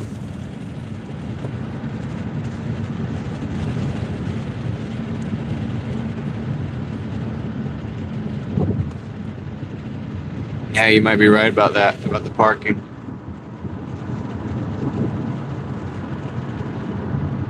It could be right, man. Oh boy, let's go. But yeah, I don't know, man. Try to stay away from people like getting drunk and stuff because be driving out here, you know what I mean? Gotta be careful. Anyway, we gotta go to Sheetz and Taco Bell, so it's not too bad. $15. I wish we'd have took that other one, man. You know, that was a good $5, but it's gonna be $240 something. We'll be close to $250. One more, we would probably do $250. And we'll see what happens after this. We'll see if let's get these two first, right? Let's actually get these two without incident first, because you never know. Maybe one of these orders is stolen. Or maybe it's going to take forever at that Taco Bell, you know?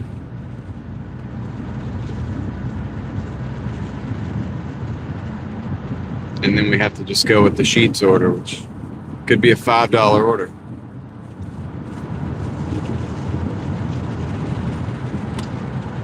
Or less. Could be like $3.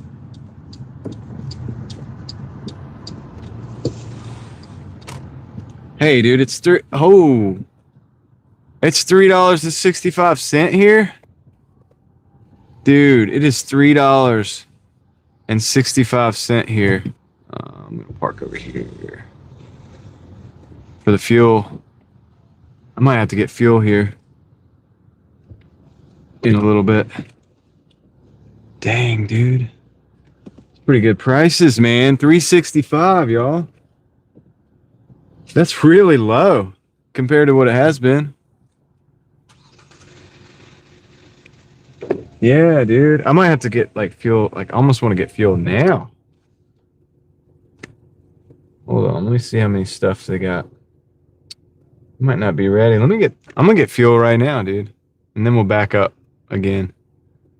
I'm gonna go get fuel right now. It ain't gonna take long. Order's not ready yet anyway. Be right back.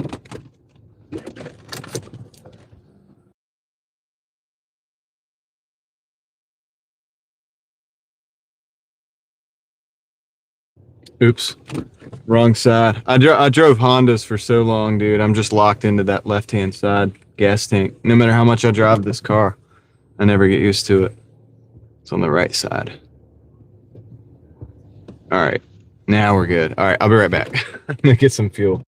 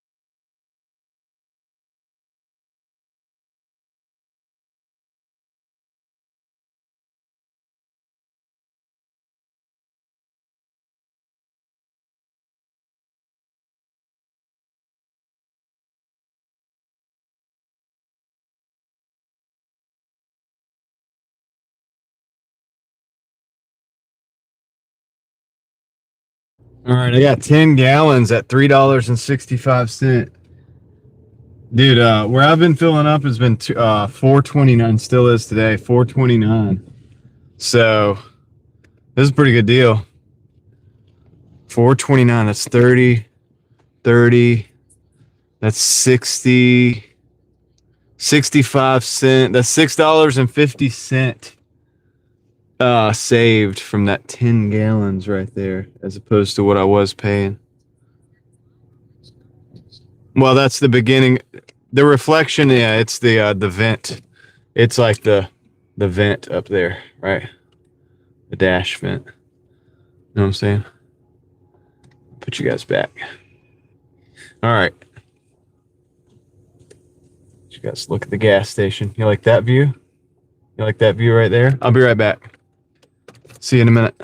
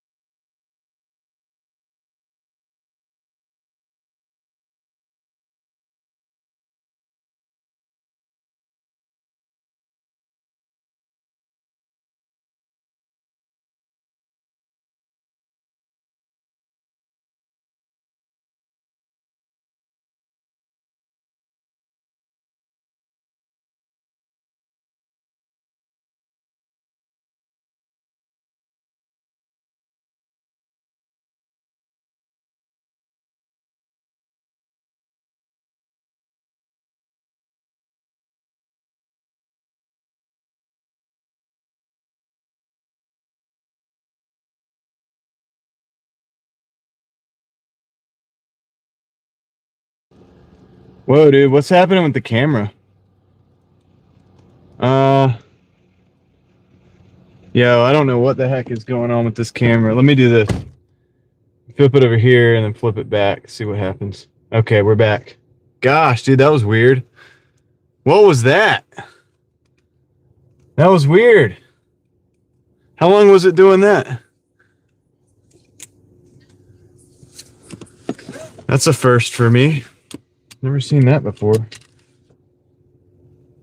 All right, let's go to the Taco Bell. As long as it doesn't do it again, we're good.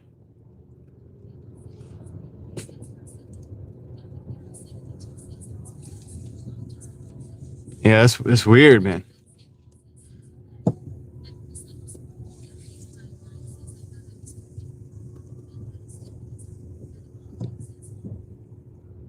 Huh.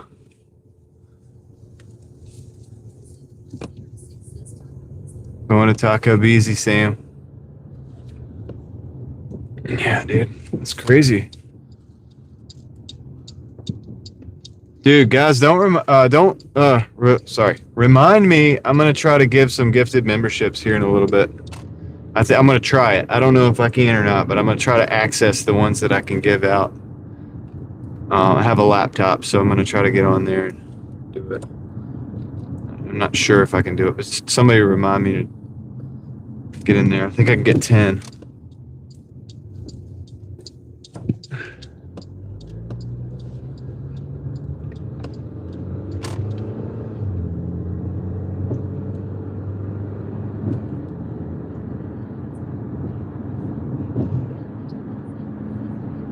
Yeah, Mitchell, yeah. I can't access them. I have to access them on the laptop, though, which I usually don't have with me, but I do have one with me today. So for that specific reason, I actually brought it, because at the end of the month, I want to get my 10. So it's kind of weird that happened. Kind of weirds me out a little bit, man. Change the angle of it. Camera. Steel is real. Yeah, I'm up late pretty regularly, though.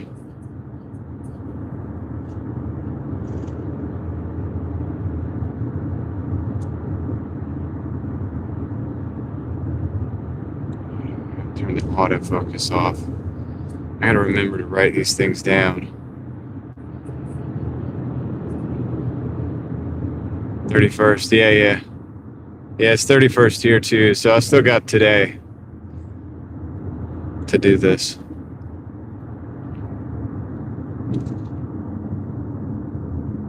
Almost forgot about it.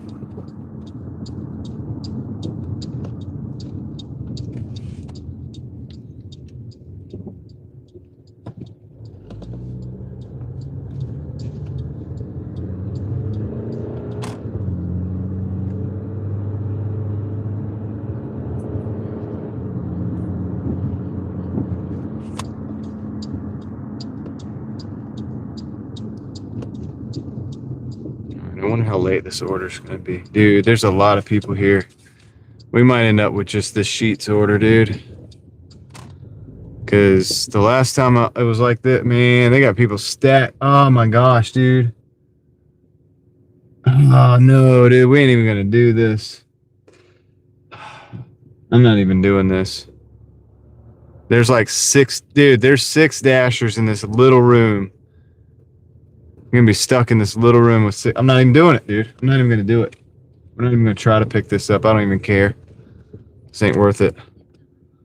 This is not worth it.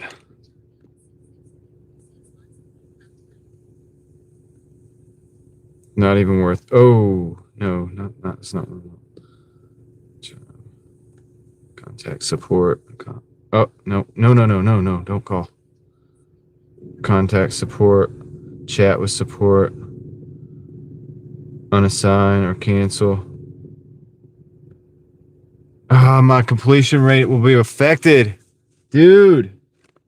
Oh my gosh, man. Well, dude.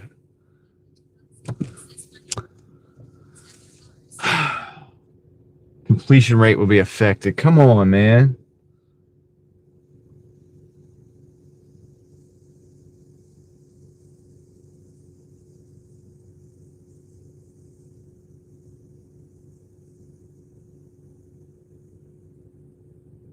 If you wait 10 minutes. No. This is ridiculous. Dude, this is ridiculous. It's not cool. What am I trying to say? I can't do the completion rating thing going down. I'm not doing that. I mean, I'm at 100, but right now my other ratings are pretty bad. Or not my other ratings, but my acceptance rate. My acceptance rate is really bad right now. So that's gonna affect me in ways I don't want it to affect me. Let me see if there's another way I can get around this. It's ridiculous that they're gonna make me sit here and wait for this order. It could be ready. Let me go see if it's ready first, and see if I can find a way around it. But I'm not doing the acceptance rate thing. Why do you keep asking if I'm Asian? No, I'm not Asian. All right, I'll be right back.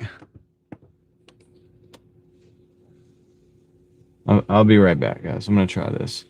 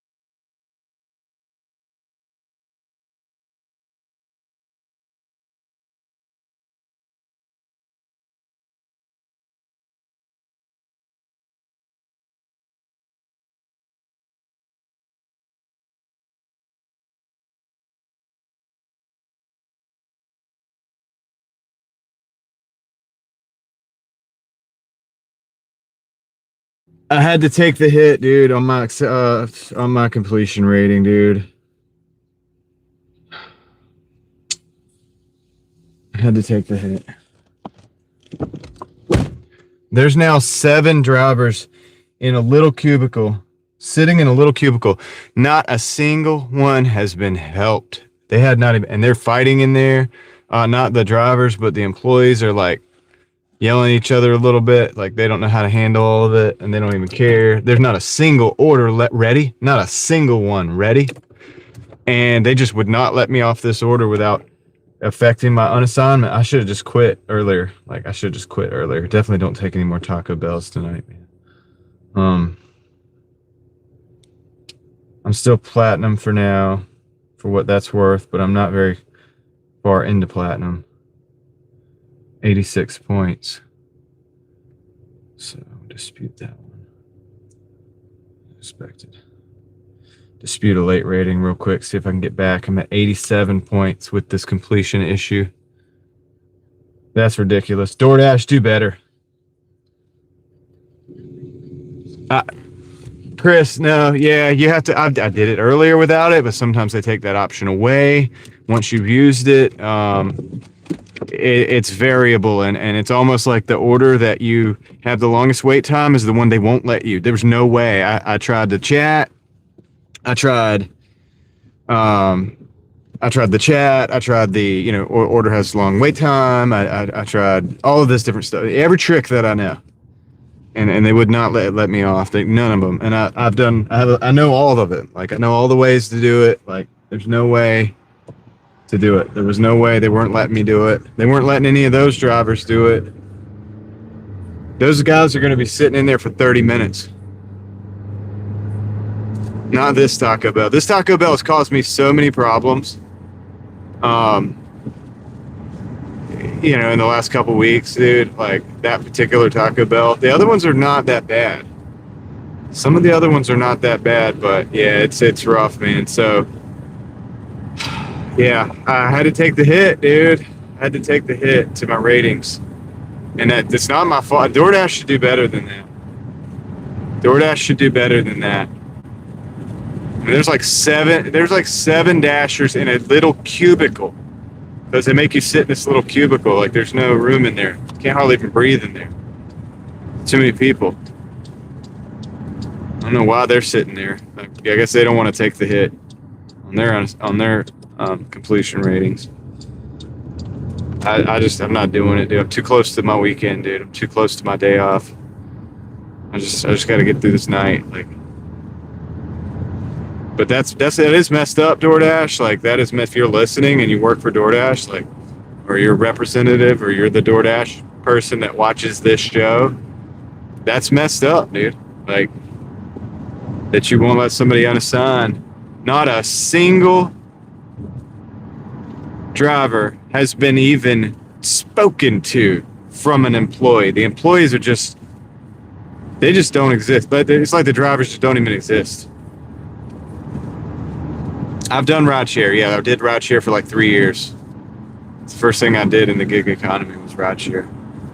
I did Uber and Lyft. Not gonna do it again. I don't think I'm gonna ever do it again.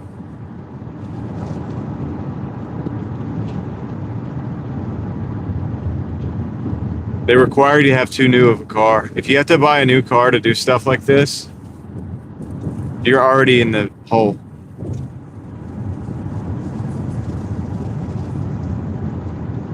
Yeah, Chris, there was no reason to wait. I figured I would go in and try, but they didn't have a single order ready. And I have no idea how much I'm making on this, because this was a 15. Well, there's no customers in there, Marcel. There's no customers. It's all Doordashers. It's all Doordashers. It's all, and you can't go in the store. You go into a cubicle. It's like the entranceway to the store. And they haven't spoken to a single Doordasher. Some of them have been waiting there 10 minutes, 15 minutes. I don't know why they're still waiting there. I don't know why they're still waiting. Yeah, it's just a complete breakdown. It's just not working. The system isn't working. It's just not working. Which is ridiculous. People, they just don't care. They're just not making the order. Like, they're not even making the orders. I looked back there. Nobody was even making an order. I don't know what the heck they're doing, but they're not even doing anything. They got DoorDashers sitting out front.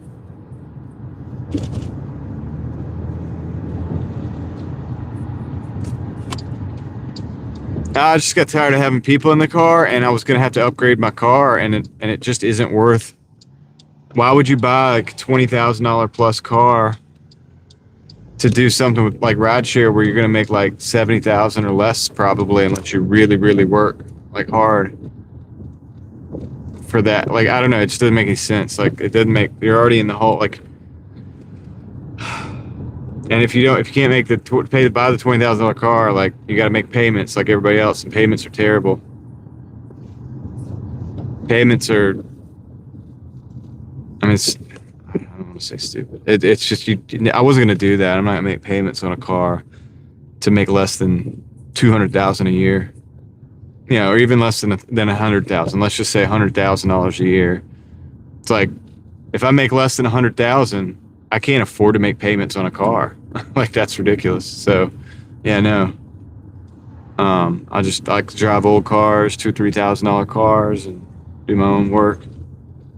That's the way to do it, but you can't make any money. The reason I was doing rideshare and I did well with it, I bought a $2,500 Chrysler 300, and I drove that car and used it for multiple years doing rideshare, and it worked out great.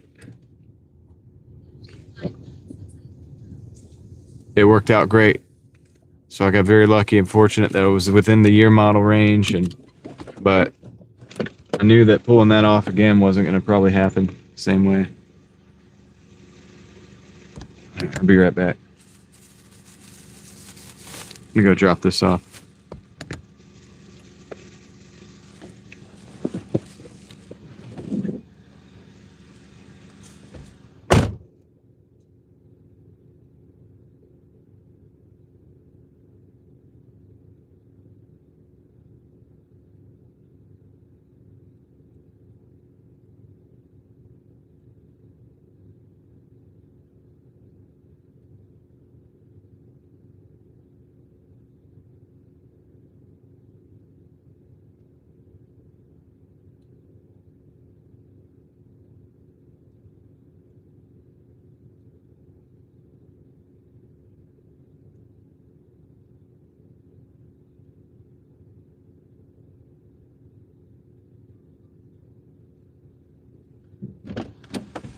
I just did all that for $3.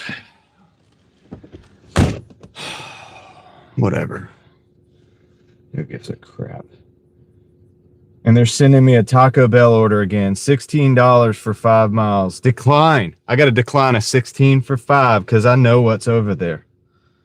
I know what's over there. That's why those people are waiting, because they're giving them high payouts and they think it's worth it to sit there for 30 minutes waiting for the order. 16 for 5, and I've got to decline it. Isn't that crazy? 2 more Taco Bell. I'm turning it off. I'm done for the night. Decline. I'm done for the night. Decline. End dash. End the dash. Gosh, end it. End it. End it. End it. It's done. Before they send me another Taco Bell. Ridiculous. Taco Bell's got every dasher in the whole county jammed up. Can't get nothing done. Stupid, man. What? How stupid is that? $3. I just did all that. The whole sheets, going to Taco Bell, dealing with that. I just got $3 for all of that for the last probably 45 minutes. $3 freaking dollars, dude. And I got it unassigned. My ratings got hit. Dude, screw DoorDash right now, man. Dude, you come on, man. You gotta do better than that. And then you're sending me a Taco Bell again with all this stuff. It's ridiculous.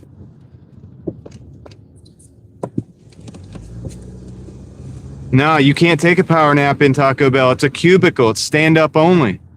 It's like, dude, it's like a 6 by 8 area. And you have to stand up in there with like 8 other Dashers and wait. Yeah, my ratings have already even been screwed with and my money. So it's like, no, dude. Yeah, it's all done. I'm done. I'm done. I can't work like this. Nobody can work like that. We're obviously not doing anything. Those orders are not getting done over there at Taco Bell. They keep sending me to Taco Bell. They won't send me anywhere else. So I'm done. I'm out. That's it for the night, guys.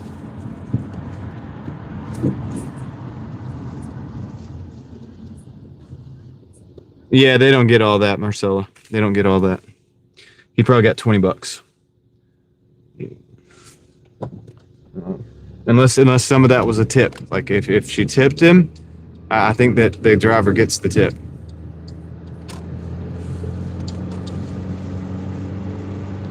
$236, $25 for the day. That's going to be it. No, I'm not giving up early, Darren. I'm done.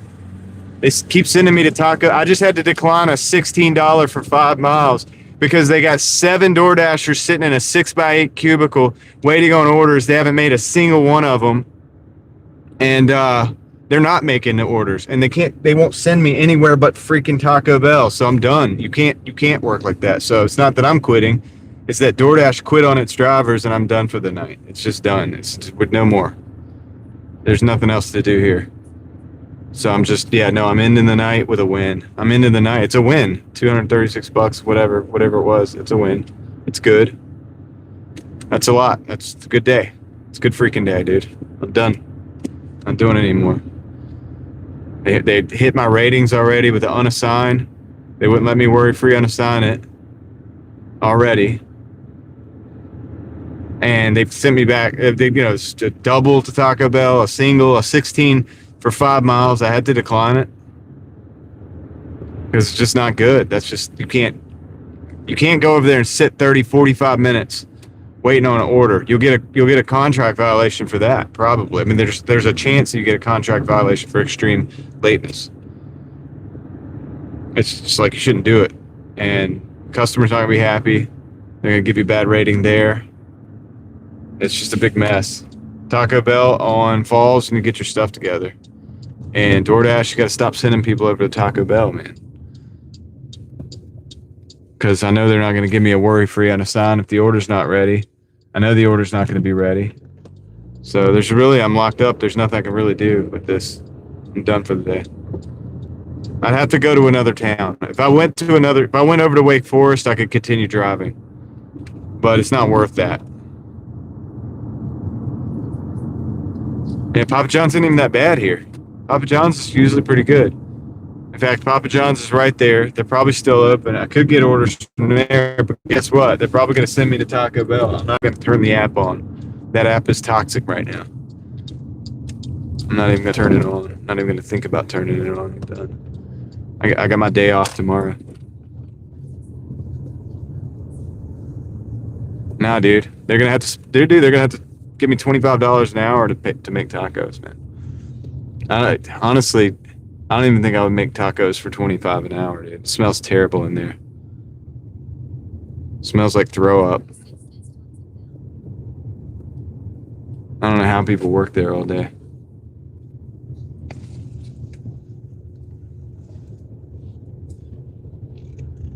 It really does. It smells like throw up or something. So anyway, sorry for the crash out, guys, but whatever, dude. It's you can't. What can you do? You can't continue on like that. You just can't do anything like that. There's nothing you can do. They keep sending you to a place there's no orders. Then I'm gonna turn the app off. Yeah, and those orders, they can get up to 30. They get $40, $50. Who cares if you can't get the order? Who cares if you sit there for 30 minutes and then you look back to see if you can get the order and you can't get it? Yeah, the customers are just going to have to realize, ever since COVID, the system doesn't work. People don't care. Those people do not care. The individuals working at those stores do not care anymore.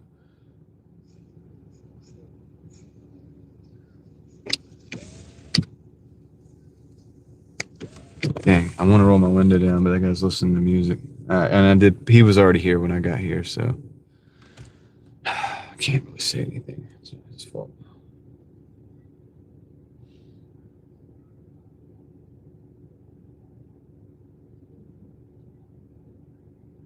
$86 points. I'm 86 out of 85. Like 85 required. I'm at 86 for platinum. So probably gonna lose platinum next week, thanks to all this garbage, because that just cost me like 3 points doing all that, dealing with that.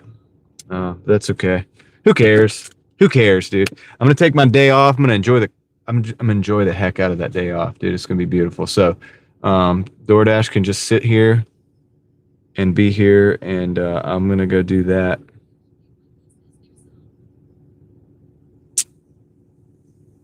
Yeah, the customers, yeah, they're SOL. Yeah, they're just gonna have to realize, dude, it just ain't what it is.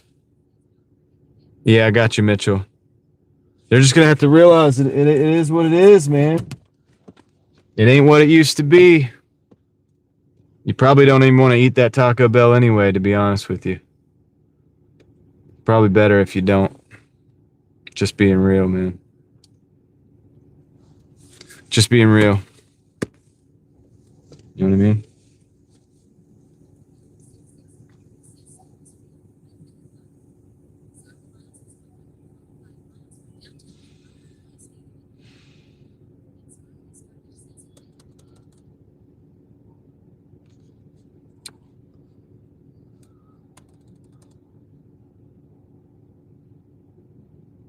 This guy watching. This guy's watching like some weird stuff.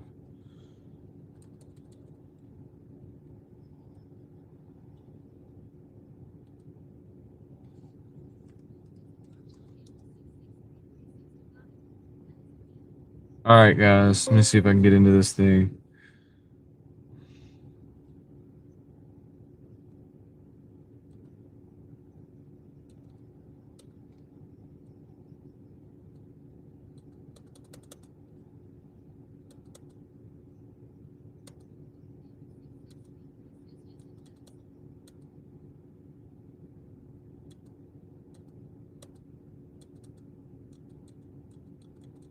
Why's it not working? I'm gonna do the best I can to get this done. I may not be able to do it, but we'll see. See what we can do.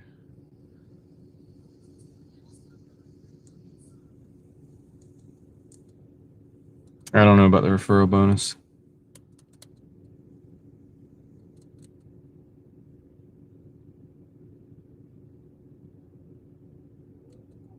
Okay, let's turn that down. All right. Let's get in here. Let's see if we can do this. Desktop.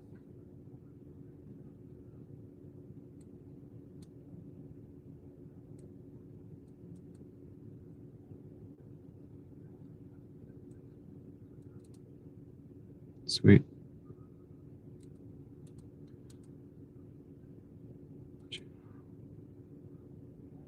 All right, here we are, guys. Finally got it.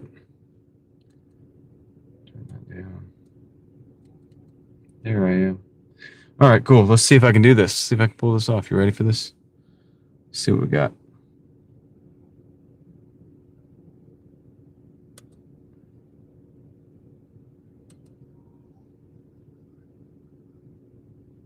It's not letting me. Dude, I don't know. I might not be able to do it. I might have to come out of my own pocket, which is fine. I'm supposed to get the 10.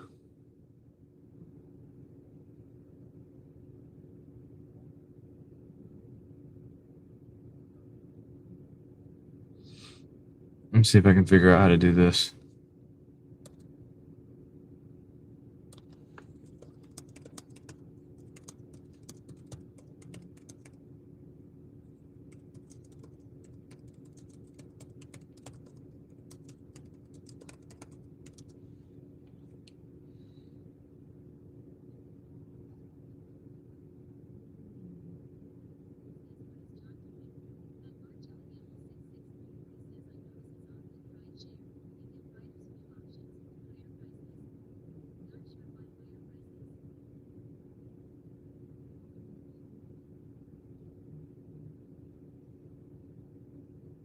Lyft. Give riders few options with higher prices. Higher prices is probably like Lyft. I don't know. It's been a long time since I've been in the game, but it's probably like Lyft Lux and stuff like that. Things like that. Basically, it's like a better car. It's a luxury car.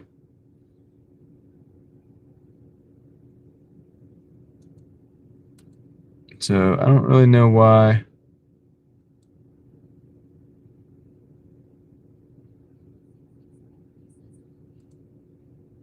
I don't know, man, how to do this.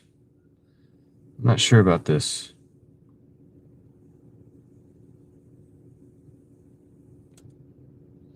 Let me see if I can find it over here.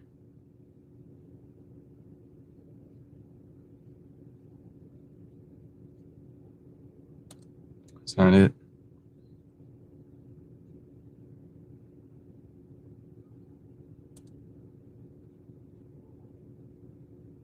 Yeah, it doesn't make any sense. Okay, let's go over here. All right, let's see here.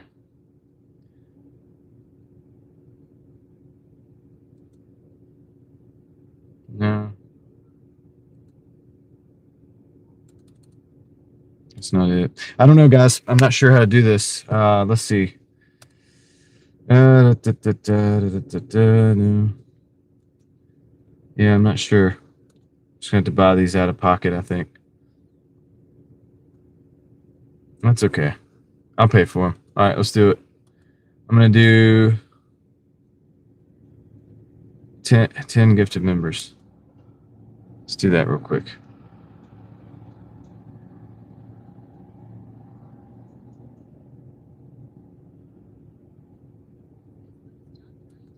Trying to give some gifted memberships. I have some free ones I'm supposed to be able to get.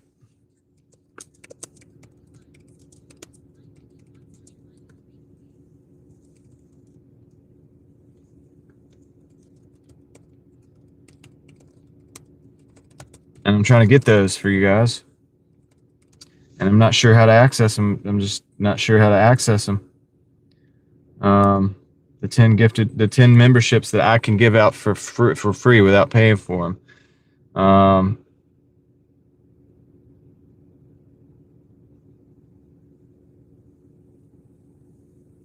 Yeah, but I don't see that option for me, and I think I'm just gonna have to pay for it. So I think I'm just gonna do that anyway. Since I said I was gonna do it, I'm gonna do that anyway. I'm gonna just pay out of pocket. So let me do that. All right, let's go ahead and but the thing is I would love to know how to do it. I just want to know how. It's not that I don't want to pay for it. It's just I want to know how to do it. How to get the free one. How to get the free ones, you know? Wouldn't you want to know how to do that? So I'm kind of looking that up real quick first so I could try to do that. Not sure. Not sure.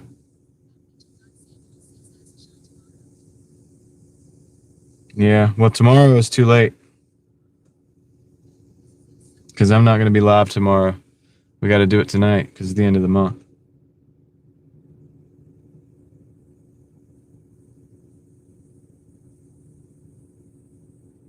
Oh, and bundles of 5. Well, I can't just wait and ask Sean. It's the end of the month. That's the thing. I'm not going to be live tomorrow. You know what I mean? So I'd like to be able to do it today.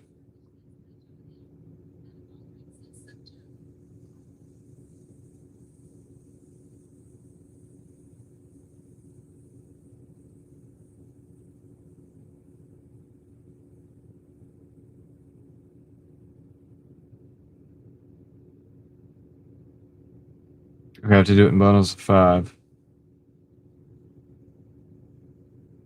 All right, we'll do it this way. Cancel.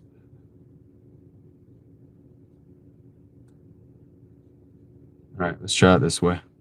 Let's try this, guys. Sorry. Dude, that Taco Bell thing, man, just got me, man. I don't know. I don't like that. Let's try this, man. I'll do 5 at a time. See what happens. Nah, it's not gonna. Let me just try it. Oh crap! I gotta.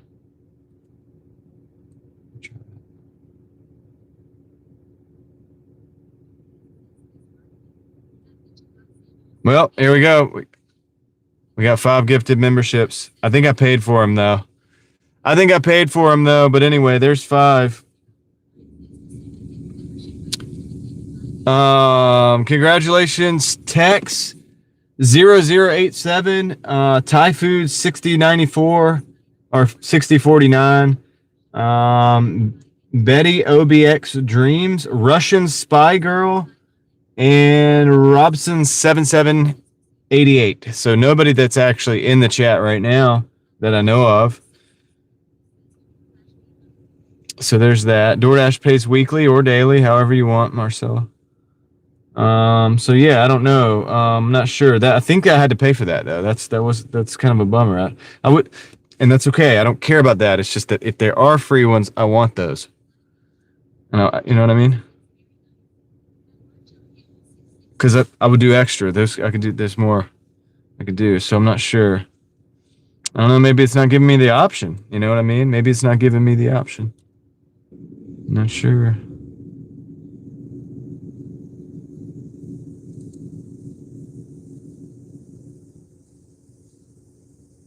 Not sure. Whatever. Who cares? All right. Well, congratulations to the new members. We got 5 new ones. Those were all new too, so that's good.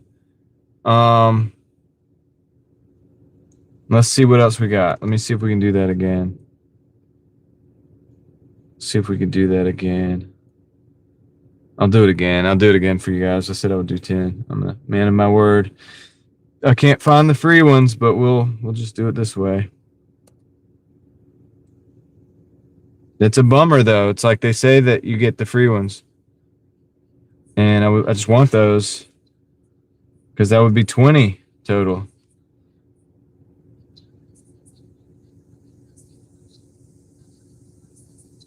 All right, here we go. You ready for this? Oh, I got to do the security code thing. All right, there we go. All right, let's see who gets them. I got 5 more coming your way. Let's see what happens. Let's see what happens. Anticipation. I think I have 5 more. Yep, there they are. Let's see who got them.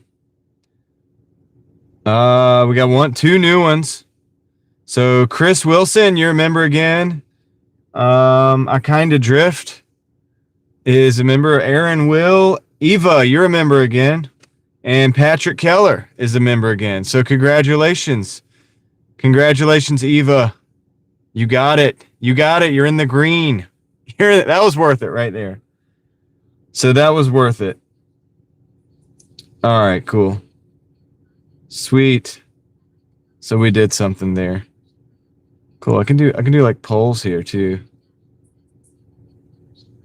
Chris, no problem. I wish we could have found the ones that YouTube has for us, but that's okay. We got them anyway. I got you guys. Dude, I'm glad Eva got it. And Patrick and Chris. Some good ones on that second one. So, yeah, dude, no worries. No worries, y'all. All right, that was fun. I can't find the free ones. I will have to find some help on that because that'd be fun to do. We would do that at the beginning or the end of every month. If I could figure out how to make that work, that'd be nice. That'd be cool. So, yeah, dude, let's go. So, Eva's back in the green. We got Patrick back in the green, and we got Chris back in the green. And we got a couple new ones, too. So, congratulations, guys. Thanks for being here. Mostly thanks for being here. And Valerian, he didn't win anything. Sorry. But, yeah, mostly thanks for being here. That's what's more important than anything. I appreciate you guys. Let me turn this thing back up. Oh, did it go off? No, it didn't. It's got to be on. What's up, Added to Best? How's it going? Hope you're doing all right tonight. We're done dashing for the day. Dash is just giving us Taco Bell. Just dead end Taco Bell orders. Pretty much nothing. All right, Joe, take care. Not too many steal. A few here and there, nothing crazy.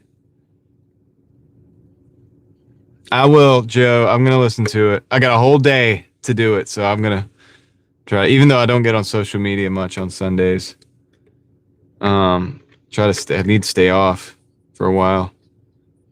Yeah, dude, Eva, that's cool. I'm glad Eva got a membership. That's awesome. It's better seeing you in the green again.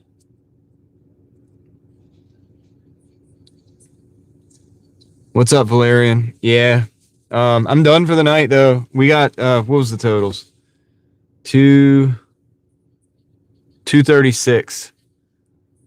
I kind of got fed up. I did like about 40 minutes worth of work for having to do with Doordash. I got paid $3 for it because one of the orders was impossible to retrieve on time. So I had to cut it on a double. And the one that I actually did deliver was only a $3 order, apparently. So kind of burned me out on the whole thing. And then they tried to send me the other to the same place where none of the orders were ready again. So I'm done. I'm done with that. Forget it. Forget it. You're welcome, Betty. Thank you for coming in and saying hey. Appreciate that. Hope you're having a good night wherever you are. I wish I had pulled in a parking lot that wasn't so well lit. We could look at the moon. Let's look at the moon for a minute. It's up there. Let's see what it looks like outside the car. Oh, yeah. Nice.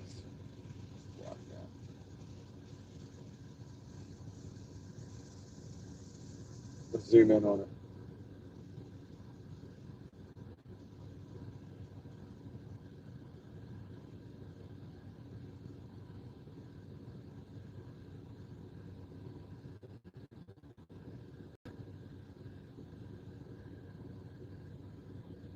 Oh, sorry. Sorry about that. I'm just gonna reset it. I'm just gonna reset it. Turning into werewolf, yeah. It's about that time.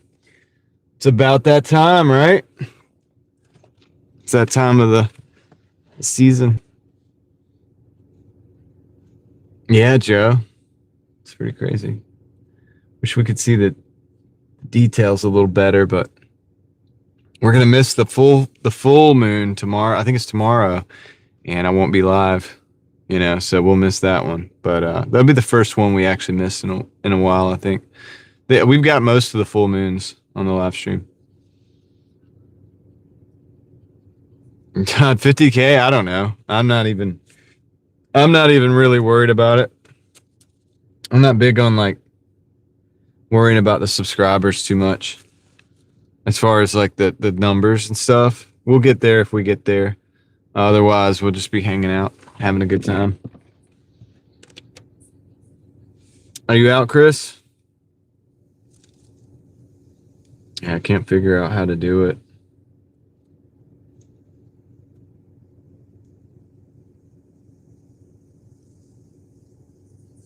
It's okay. We'll figure that out. I'll figure it out later. I'll look into the memberships thing. Oh, yeah, it'd be cloudy over there. Yeah, I mean, that's part of, that sucks, right? You'll miss that. I think the last full moon was like that here, too. I can't remember. I know we saw it on both sides of it, like the night before and then the night after. Of course, you didn't see anything, but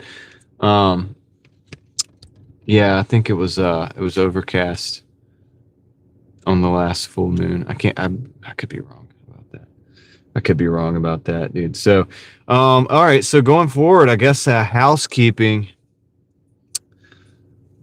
What are we gonna do with this channel? I want to do more videos. I'm gonna try to do more videos. I was thinking about doing some interesting stuff. Some other interesting stuff. Okay, so like the knife video that I did just recently, that kind of thing. I want to make a whole nother channel for that. GTA, I could probably get that many subs if I really, really wanted just subs. If I just wanted the number to go up, I would just put out like shorts every single day.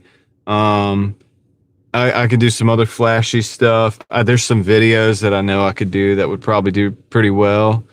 I'm just not interested in necessarily doing that. But yeah, I could make number go up. It's not even as hard as people think to make the number go up. It's just that I don't necessarily want those. So if I just do like a ton of shorts, I do like 2 shorts a day, and they get a lot of reach and I get a lot of subs like that, those people probably might not show up in my live streams and hang out. They might not watch my long form videos. So what's the point? You know, they're not really going to get anything out of my channel. So, you know, that's just I don't know, it'd be a disservice to everybody involved just to have just the subscribers for the sake of having the subscribers, you know.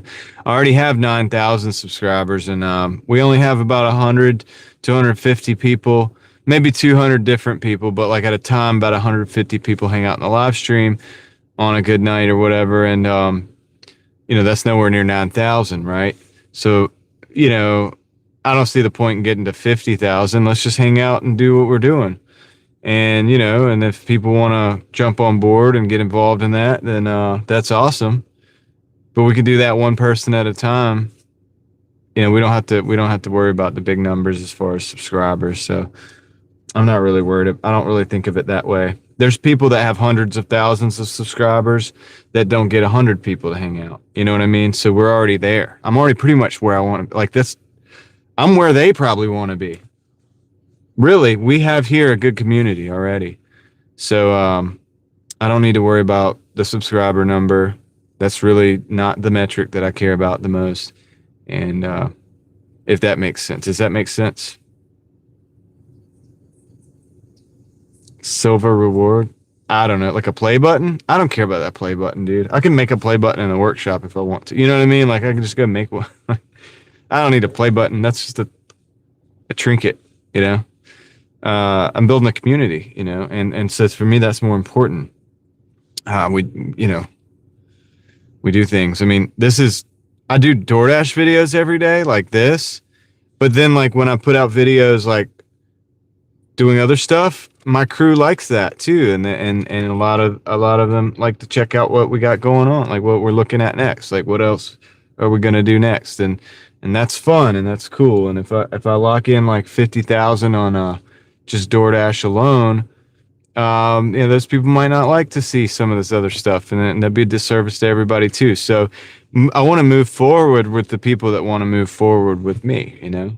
And so it's like if somebody isn't down with that, or it's not their cup of tea, that's okay. And it's not really any loss on anybody, you know. It's just like, just go your way, I'll go mine, and that's okay too. Not a big deal. So what's up, Spiral NFL? How's it going? You know what I mean? Valerian says knife videos. Yeah. I mean, like, so my latest video is about a knife I found on thrift store. That's one of the things. Like my channel is this isn't a DoorDash channel, by the way, guys. I mean, it's not really. I DoorDash for money, and so we do this every day, this thing, and we hang out. I hang out with the hustlers, but you know, it's all over the place. If you just look at my videos, you'll see. I mean, if you just look, you'll see that the percentage of my actual videos that are about DoorDash it's a very low percent. It's probably like 5% or so. And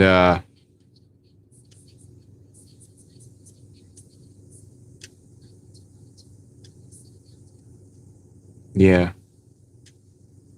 Yeah. So anyway, so that's the thing. So if people that are into that or like that, that's cool. And for people that aren't, that's cool too. You know, it's not a big deal, man. It's like, and that's how it is. But I just like, it's hard for me to like just narrow down into one thing. I even have another channel. Like I already have another one. And really, like, I'd like to have a third channel for videos like the knife videos and stuff like that. I have multiple knife videos, by the way. somebody wants me to do my knife throwing on video, and I was like, well, dang, what? I guess I'll have to put that on this channel too. Speak of Kendra right there. So, yeah, you know, you can get subs. That's not a problem, GTA. But what you want to build is like a community. Because if you do that, then you can all go places together. And some people within that community might have channels. And maybe they go places too. And maybe all go places. You know what I mean? Like maybe we can all go places with whatever it is that we're wanting to do. And as long as you're about the vibe and stuff. So Kendra, who just listed my second channel there, wants to see the knife throwing. And I like knife throwing. Look, it's something I've done for fun since I was a kid. And I never really thought about putting it on this channel because it's driving daily. It was mostly cars and exploring and stuff like that. And things like that. But I guess I could put that on this channel too, because at this point I feel like, and this is what you want to do with your YouTube channel, but it's like, if I feel like sometimes it's like I could share what I'm doing with you guys and then you could check it out. So if that's the case, then I'll do that. All right.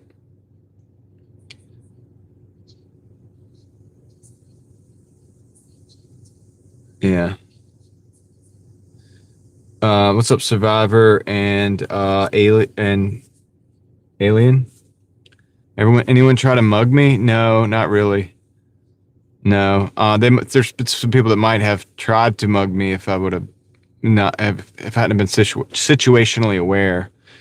But yeah, usually, a lot of times, not always, you can avoid that type of situation, depending on where you're at, how you're positioned, and things like that. It's not every time, but you should try to avoid it if possible. So yeah, is that Resident Alien? Is that it? Does Doordash pay good? It's okay. I mean, it's not great. It isn't great. It's not. It's good. You should have other hustles. You know what I mean?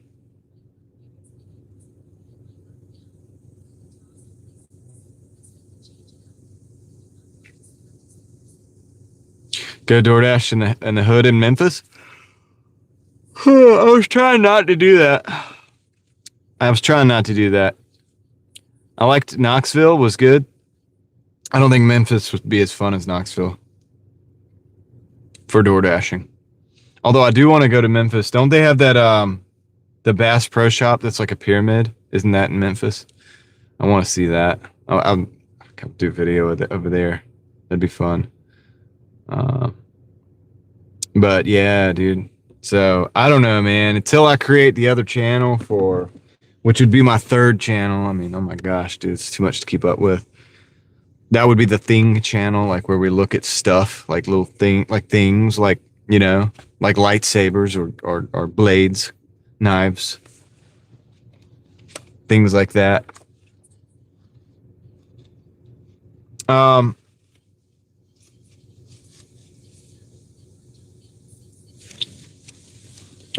Eva, holding the blade or the handle? It depends on the knife and it depends on the style of throwing. So there's a style of throwing where you flip the knife, where you throw it and it flips through the air.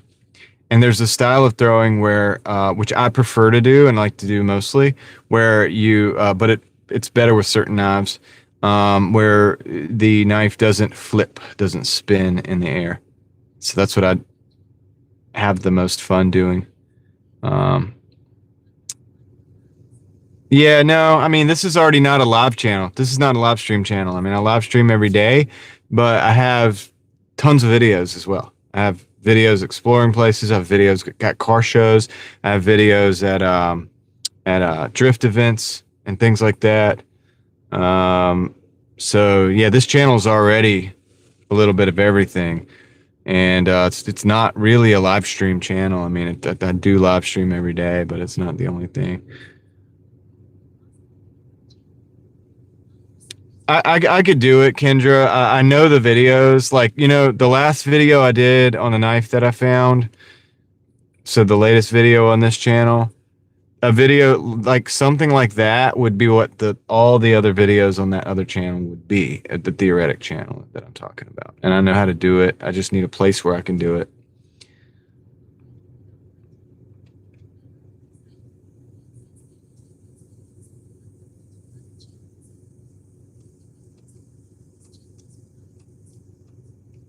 Yeah, I understand that, Resident Alien, but my videos do get reach too, though, occasionally. So I mean, I'm okay with it. Like I just keep doing them. My those, you know, and like I said, I already have like the second. I have my other channel too, my Talks channel, Real Thoughts Project. That's just a talk channel where I can just kind of talk things out, and then people can share their thoughts in the comments and stuff like that about different topics, a wide variety of topics. So I already have that going as well. So yeah.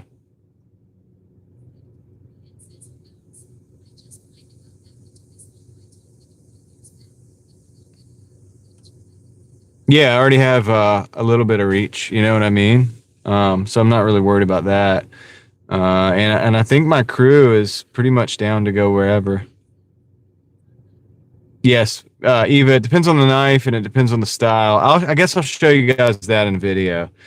There's people on YouTube that are way better probably at that than me, but I've been doing it since I was a kid. I like to throw heavier knives, like knives with a little bit of weight to them. And I do that like a no spin thing. Yeah. No, YouTube, I think, yeah, knives in YouTube are cool. Even on the live stream, I've showed several knives. I've got videos with knives. I've got a video reviewing one knife, but like where I have like about 20 knives in the back of my Jeep. And I show some of them, and like YouTube, I never have a problem with that. It's a monetized video. It's like, it's fine. YouTube's cool with knives. So anyway, later, Resident Alien, take care. And yeah, so I think knives are okay. I think it's no big deal. I don't think I could throw knives on a live stream. I think that would be considered dangerous. They can spin, Eva, but with the throwing it the way I do it, the heavier knife's better, and it's going to have more impact. Like when it hits, it's going to stick more likely, and it's going to more likely do that with more force, because as you're throwing it, it's heavy. So as it goes through the air, it's going to have more oomph to it, and it's easier to throw energy behind something that has weight than something that doesn't, because if something that doesn't is going to be harder to control. And also, like I said, it's not going to have the energy when it goes into the target. You know what I mean? So you want it to have energy when it goes into the target. So the best way to do that is weight, and that creates stability and in a lot of different ways. But yeah, a heavier knife. So like like if you go buy like a throwing knife at a gas station, it's usually going to be some kind of stainless steel, and it's going to be like a cheap stainless steel of some sort, and it's probably going to be kind of lightweight. Probably gonna have holes in the handle, the ones with the holes in the handles and stuff. And that's what I started out throwing. Well, actually, I started out throwing like screwdrivers and stuff when I was a kid. Take care of Valerian, but you kind of get used to, you know, I don't know. When I was a kid, I would just throw everything, anything, right? Whatever kind of forks, screwdriver, files, you know. Actual throwing knives, which were the lightest of all of those things except for the forks and things like that. Nails, long nails, just throwing long nails. Pretty much anything. Could throw pretty much anything. So, and but that style. So some knives, when you throw them in the spin, Eva, you have to be like a certain number of paces away. You could stand at the same distance over and over again with the spin throwing, and you can just hit the target and it's going to be right. But if you step back a step, it's going to be off. You'll have to step back like a certain amount of steps, maybe a half step, or maybe like 2 steps back or whatever. Or you could step a step back. Sometimes you could flip from handle to blade, and then that might get you there. But it's that length of that rotation. So it's like distant contingent. It's like contingent on the distance and how you throw it. So how fast, how quickly that rotates and things like that. And that's going to make a big difference in how you hit the target and whatnot.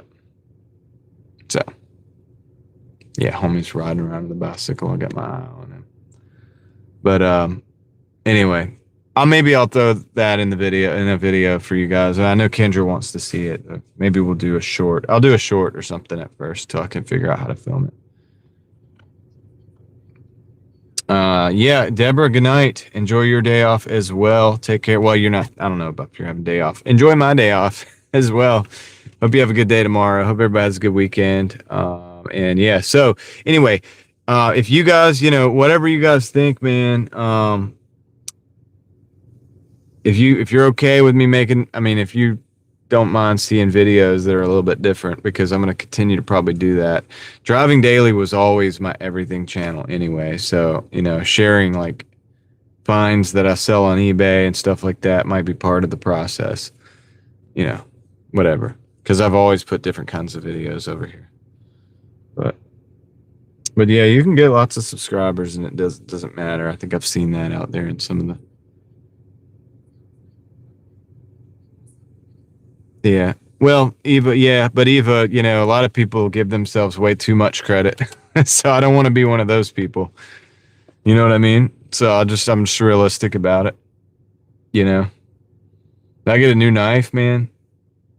Sometimes it takes me a while to get used to it. If I haven't thrown in a while, it might take me a while to get used to it. Actually, I noticed like if I haven't thrown in a while, sometimes if I just pick something up and throw it, it's right. That first time. If you start thinking about things too much, you start screwing things up. Sometimes it's better just not to think about it and just go ahead and do it. And so knife throwing teaches you a lot of things. It's a highly pointless skill to have. There's no real value, I think, in throwing knives as far as like from any other advantage except for having fun, the satisfaction of being able to do it. Say I've got this piece of steel and I can put it in that tree right there and I know I can do that. And that's cool. There's really no use for it. But it's fun. It's really fun. And it's just like ballast songs, people that flip ballast songs. I don't think the people in the Philippines like flipped their ballast songs, did tricks with them. They were work knives. But people do now, it's a thing. I've seen people. I had a ballast song growing up. I called it a butterfly knife. I called it a butterfly knife, but that's back then. It was just it looked like the Benchmade version, but it was basically just a cheap version knockoff of that. Yeah, I got that as a kid and crazy. But they have these trainers or whatever. I was like, man, that'd be cool. It's like a fidget toy, basically. You flip it, but it has no use. It has no like use to do it. It's just something to get good at, to like train yourself to get good at. Just kind of like a video game. Like it's the act of training and actually getting better at something. It's something that you could sit with and you can do and you can get well at it. You know what I mean? You can get good at it. And so should do an expose of that Taco Bell. That would be my third Taco Bell video. Maybe third time. Dude, the first two Taco Bell videos did over 100,000 views. So maybe I should, David. Maybe I should. I'd be like, dude, I cannot believe how terrible this Taco Bell was. Yeah, dude. I have a lot of videos I could make that would go semi-viral. I know it because I've been doing videos long enough to know. I leave a lot of meat on the bone, guys. There's a lot of times when I could do a video and I just don't. I could do a lot of Doordash videos, but I don't want my videos on my channel to all just be Doordash videos. I just don't like that. I don't watch a lot of Doordash videos. I'm not really interested in them. We do Doordash. A lot of us Doordash. A lot of people in the chat do. Some people in the chat don't. I actually just like hanging out, and I like exploring, and I like to drive. DoorDash is something I do. Yeah. Yeah. Yeah. The tuber voice. Now, before we get into this, what happened at Taco Bell, because you're not going to believe it, make sure you smash that like button, hit the subscribe, and turn the notification bell on if it's not. Click all. Because the algorithm, guys, has been really messing with this channel. You know what I mean? Like that kind of thing. The metrics behind my channel says that most of you guys are not subscribed. Most of the people that watch these videos are not subscribed. So if you haven't already subscribed, consider hitting the like button. Blah, blah, blah, blah, blah, blah, blah. Yeah. Now let's get into the Taco Bell. Yeah, I could do that too, and I don't do. You know what I mean? Like, there's a lot of things you can do on you. Look, and I would probably get more subscribers. Honestly, as crazy as it is, people subscribe when people ask for people to subscribe. You ask 100 people to subscribe, probably 5 people do. If you have a video that has 100,000 views, and I've done Taco Bell videos with 100,000 views actually, or more, right? And if I were to ask people to subscribe in those videos, I'd probably already have over 10,000 subscribers. But to what end? Are those people going to come hang out in the live stream? Are they going to watch every subsequent video? Are they going to watch a video about my knife that I found the other day? You know what I mean? Are they going to watch a video when I go out and play with my lightsaber at night one night and show you guys? You know what I'm saying? Like, probably not. So it's just dead subscribers. It's pointless. So that's why I don't ask people to subscribe, dude. If I don't ask and you actually subscribe, you're probably like, it's because you dig it, dude. You're like, dude, this guy's cool, whatever it is, or maybe he's not that cool, and I like watching the train wreck, whatever it is, for whatever reason that you actually decide of your own accord to do that. Now I've got a solid subscriber, rather than somebody who wants to hang out, you know what I mean, and go for the ride, and go for the adventure. Not somebody who just subscribed because I said subscribe.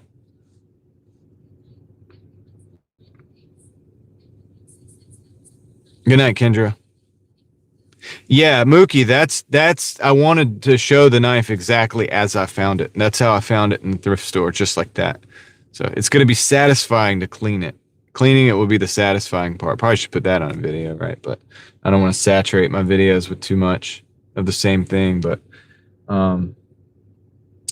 yeah, it needs to be cleaned. So I'm going to clean it. I'm going to polish the blades up and stuff in the back of it, and everything. It's gonna look nice. It's gonna be it's a nice knife. It's a good knife for $4. But you know what I'm saying though, guys, about that's why I don't do that whole subscribe thing, or even hit the like button, things like that. I don't really like to talk about like that too much. I have in the past. I did when I first started YouTube. And I said, if you get anything out of video, let me know in the comments, hit the like button, consider subscribing to the channel. I would say that. But I always said it at the end. Even then I knew. I was like, you want to talk to the people who made it to the end, because if you made it to the end, you probably, you dig it. Like, you know what I'm saying? If you didn't make it to the end, you're not ever going to hear that message, and I'm not going to bother you with it. But then I was thinking to myself, well, if people made it to the end, they probably already dig it anyway. So you don't even have to ask them. So then I was like, dude, you don't even have to ask. So I'm like, I'm not even doing that anymore. It's kind of cringe. And then watching people, I do the parody of it. Well, if you can do a parody of something, it's a thing. And I don't want to be that thing. So, because I know the way I feel. When I'm watching a video and the first thing the dude comes on is like, before I get started, I just want to say, I just want to ask you one thing. Could you hit that like button for me? And could you subscribe to the channel? And I'm like, oh my gosh. Yeah, Mookie, unsubscribe and dislike immediately. Do you lose your membership when you do that? Probably. I don't know. Maybe. You probably lose your membership though.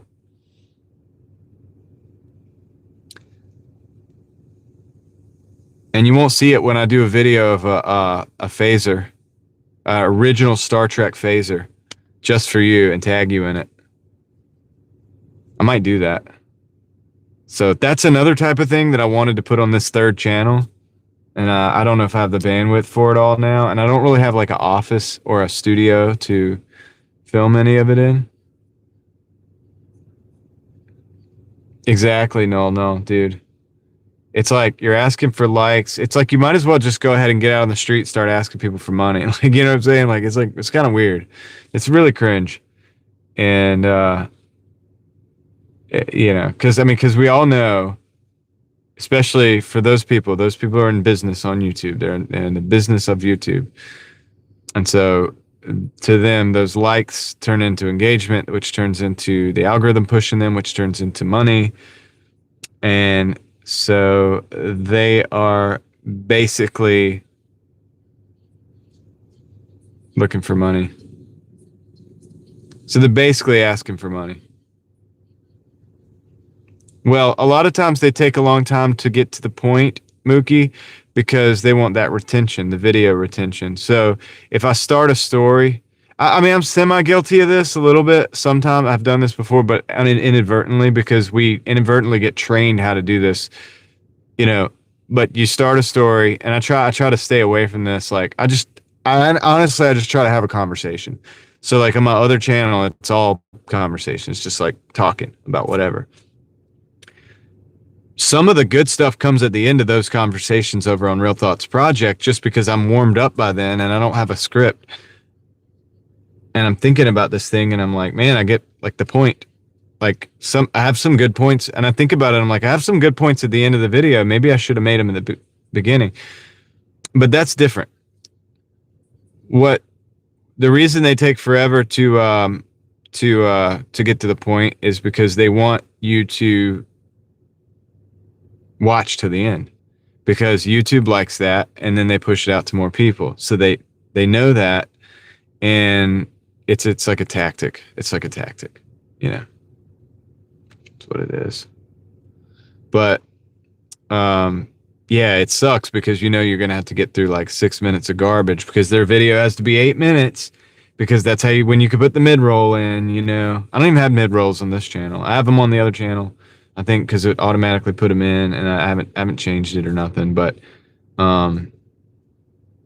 you know, also if I'll shoot a 5-minute video if that's what I think it takes. You know what I mean? I'm not worried about the 8-minute. Like, that's too much, man. I don't want to look at it like it's a dang job all the time. You know, that's the problem, is that those individuals are looking at it like this, it's their job. And that's cool. And look, I take it seriously like it's my job. I really do. But I don't look at it like I've got to squeeze every single dollar. How do I optimize to squeeze every single dollar out of this thing? Like that's there's no fun in that. And when you get to doing that, like, I don't know, man, there's just no fun in that, right? You start worrying about saying the wrong thing because you might make people angry. You know, I've said the wrong thing a lot. I know that there are people who have unsubscribed to this channel because I said something that they didn't like. I might have done a Trump impression and they hate Trump and they said, no, I don't like that. Or they love Trump and they thought I was making fun of him too much. You know what I mean? Either one, both sides, probably angry at me because of whatever, right? Something like that.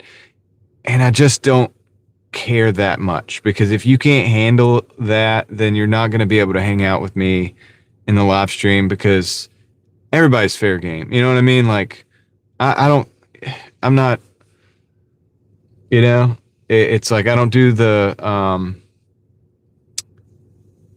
that kind of tribalism, like to where it's so extreme where you just can't even take a joke or you can't even hear about somebody. Mic change. Yeah, we can do a mic change.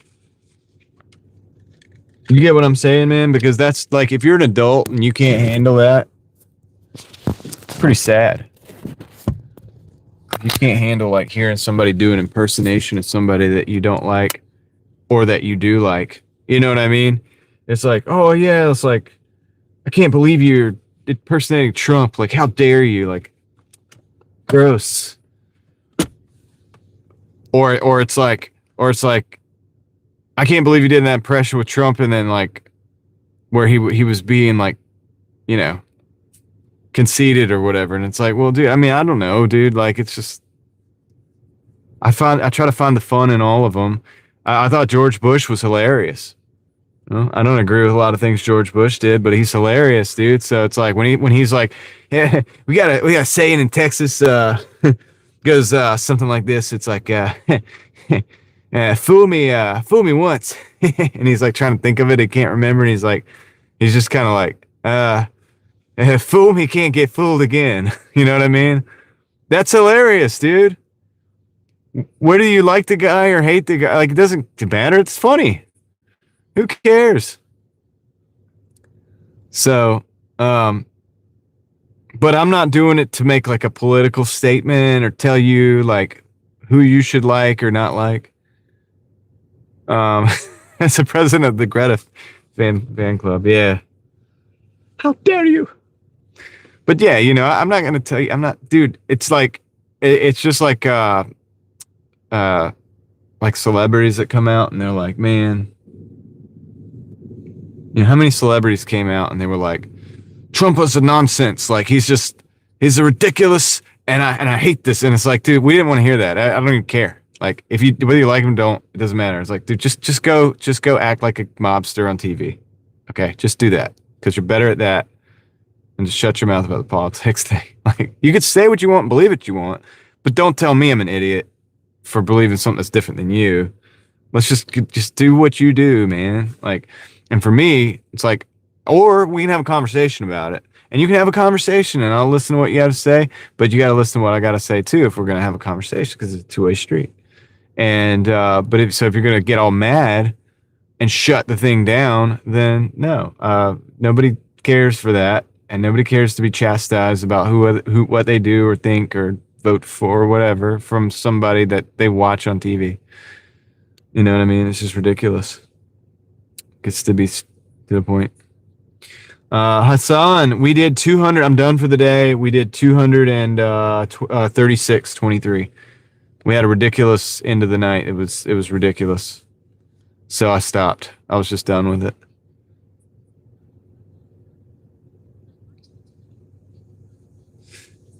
JMO disclosure. Oh, the title, yeah. I just put that in because everybody's talking about like the UFO disclosures and stuff. That's all. And we were talking about that the other night. I did a video about that on my other channel. I had fun with. You definitely want to check that out. But yeah, dude. It's kind of crazy, man. It's like everybody's talking about that. I just think it's a joke. Most days, Hassan, I've been hitting 200. I had a couple days this week that I did not hit 200 because I did some car maintenance. One day I got tires on the car and it was just late getting started, and it's been slow. But for the most part, we've been hitting 200 every day. Yep. For the most part, that's kind of like my plan. My plan is a minimum of 1,000 per week. In fact, I'll show you guys the numbers. This week was the lowest week that we've had in like 6 weeks or something like that. And I barely hit 1,000. I hit a little bit over 1,000. Let's see. It's $2 peak pay right now. I hit $1,000.83. Here, I'll show you. Show you the week. You guys want to see it?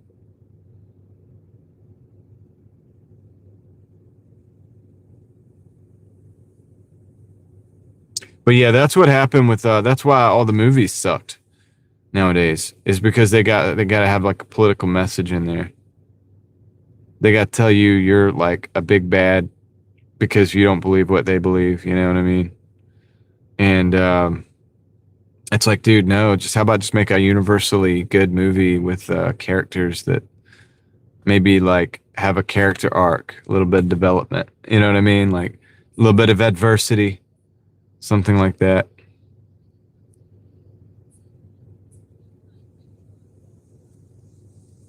Yeah. You talking about like not doxing myself? Yeah.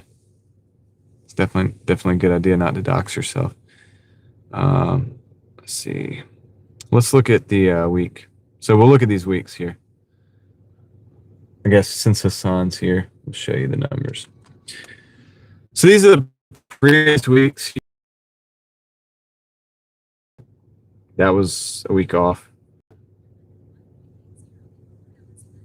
So this week is the lowest week, I think, in the last several weeks. But let's look at it. I did 60 hours, which is a little less than normal for me. But some of that's nap time, dude. I nap with the pause on, the pause button, or the app being paused, and it counts that towards dash time. So even when I'm taking a nap, this counts. But anyway, today we did this 154, 88, and that 81.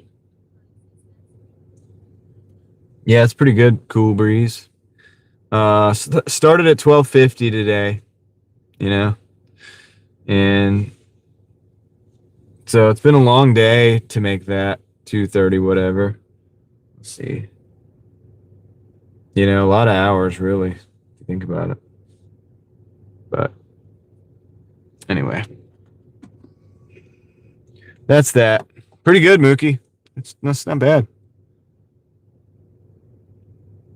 You could survive if you didn't have a regular job. I don't know. It is tough. I mean, it's you definitely don't want to do it on 1,000 a week. I usually do more than that. I tried to do more than that because you probably need more depending on the bills that you have and stuff. That's tough because that's before taking gas out. Which is why I try to do 200 a day, because at 6 days, I'm at a minimum of 12. 200 in gas is $1,000 after fuel. So that's really what we want. That's 50 weeks is 50,000. You get what I'm saying? So we usually do more, and we'd like to do more than that, but every week can't be a winner. This week is proof. So yeah, but it's low, Hassan, for me. I got a lot of bills. Yeah, Mookie, that's one of the good things about it is like you get to go explore the neighborhoods. I'm an explorer at heart, so obviously you know that. But that's one of the things I like about it. You get to learn some of the neighborhoods, meet some people in the restaurants. You learn restaurants that you probably could eat at, and you learn restaurants that you definitely should not eat at. Like Taco Bell on Falls of Noose in Raleigh, North Carolina. You should definitely not eat there, probably because it's not good. That's not what I saw tonight. I would not be eating at Taco Bell at Falls of Noose in Raleigh. Just saying. So you learn that stuff. You learn the places with the employees that are legit. It's like, hey, yeah, I think I would allow this person to eat food, to make my food. And then you learn places where, yeah, well, I'm not letting them. They're not touching my food. Get what I'm saying? So that's good. That's good to know. Because a lot of people, they don't know. They haven't even thought about this. And they go on their Doordash app and they're like, I want Taco Bell. I'm ordering Taco Bell. And it's like, to them, it's just a magical process that ends up at the door. But they don't realize, like, if you go look and see the train wreck that's Taco Bell over there right now, you definitely wouldn't. Well, I'm not going to get into my monthly expenses, Hassan. It's complicated. It's too complex to go into right now. But I need to make the 1,000 I need to make the money I'm making. Oh, you're talking about earlier, Mookie, at Ruckus? Were you here for that? Yeah. Yeah, the manager was like looking at me really weird, and she was like, "What? Well, is there anything I can do to make you happy or to make you feel better?" I'm like, dude, what? Just get the order, or tell me that the order's not ready. Like I don't know what you're talking about. Yeah, let's just be honest about the order, but it's too late for that. So I guess I just need to wait for the order. Like. It was so weird. It was odd. It was odd. I don't know what to make of it. I still don't know what to make of it.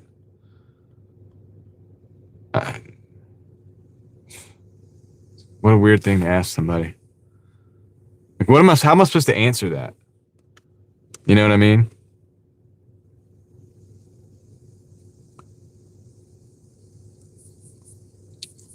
How do you answer that question?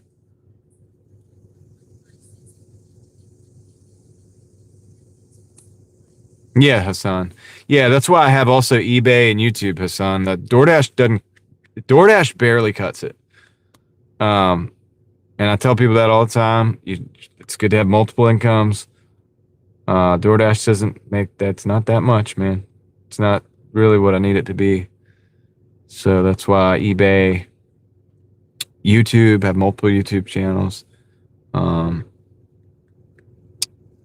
Facebook Marketplace, selling things, you know what I mean? That I buy, flipping things. Yeah, pretty busy. So, best cleaner to polish knife. Varies. Whatever you have on hand, that's not going to be so abrasive that it's going to, depends on the knife too, the finish on the knife. But, I mean, you could use, like, if you're polishing it, you could use any metal polish, like chrome polisher or metal polisher, something like that. There's other ways to, like, clean it. They get into, like, more chemical type of method, but you definitely want to, like, be sure that it's not too harsh.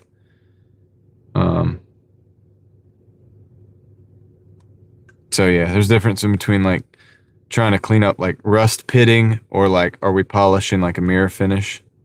You know what I mean? On a knife that already has it. Are we putting a mirror finish on a knife that doesn't have it? That's a lot more work. It's a lot more work.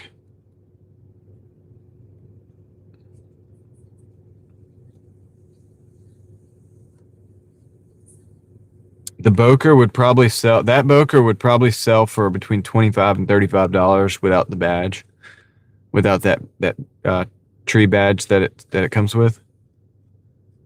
And honestly, I don't know if I should clean it up or, leave it with the patina on there. Some people are weird about that stuff. But yeah. Yeah. Eva, there's different stuff. There's like polishing paste, like metal polishing paste that you could use.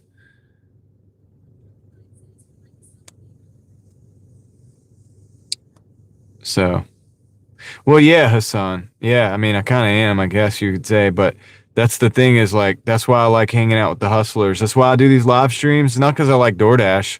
I don't want I don't want my brand to be associated with DoorDash, man. Me personally, I advertise the live streams as DoorDash because that's what I'm doing. But I don't prefer for that to be something that I attach my brand to, my personal brand to. I could do a lot of different things, obviously do a lot of different things. That's only a small part of it. It's 60 hours out of my week, of course, but it's just a part of what I do and have done in my lifetime and will do. So, that's what I tell people all the time. It's not a DoorDash channel, man. It's a channel that is about me doing stuff. The mileage on the Chevy, I'll show you. You want to see it? Forgive the fact that needs to be cleaned. 329,615. So we're getting on up there. Why is that not working? Hold on a second. Uh-oh. My motorized system here is not working. Okay. Might need a new mount. Uh-oh. Need to order another one of these, I think. No! Come on. It's not working. Oh no, we're stuck. I can't put the phone in the mount if it doesn't work. All right, hold on. What's the problem? Oh, I know what the problem is. My plug. Okay, we're good. We're good now. We came unplugged. But yeah, got a lot of mileage on the Chevy. Been putting a lot of mileage on it. So. Anyway. All right, guys. I think I'm going to end it here. Appreciate every one of you guys hanging out with me that do sewing machines. Most of my items are small Mookie.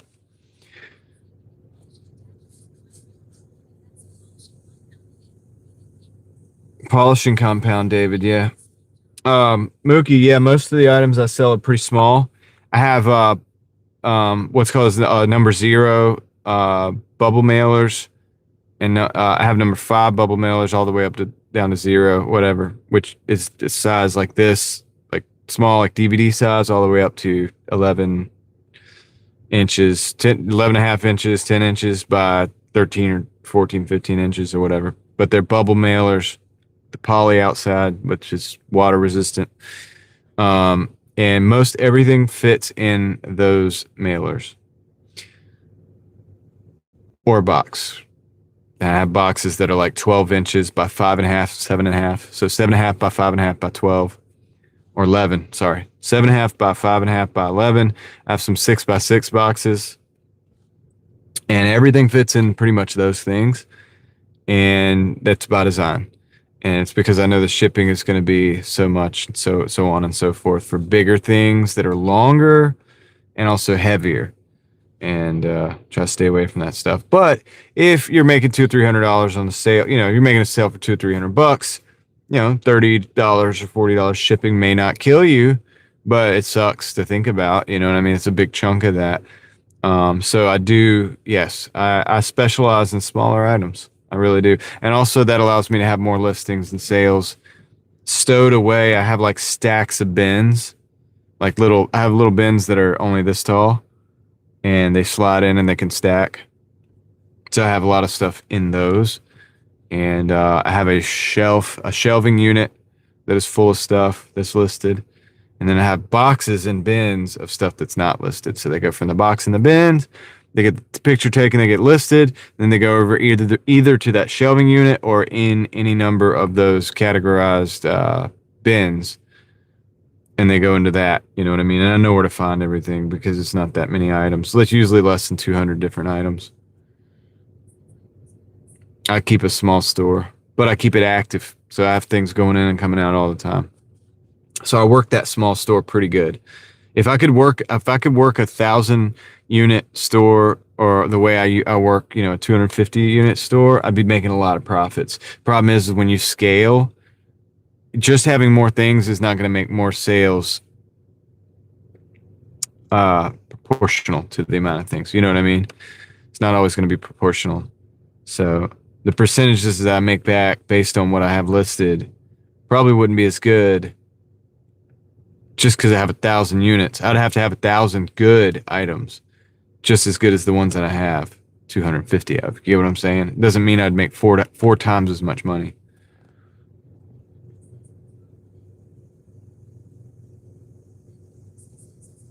Antique Singer sewing machine.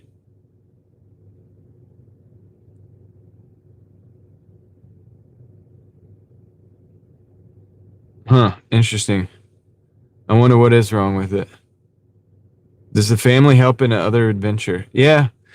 So right now, my wife and my daughters are doing, and then even my dad even are doing a lot of they're growing a lot of food. So they're growing like beans and carrots and onions and potatoes, tomatoes, cucumbers, things like that. That's stuff that I used to do a lot of it, but they've taken over most all of that, and so they're doing that right now. So we're gonna try to produce so much that we have to can a lot of it, and probably can give away some here and there.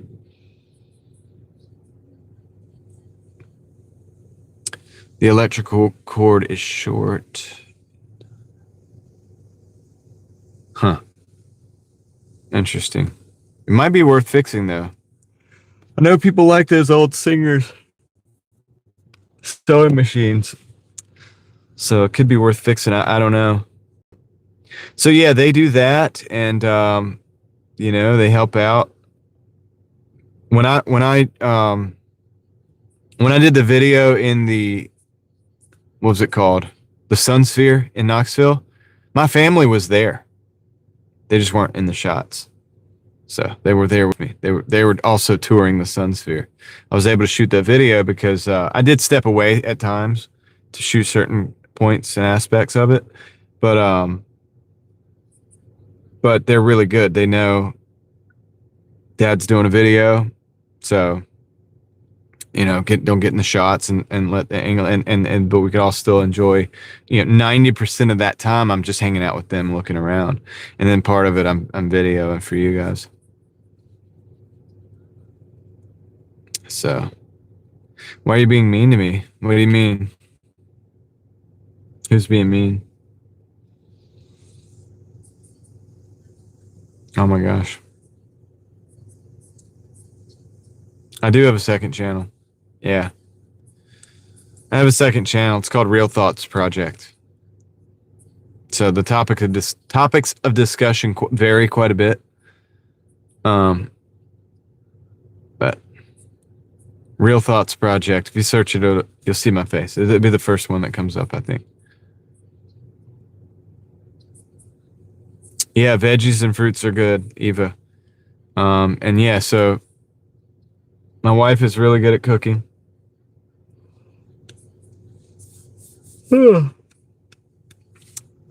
getting tired, but yeah, so they understand, and they've been on a lot of the adventures. You know what I mean? I just don't show them because it's stupid to show your kids on. I mean, I'm not saying to anybody that. For me personally, okay, let's just say for me personally, I have people probably on the internet that don't like some of the things that I say.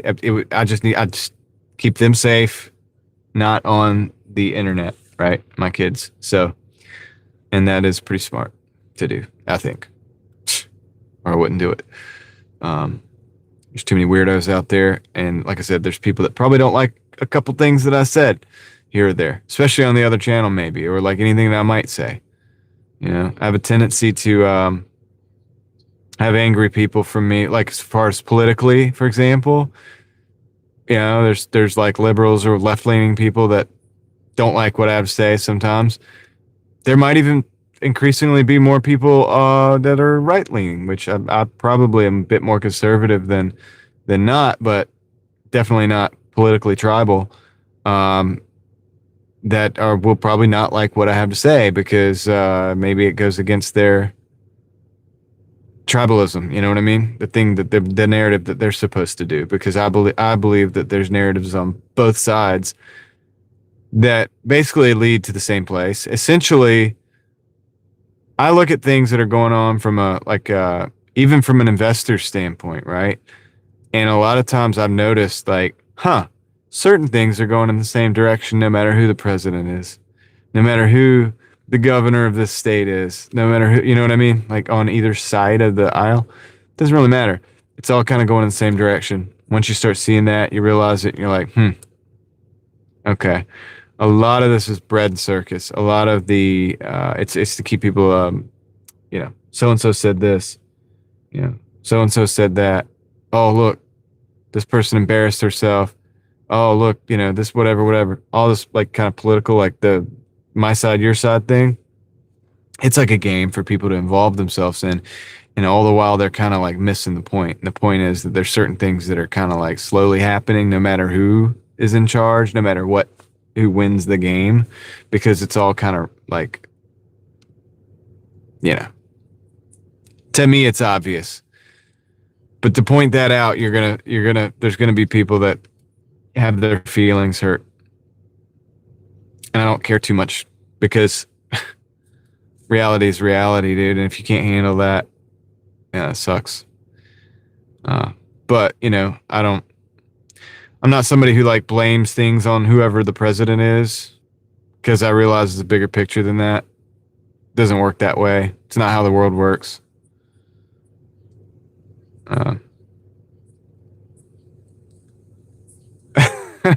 Mookie. Yeah, what Mookie said. That's an observation. And apparently, if AI was observing me, I think that's what AI would probably say. That's funny.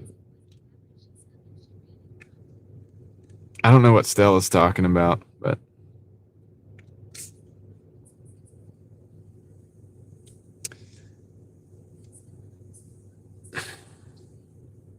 is this a troll? Eva, you're welcome. I'm glad you got the membership.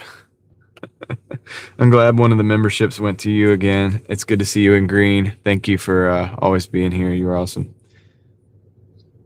People need silicone shields. Yeah, I don't know, man. And the thing of it is like, and sometimes like, I get it, but it's like, I'll just say this: it AI data centers and stuff like that. That's not a conservative thing, but you got people on the right now like cheering for that, and the reason is because that's their team. The team's pushing it. The leader of the team's pushing it, and I get that. I understand. If we don't get it, China will. Whatever. They already have it, and we already have it. It is what it is. It's already out.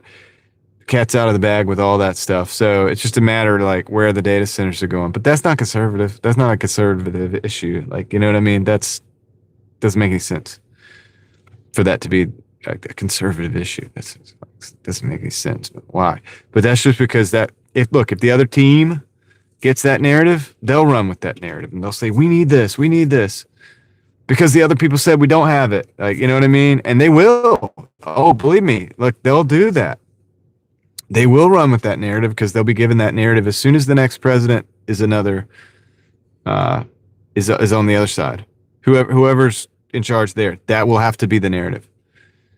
And so then it'll be the opposite of what you would think it would be based on what it is now. And this happens over and over and over again. So, you know, it's just like, I don't change necessarily as much on what I believe. I will change if I get new information, I'm like, oh, dang, yeah, that's right. You know, I'll change like that. But like what I think is right or wrong, like, should we, like, if you ask somebody 10 years ago, should we put a big,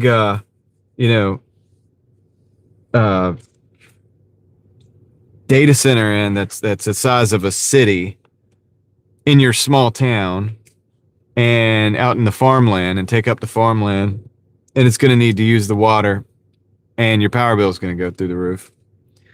Should we do that? Most people are going to say no. But if you give them a narrative to believe in, and it's like, oh, well, we got to do it before the Chinese do it, and this is what your person that you voted for believes, then a lot of people go for it. And they're like, well, maybe we do need these things. But here's the thing. All the things we do with AI now, we're doing them now without the extra data centers. So what are the data centers for? They're obviously for something else. So you got to use common sense. And also it's like, oh, well, it's going to provide thousands of jobs. Yeah, to build the center. But once it's built, it's not going to need that many jobs. All you got to do is just guard it. So that's an idea. It's like, don't let them tell you like this thing's going to build thousands of jobs. It's going to have thousands of jobs while it's being built. But then once it's built, it's not going to be 1,000 jobs. Yeah, just use your brain, you know. They've improved the Japanese girlfriend robots, David says. Probably. How much today, Maya? We did 230. I keep forgetting. 236. I think it was 236.23. Getting all four of the wisdom teeth pulled. Oh, wow. That's a big deal. Do it all at once, though. Get it all over with. Why not, right? Go ahead and get it done with. So that's an example, though, of like where probably upset people. And then there's things like where I start thinking about, I'm learning a little bit about AI now, and I'm like, okay, because I haven't used it for my own personal use for a long time. I'll talk more about this on the other channel. But I'm starting to realize you can build local offline AI agents that could actually be useful and limited in a good way. And also non-centralized and not on the cloud. And yours, like yours and only yours. I like that. No, I haven't been using AI for research. I don't use Chat GPT. I don't use Claude. I don't use Grok. None of that stuff. I haven't been using it. Obviously, it pops up some of the stuff, but I don't even consider that to really be AI. But I haven't used it. I don't use it for thumbnails. I don't use it for titles. I don't use it for video ideas. I don't use it for research either. I've said that I wasn't going to do it until I had a productive way of doing it that I knew wasn't going to backfire. That it wasn't going to, because I didn't want to cross-contaminate my research, even though most of the people that you listen to have already cross-contaminated their research with the AI. So if you listen to it, then you're cross-contaminating your research with AI because that people are just repeating what they've heard from whatever they're using, whatever kind of AI they subscribe to. So I haven't done that yet. But if I ever use AI for my own purposes, it's going to be kind of what I was talking about. I can see that now. I can see, okay, but here's the thing. You don't need a data center for it. You can build a computer that has all the memory that you need, and you can train the model however you want it, a little bit at a time, and you can keep it offline, and you can keep it off the cloud, and it doesn't have to be centralized, and it doesn't have to communicate with other agents, and it can just do exactly what you want it to do, which is could be very simple, could be very manageable, and I think that will be the most realistic way that it's going to be used. And if I ever use it, it'll be like that. I am not using something that's cloud-based, that's run by another company, run by a guy that's, whoever it is. And all of them are like this, maniacal, transhumanist, whatever. They have radically different ideas about the way they want the world to look than me. Why am I going to use their product and have that give me answers on where I should go with my projects? Not do that. I'm not letting them cross-contaminate because it's not the AI, it's the person who has trained it or the substance that they've trained that model on. Okay, and then it goes into that, it's running on their cloud. You're paying a subscription to them. It can have biases built in because it's been trained on certain information. So I would want to, if I was ever going to use AI, I'll build my own systems, individual and independent little systems, simple agents that do certain things, but not too much and don't have too much say-so. I'm always going to have the say-so of what, we end up doing or whatever. And I'm not going to use these models to tell me what to do. How's the best thing to do this? I would train that on certain information. And there's a way to do this. There's a way to do it. And I'm starting to see that potentially there is a way to do it. But am I going to trust Claude or anything from OpenAI? Am I going to trust anything from any of these guys? No. Like Elon Musk, Grok, whatever. I don't know. Not really. Do you see the difference though? It's a decentralized, local, offline model that you can train the way you need it to be versus something that's cloud-based, centralized to a company, and that pulls from what they want it to pull from to give you the answers that pretty much probably bias towards the answers that they want you to have. It's not an unbiased model. Mookie says, around here, I heard you, but I'm going to read it. Around here, they want to put a data center in state park land, so while they get tax breaks, our power bills go up, and we'll employ 25 people max. Yeah, that's what I'm saying. And by the way, the thing I'm telling you about, the whole thing that I'm telling you about, and I'm not saying I'm going to do it. I'll let you guys know when I do, if I do. I think I can get by without ever doing it. But if I ever feel the need to build agents or use AI at all, I'm going to build it myself, and it's going to be offline and decentralized. You know what I'm saying? Custom stuff. You can do that, and you don't need a data center. You'll never need a data center to do that. The data center is for something else. I don't even know, but it's got probably surveillance, mass surveillance. I don't know. I don't even know if they need the data center for that. I'm not sure what they even need the data centers for, actually, guys. It's actually kind of scary when you think about it, because everything we've been doing with the existing hardware. So if they're going to build more hardware into the system, they're planning on expanding the operation, something that we don't really, it's not for us. It's not for you so you can make little songs and your little videos and stuff. So I don't do that. I don't really like AI music or videos. I'm not knocking anybody that does it, but I personally don't like it. I don't like watching it or listening to it. So, but it's not for that. The data centers aren't for that. It's not so you can keep your videos in the cloud. It's the drastic difference that they're going to have is going to be, it's something different. We're talking about city size data centers. What are they going to use it for? I mean, that's the question. So, I had somebody come into my stream the other day, or not stream, it was a video on Real Thoughts Project where I was talking about some of the stuff, like where are we going with this, or where are they going with this? And they were like, they're going anywhere we always go, making life better, improving life, improving efficiencies, blah, blah, blah, blah, blah. And it's like, has that always been a good thing? So when we did nuclear, I mean, have you ever heard of a couple places called Hiroshima and Nagasaki? Have you ever heard of those places? Well, that's what we did with that kind of thing. When we were the experiments on that level of things. That's an example of maybe that wasn't so good for some people.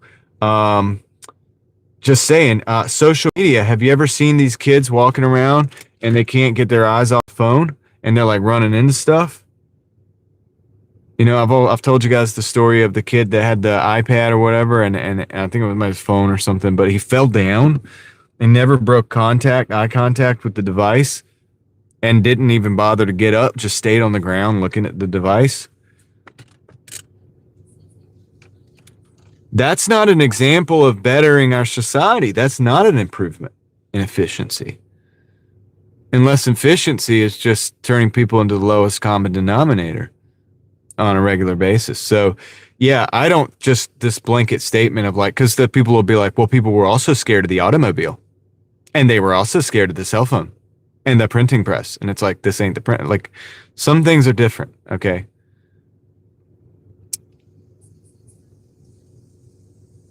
Like, I get that. I'm not scared of the automobile. I'm not even scared of AI, because like what I just told you, I am starting to begin to conceptualize how is the way that we use, how, if we're going to use something like that, how do we do it in such a way that it actually benefits us? Just like with the automobile. It's like, okay, we have horses. I shoe horses. How am I going to use automobiles in a way? Okay, I'll build a parts factory. Yeah, I used to make horseshoes. Now I'm going to make auto parts. Fine, we're good. All right, this is something that can now benefit us, and we can build our own cars, and we could. Okay, this is putting the ball in our court again. Same thing with AI. They're not giving you really a ball in your court right now, because you're using stuff that's not even yours. When you're using these models and stuff that are built like from other companies, that's their model. That's their stuff. Okay. When you're asking them questions, when you're asking ChatGPT or you ask Grok or you ask any of these things questions, those questions are going to those companies. So if you had a bright idea, they're stealing your idea. Okay. I'm not doing that. I've got ideas that I don't talk about on YouTube, and not yet.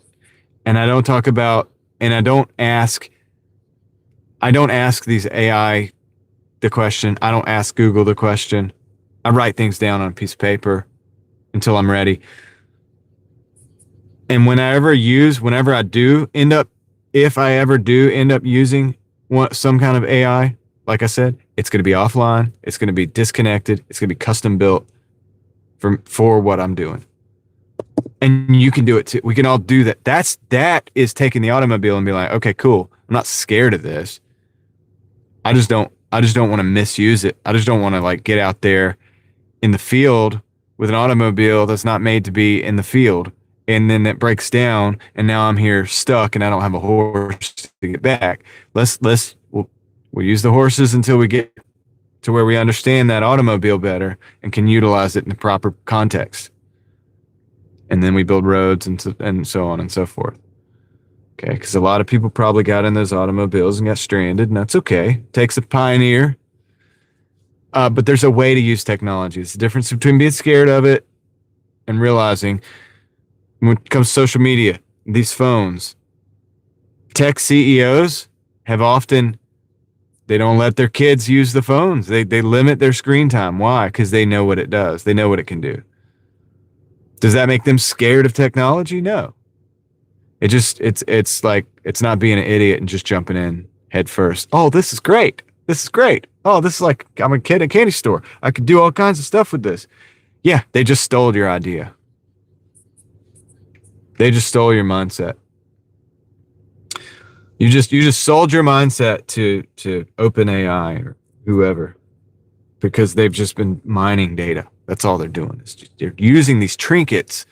And I've been saying this, and people are like, what do you mean they're trinkets? It's like, yeah, the answers that you're getting back from these language models or whatever, you're putting this stuff is going into a cloud. They're giving you the trinket of this quick access to this model or whatever it is that you're using, or maybe you're able to build agents through their system, and they allow you to build agents through their system. But they can see everything you're doing, and they have access to exactly how everything's working. So you're building their system for them instead of building your system for you. You're just doing everything you're doing for somebody else, for another company, for these big companies, and they're just taking all that information. They could take this right here too. They're watching this, absorbing it, taking it in. That's why you gotta be careful what you say, because if you have a really good idea, just build it out. Build it out on a pen and paper. Okay, I'm not even playing. Just build it out on pen and paper for a while till you get it to where it's functional, and then you can start to put it into different systems or whatever. But be careful doing that in a system that's owned by a company, and make sure you read the fine print, because they're probably taking your idea. Mookie says, I'd trust John AI, but only for Star Wars questions. Episodes 4, 5, and 6. That's funny.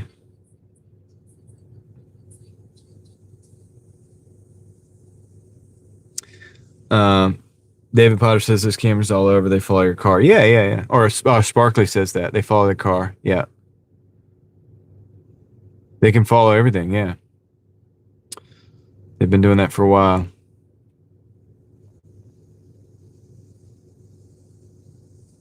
David, I don't know how you found places with no cameras, because there's cameras everywhere here. Even in the smallest of towns, they put flock cameras everywhere.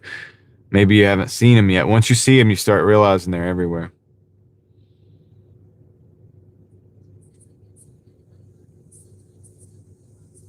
Yeah. Yeah, it is. It's Lindsay, you gotta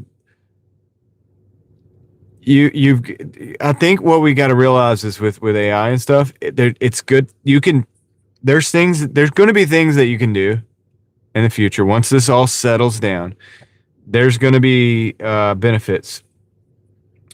Those benefits are going to be very simple, a lot simpler than you think, and more, in my opinion, should be offline, should be local, and not given access to all of your stuff.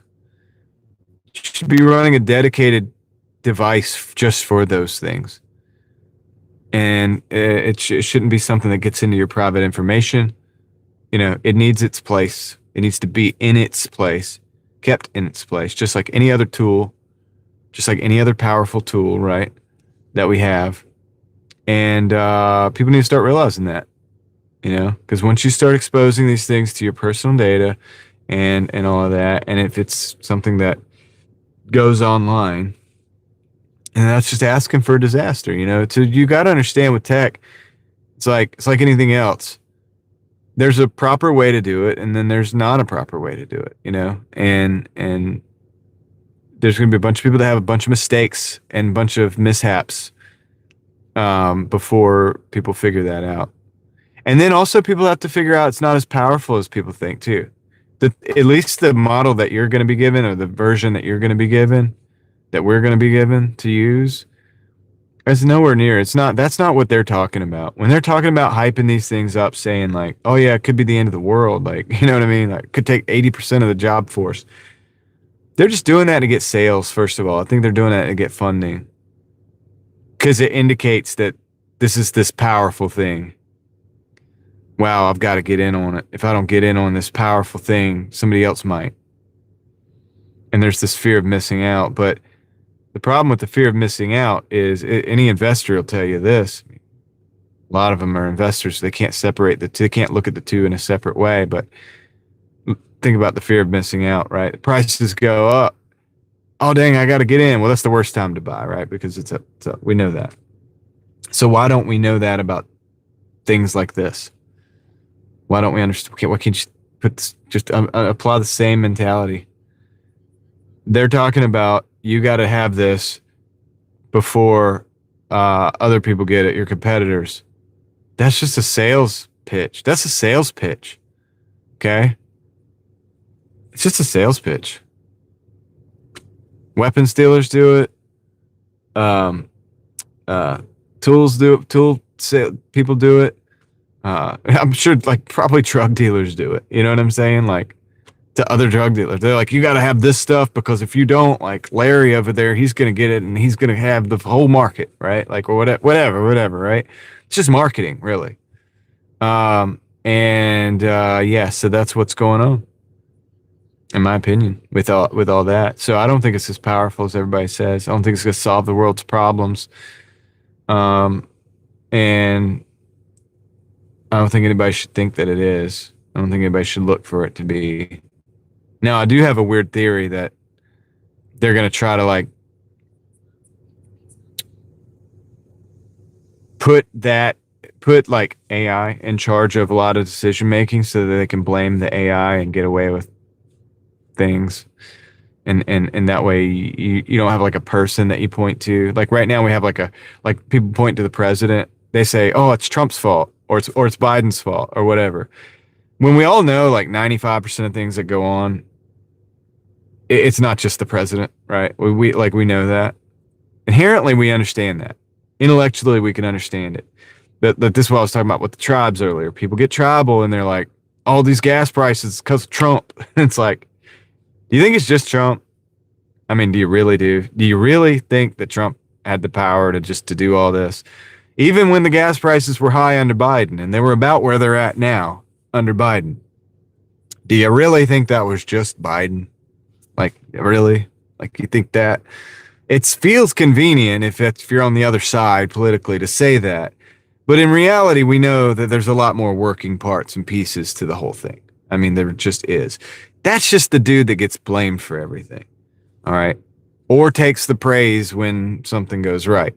That's the perks of the job and the downsides of the job. You know what I mean? It's just a job. It's just a position. They kick this dude in they find somebody egotistical enough to want to be in that position to begin with.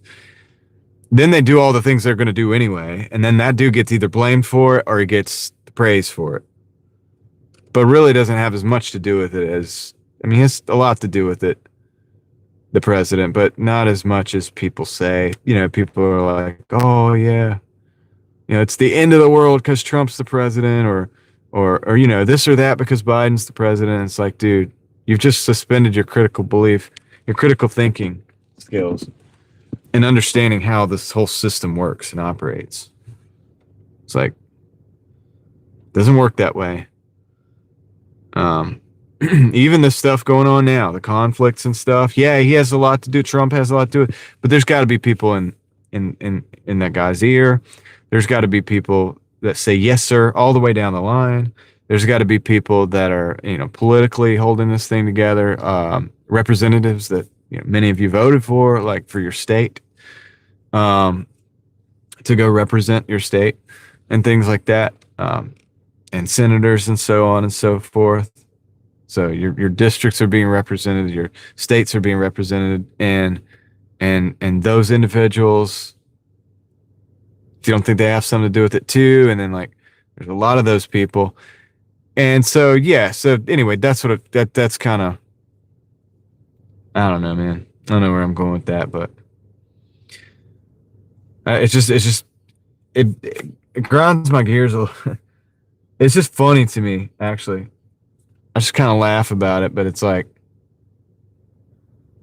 it's just funny that people give so much power to the presidency, and they really know better. They really know that it's not like that, but they know that they have to feel that way because it's like that's their team, you know. And it's like that guy's not on my team, or this guy's not on my team, so I've got to like talk crap about him and make it like act like, you know what I'm saying? Like, oh yeah, you know, Sleepy Joe, it was Sleepy Joe. You know, I mean, Biden was, you know, yeah, I mean, I know, I get it. Look, I get it, but how much of that do you really think he was doing? You know, how much does the president really do? So anyway, and here's the thing is like, you still got to go to work. And this is what I've been talking about on my other channel for a long time is like, you still got to go to work every day. So what difference does it make? What difference does it even really make? You're going to either create your business or you're not going to create your business. You're going to be successful or you're going to be a failure. And it doesn't matter who the president is. And it doesn't matter what a lot of these other bigger things going on are. It doesn't matter what the gas prices are because we all get the same gas prices. We all have the same circumstance to work with in that regard. You know what I mean? And you're just going to either have to make the most of it or you're not going to make the most of it. You're either going to be a little whiny crybaby or you're not going to be a little whiny crybaby. You know what I'm saying? So that's basically what it, like I've found over the years, that's what it boils down to. So anyway, all right, that's that's that for the day. That's the little rant for the day. I think I'm gonna get done here. Cabinet, West Wing, Congress, Senate. Yep, all those things. And down and more. Sparkly. Far beyond even just that, you know, that. There's a lot of things going on. There's other countries that are involved in talks that we don't ever get to talk. We don't get to see. Stuff's above our pay grade, you know? So at the end of the day, it's like, we know it's happening. Best thing we can do is pivot or figure out what's the best thing for us and our family and our community and beyond. And I think that's where you're going to have the biggest impact. If you ever want to have an impact on the world, you're going to have to take care of yourself so that you can take care of your family, so that you can take care of your community, maybe, if you get that far. And then beyond is after that. That's the order of operations. But what you know, with the social media thing is they've got you looking out at the biggest things, the things you can't do anything about. And that's what I hear people griping about the most in the comment sections. That's what I hear the most about. The files. It's like, well, what are you going to do about it? You're not going to do. I mean, I get it. I understand. I know. But what are you going to do about that? You're not going to do nothing. You're not going to do anything. They laugh at us, dude. They laugh at us because they know this too. Like they'll even say it to your face, kind of like they like come out and they rub it in your face because they know you're not gonna do anything. Because if you did do anything, that'd be stupid because it wouldn't do anything, right? You can have an impact on yourself, your family, your children, you know, and then that can have a huge impact on the community, and then that can have an impact bigger, and then maybe you actually could do something, but they know that you're not going to have the patience. You know, people that you're worried about in the files and stuff, they know that you're not going to have the patience to do that because they can just dangle this thing in front of you, this thing that you're going to get outraged about, and then in your outrage, you're not going to be able to get anything done. You know, you're not actually going to do anything meaningful, and they know that, man. And it's just. It's obvious to me, man. That's why we're growing lots of food and, you know, we help our neighbors and hang out with people that are local that we know. And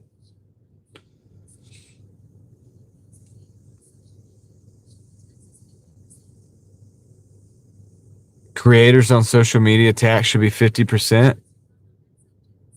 I don't know exactly what you're talking about, Marcella, but if taxes on social media gains, it shouldn't. This is work. I mean, it's work, dude. If a person puts themselves out there, they do a lot of work. Maybe they do research, maybe they do other things, maybe they run risks to do this. Everybody runs risks to do this. You have your face and your voice on social media or in front of a large audience of people or whatever. And no, I don't think it should be taxed 50%. But I mean, look at California. That kind of stuff already happens. They get taxed like crazy over there.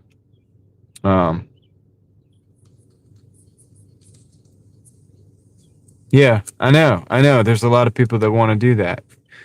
They don't want people to do well. Yeah, run them out of town. I mean, yeah, just don't vote. Know these people. And don't vote for those people, of course. I mean, Yeah.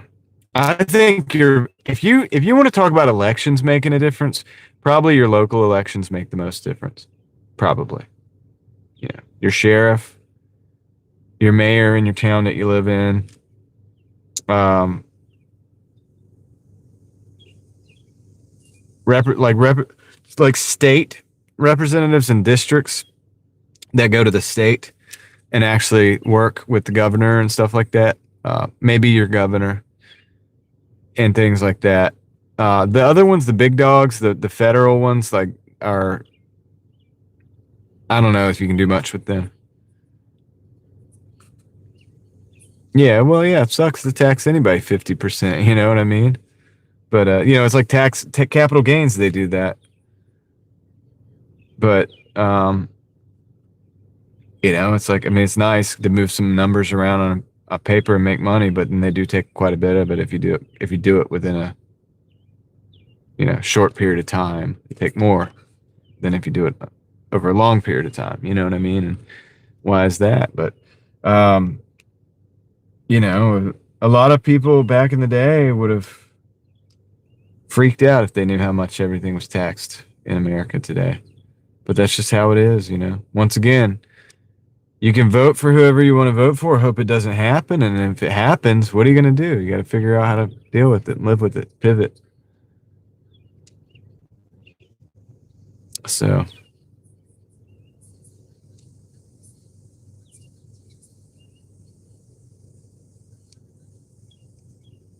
yeah.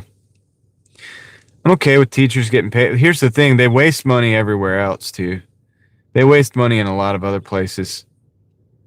Teachers probably could get paid more, and it probably wouldn't be as big of a drop in the bucket as people think it would be.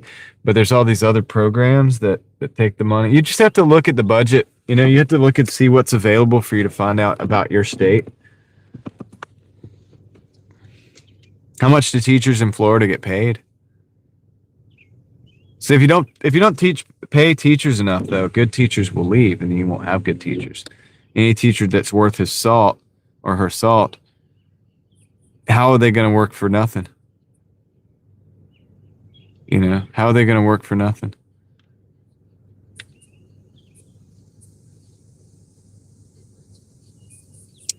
So I'm not against paying teachers properly, but they have to be good and they have to be credentialed. And I mean, they need to know what they're, need to be good teachers. You need to vet them. But that's why we homeschool. We homeschool, man. If we want a teacher for our kids for math, we could just get the best tutor that we can get. And we just get the tutor, and the tutor can get them straight on math or whatever the subject is. Some kind of science, we can go to workshops. We can do all kinds of different. You can customize your education to optimize and become far beyond the product of what public school system is at this time.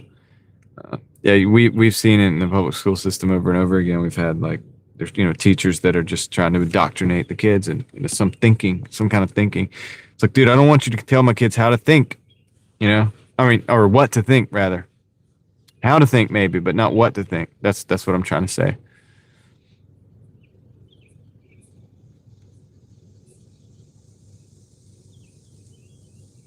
%. Yeah, I'm not really worried about that, Marcel. I don't think it's going to happen.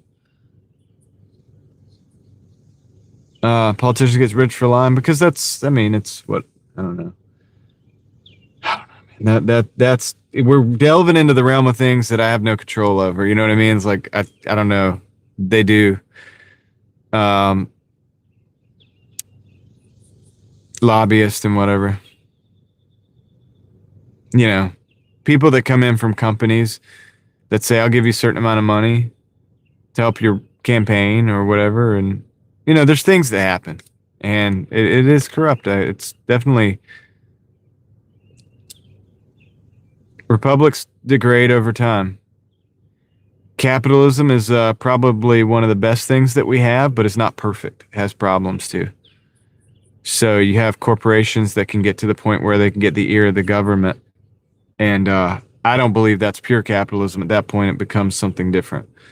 And it's the exploit of capitalism. It's how you exploit capitalism to gain an unfair advantage or whatever it is, whatever you want to call it. But capitalism in and of itself, I mean, part of me is a capitalist because, obviously, that gives more people a chance to do well than any other system. But it's not perfect. It has its flaws, and we're dealing with those flaws. And when you merge that in with the government, like I said, I think it kind of becomes something else. That's not really capitalism at that point. You have like monopolies and stuff, and you have people that are, you basically have monopolies on a lot of different things nowadays. You kind of do. And I don't know, dude. Government bails out certain companies. I don't know. But all I know is I don't have much control over most of that. All I know is there are still opportunities. There are still a lot of good ways to go. There's a lot of things that we can do to improve our positions. We can still start businesses. You can take advantage of the tax code for that. There's all kinds of deductions and things like that for business. There's a lot of things still that we can do as individuals, as families. And then like I said, as communities, as people within the people that in your local area, you know what I mean, to live a better life. And so, yeah, it's just something to think about, right? Because that's something that you can. I want to put more of my brain power where it can do some good, And so I grew up in my 20s and stuff, my teens and 20s. I studied all the conspiracies. Conspiracy theories and stuff, all the stuff, but it's all stuff you have no real power over. No, what are you gonna do? And so I've learned to try to seek out things that can make a difference in my life and in my family's life. And then, like I said, eventually that bleeds out, and other people see that, and they're like, "Wow!" And then you might have somebody that listens, maybe. And then maybe they can do a little more than you could. And maybe they have somebody that listens to them that can do a little bit more than they could. And it goes that way. It doesn't go from the biggest things down. You know what I mean? But anyway. All right. I've been on here too long, guys. It's 2:49. I'm going to go home and get some sleep. I got my day off tomorrow. I appreciate each and every single one of you. I really do. If you like the conversation we had now, go check the second channel out, Real Thoughts Project. And we'll have this kind of conversation over there. All right. No, thanks. Good night, David, Marcella, Sparkly, and anybody else that's here. Ellie, thank you very much for your help. You rock. Always shout out to the mods. And yeah, dude, we're gonna go ahead and end it here, guys. I'm gonna end the stream. I appreciate y'all, and we'll see you on the next one. I'm out.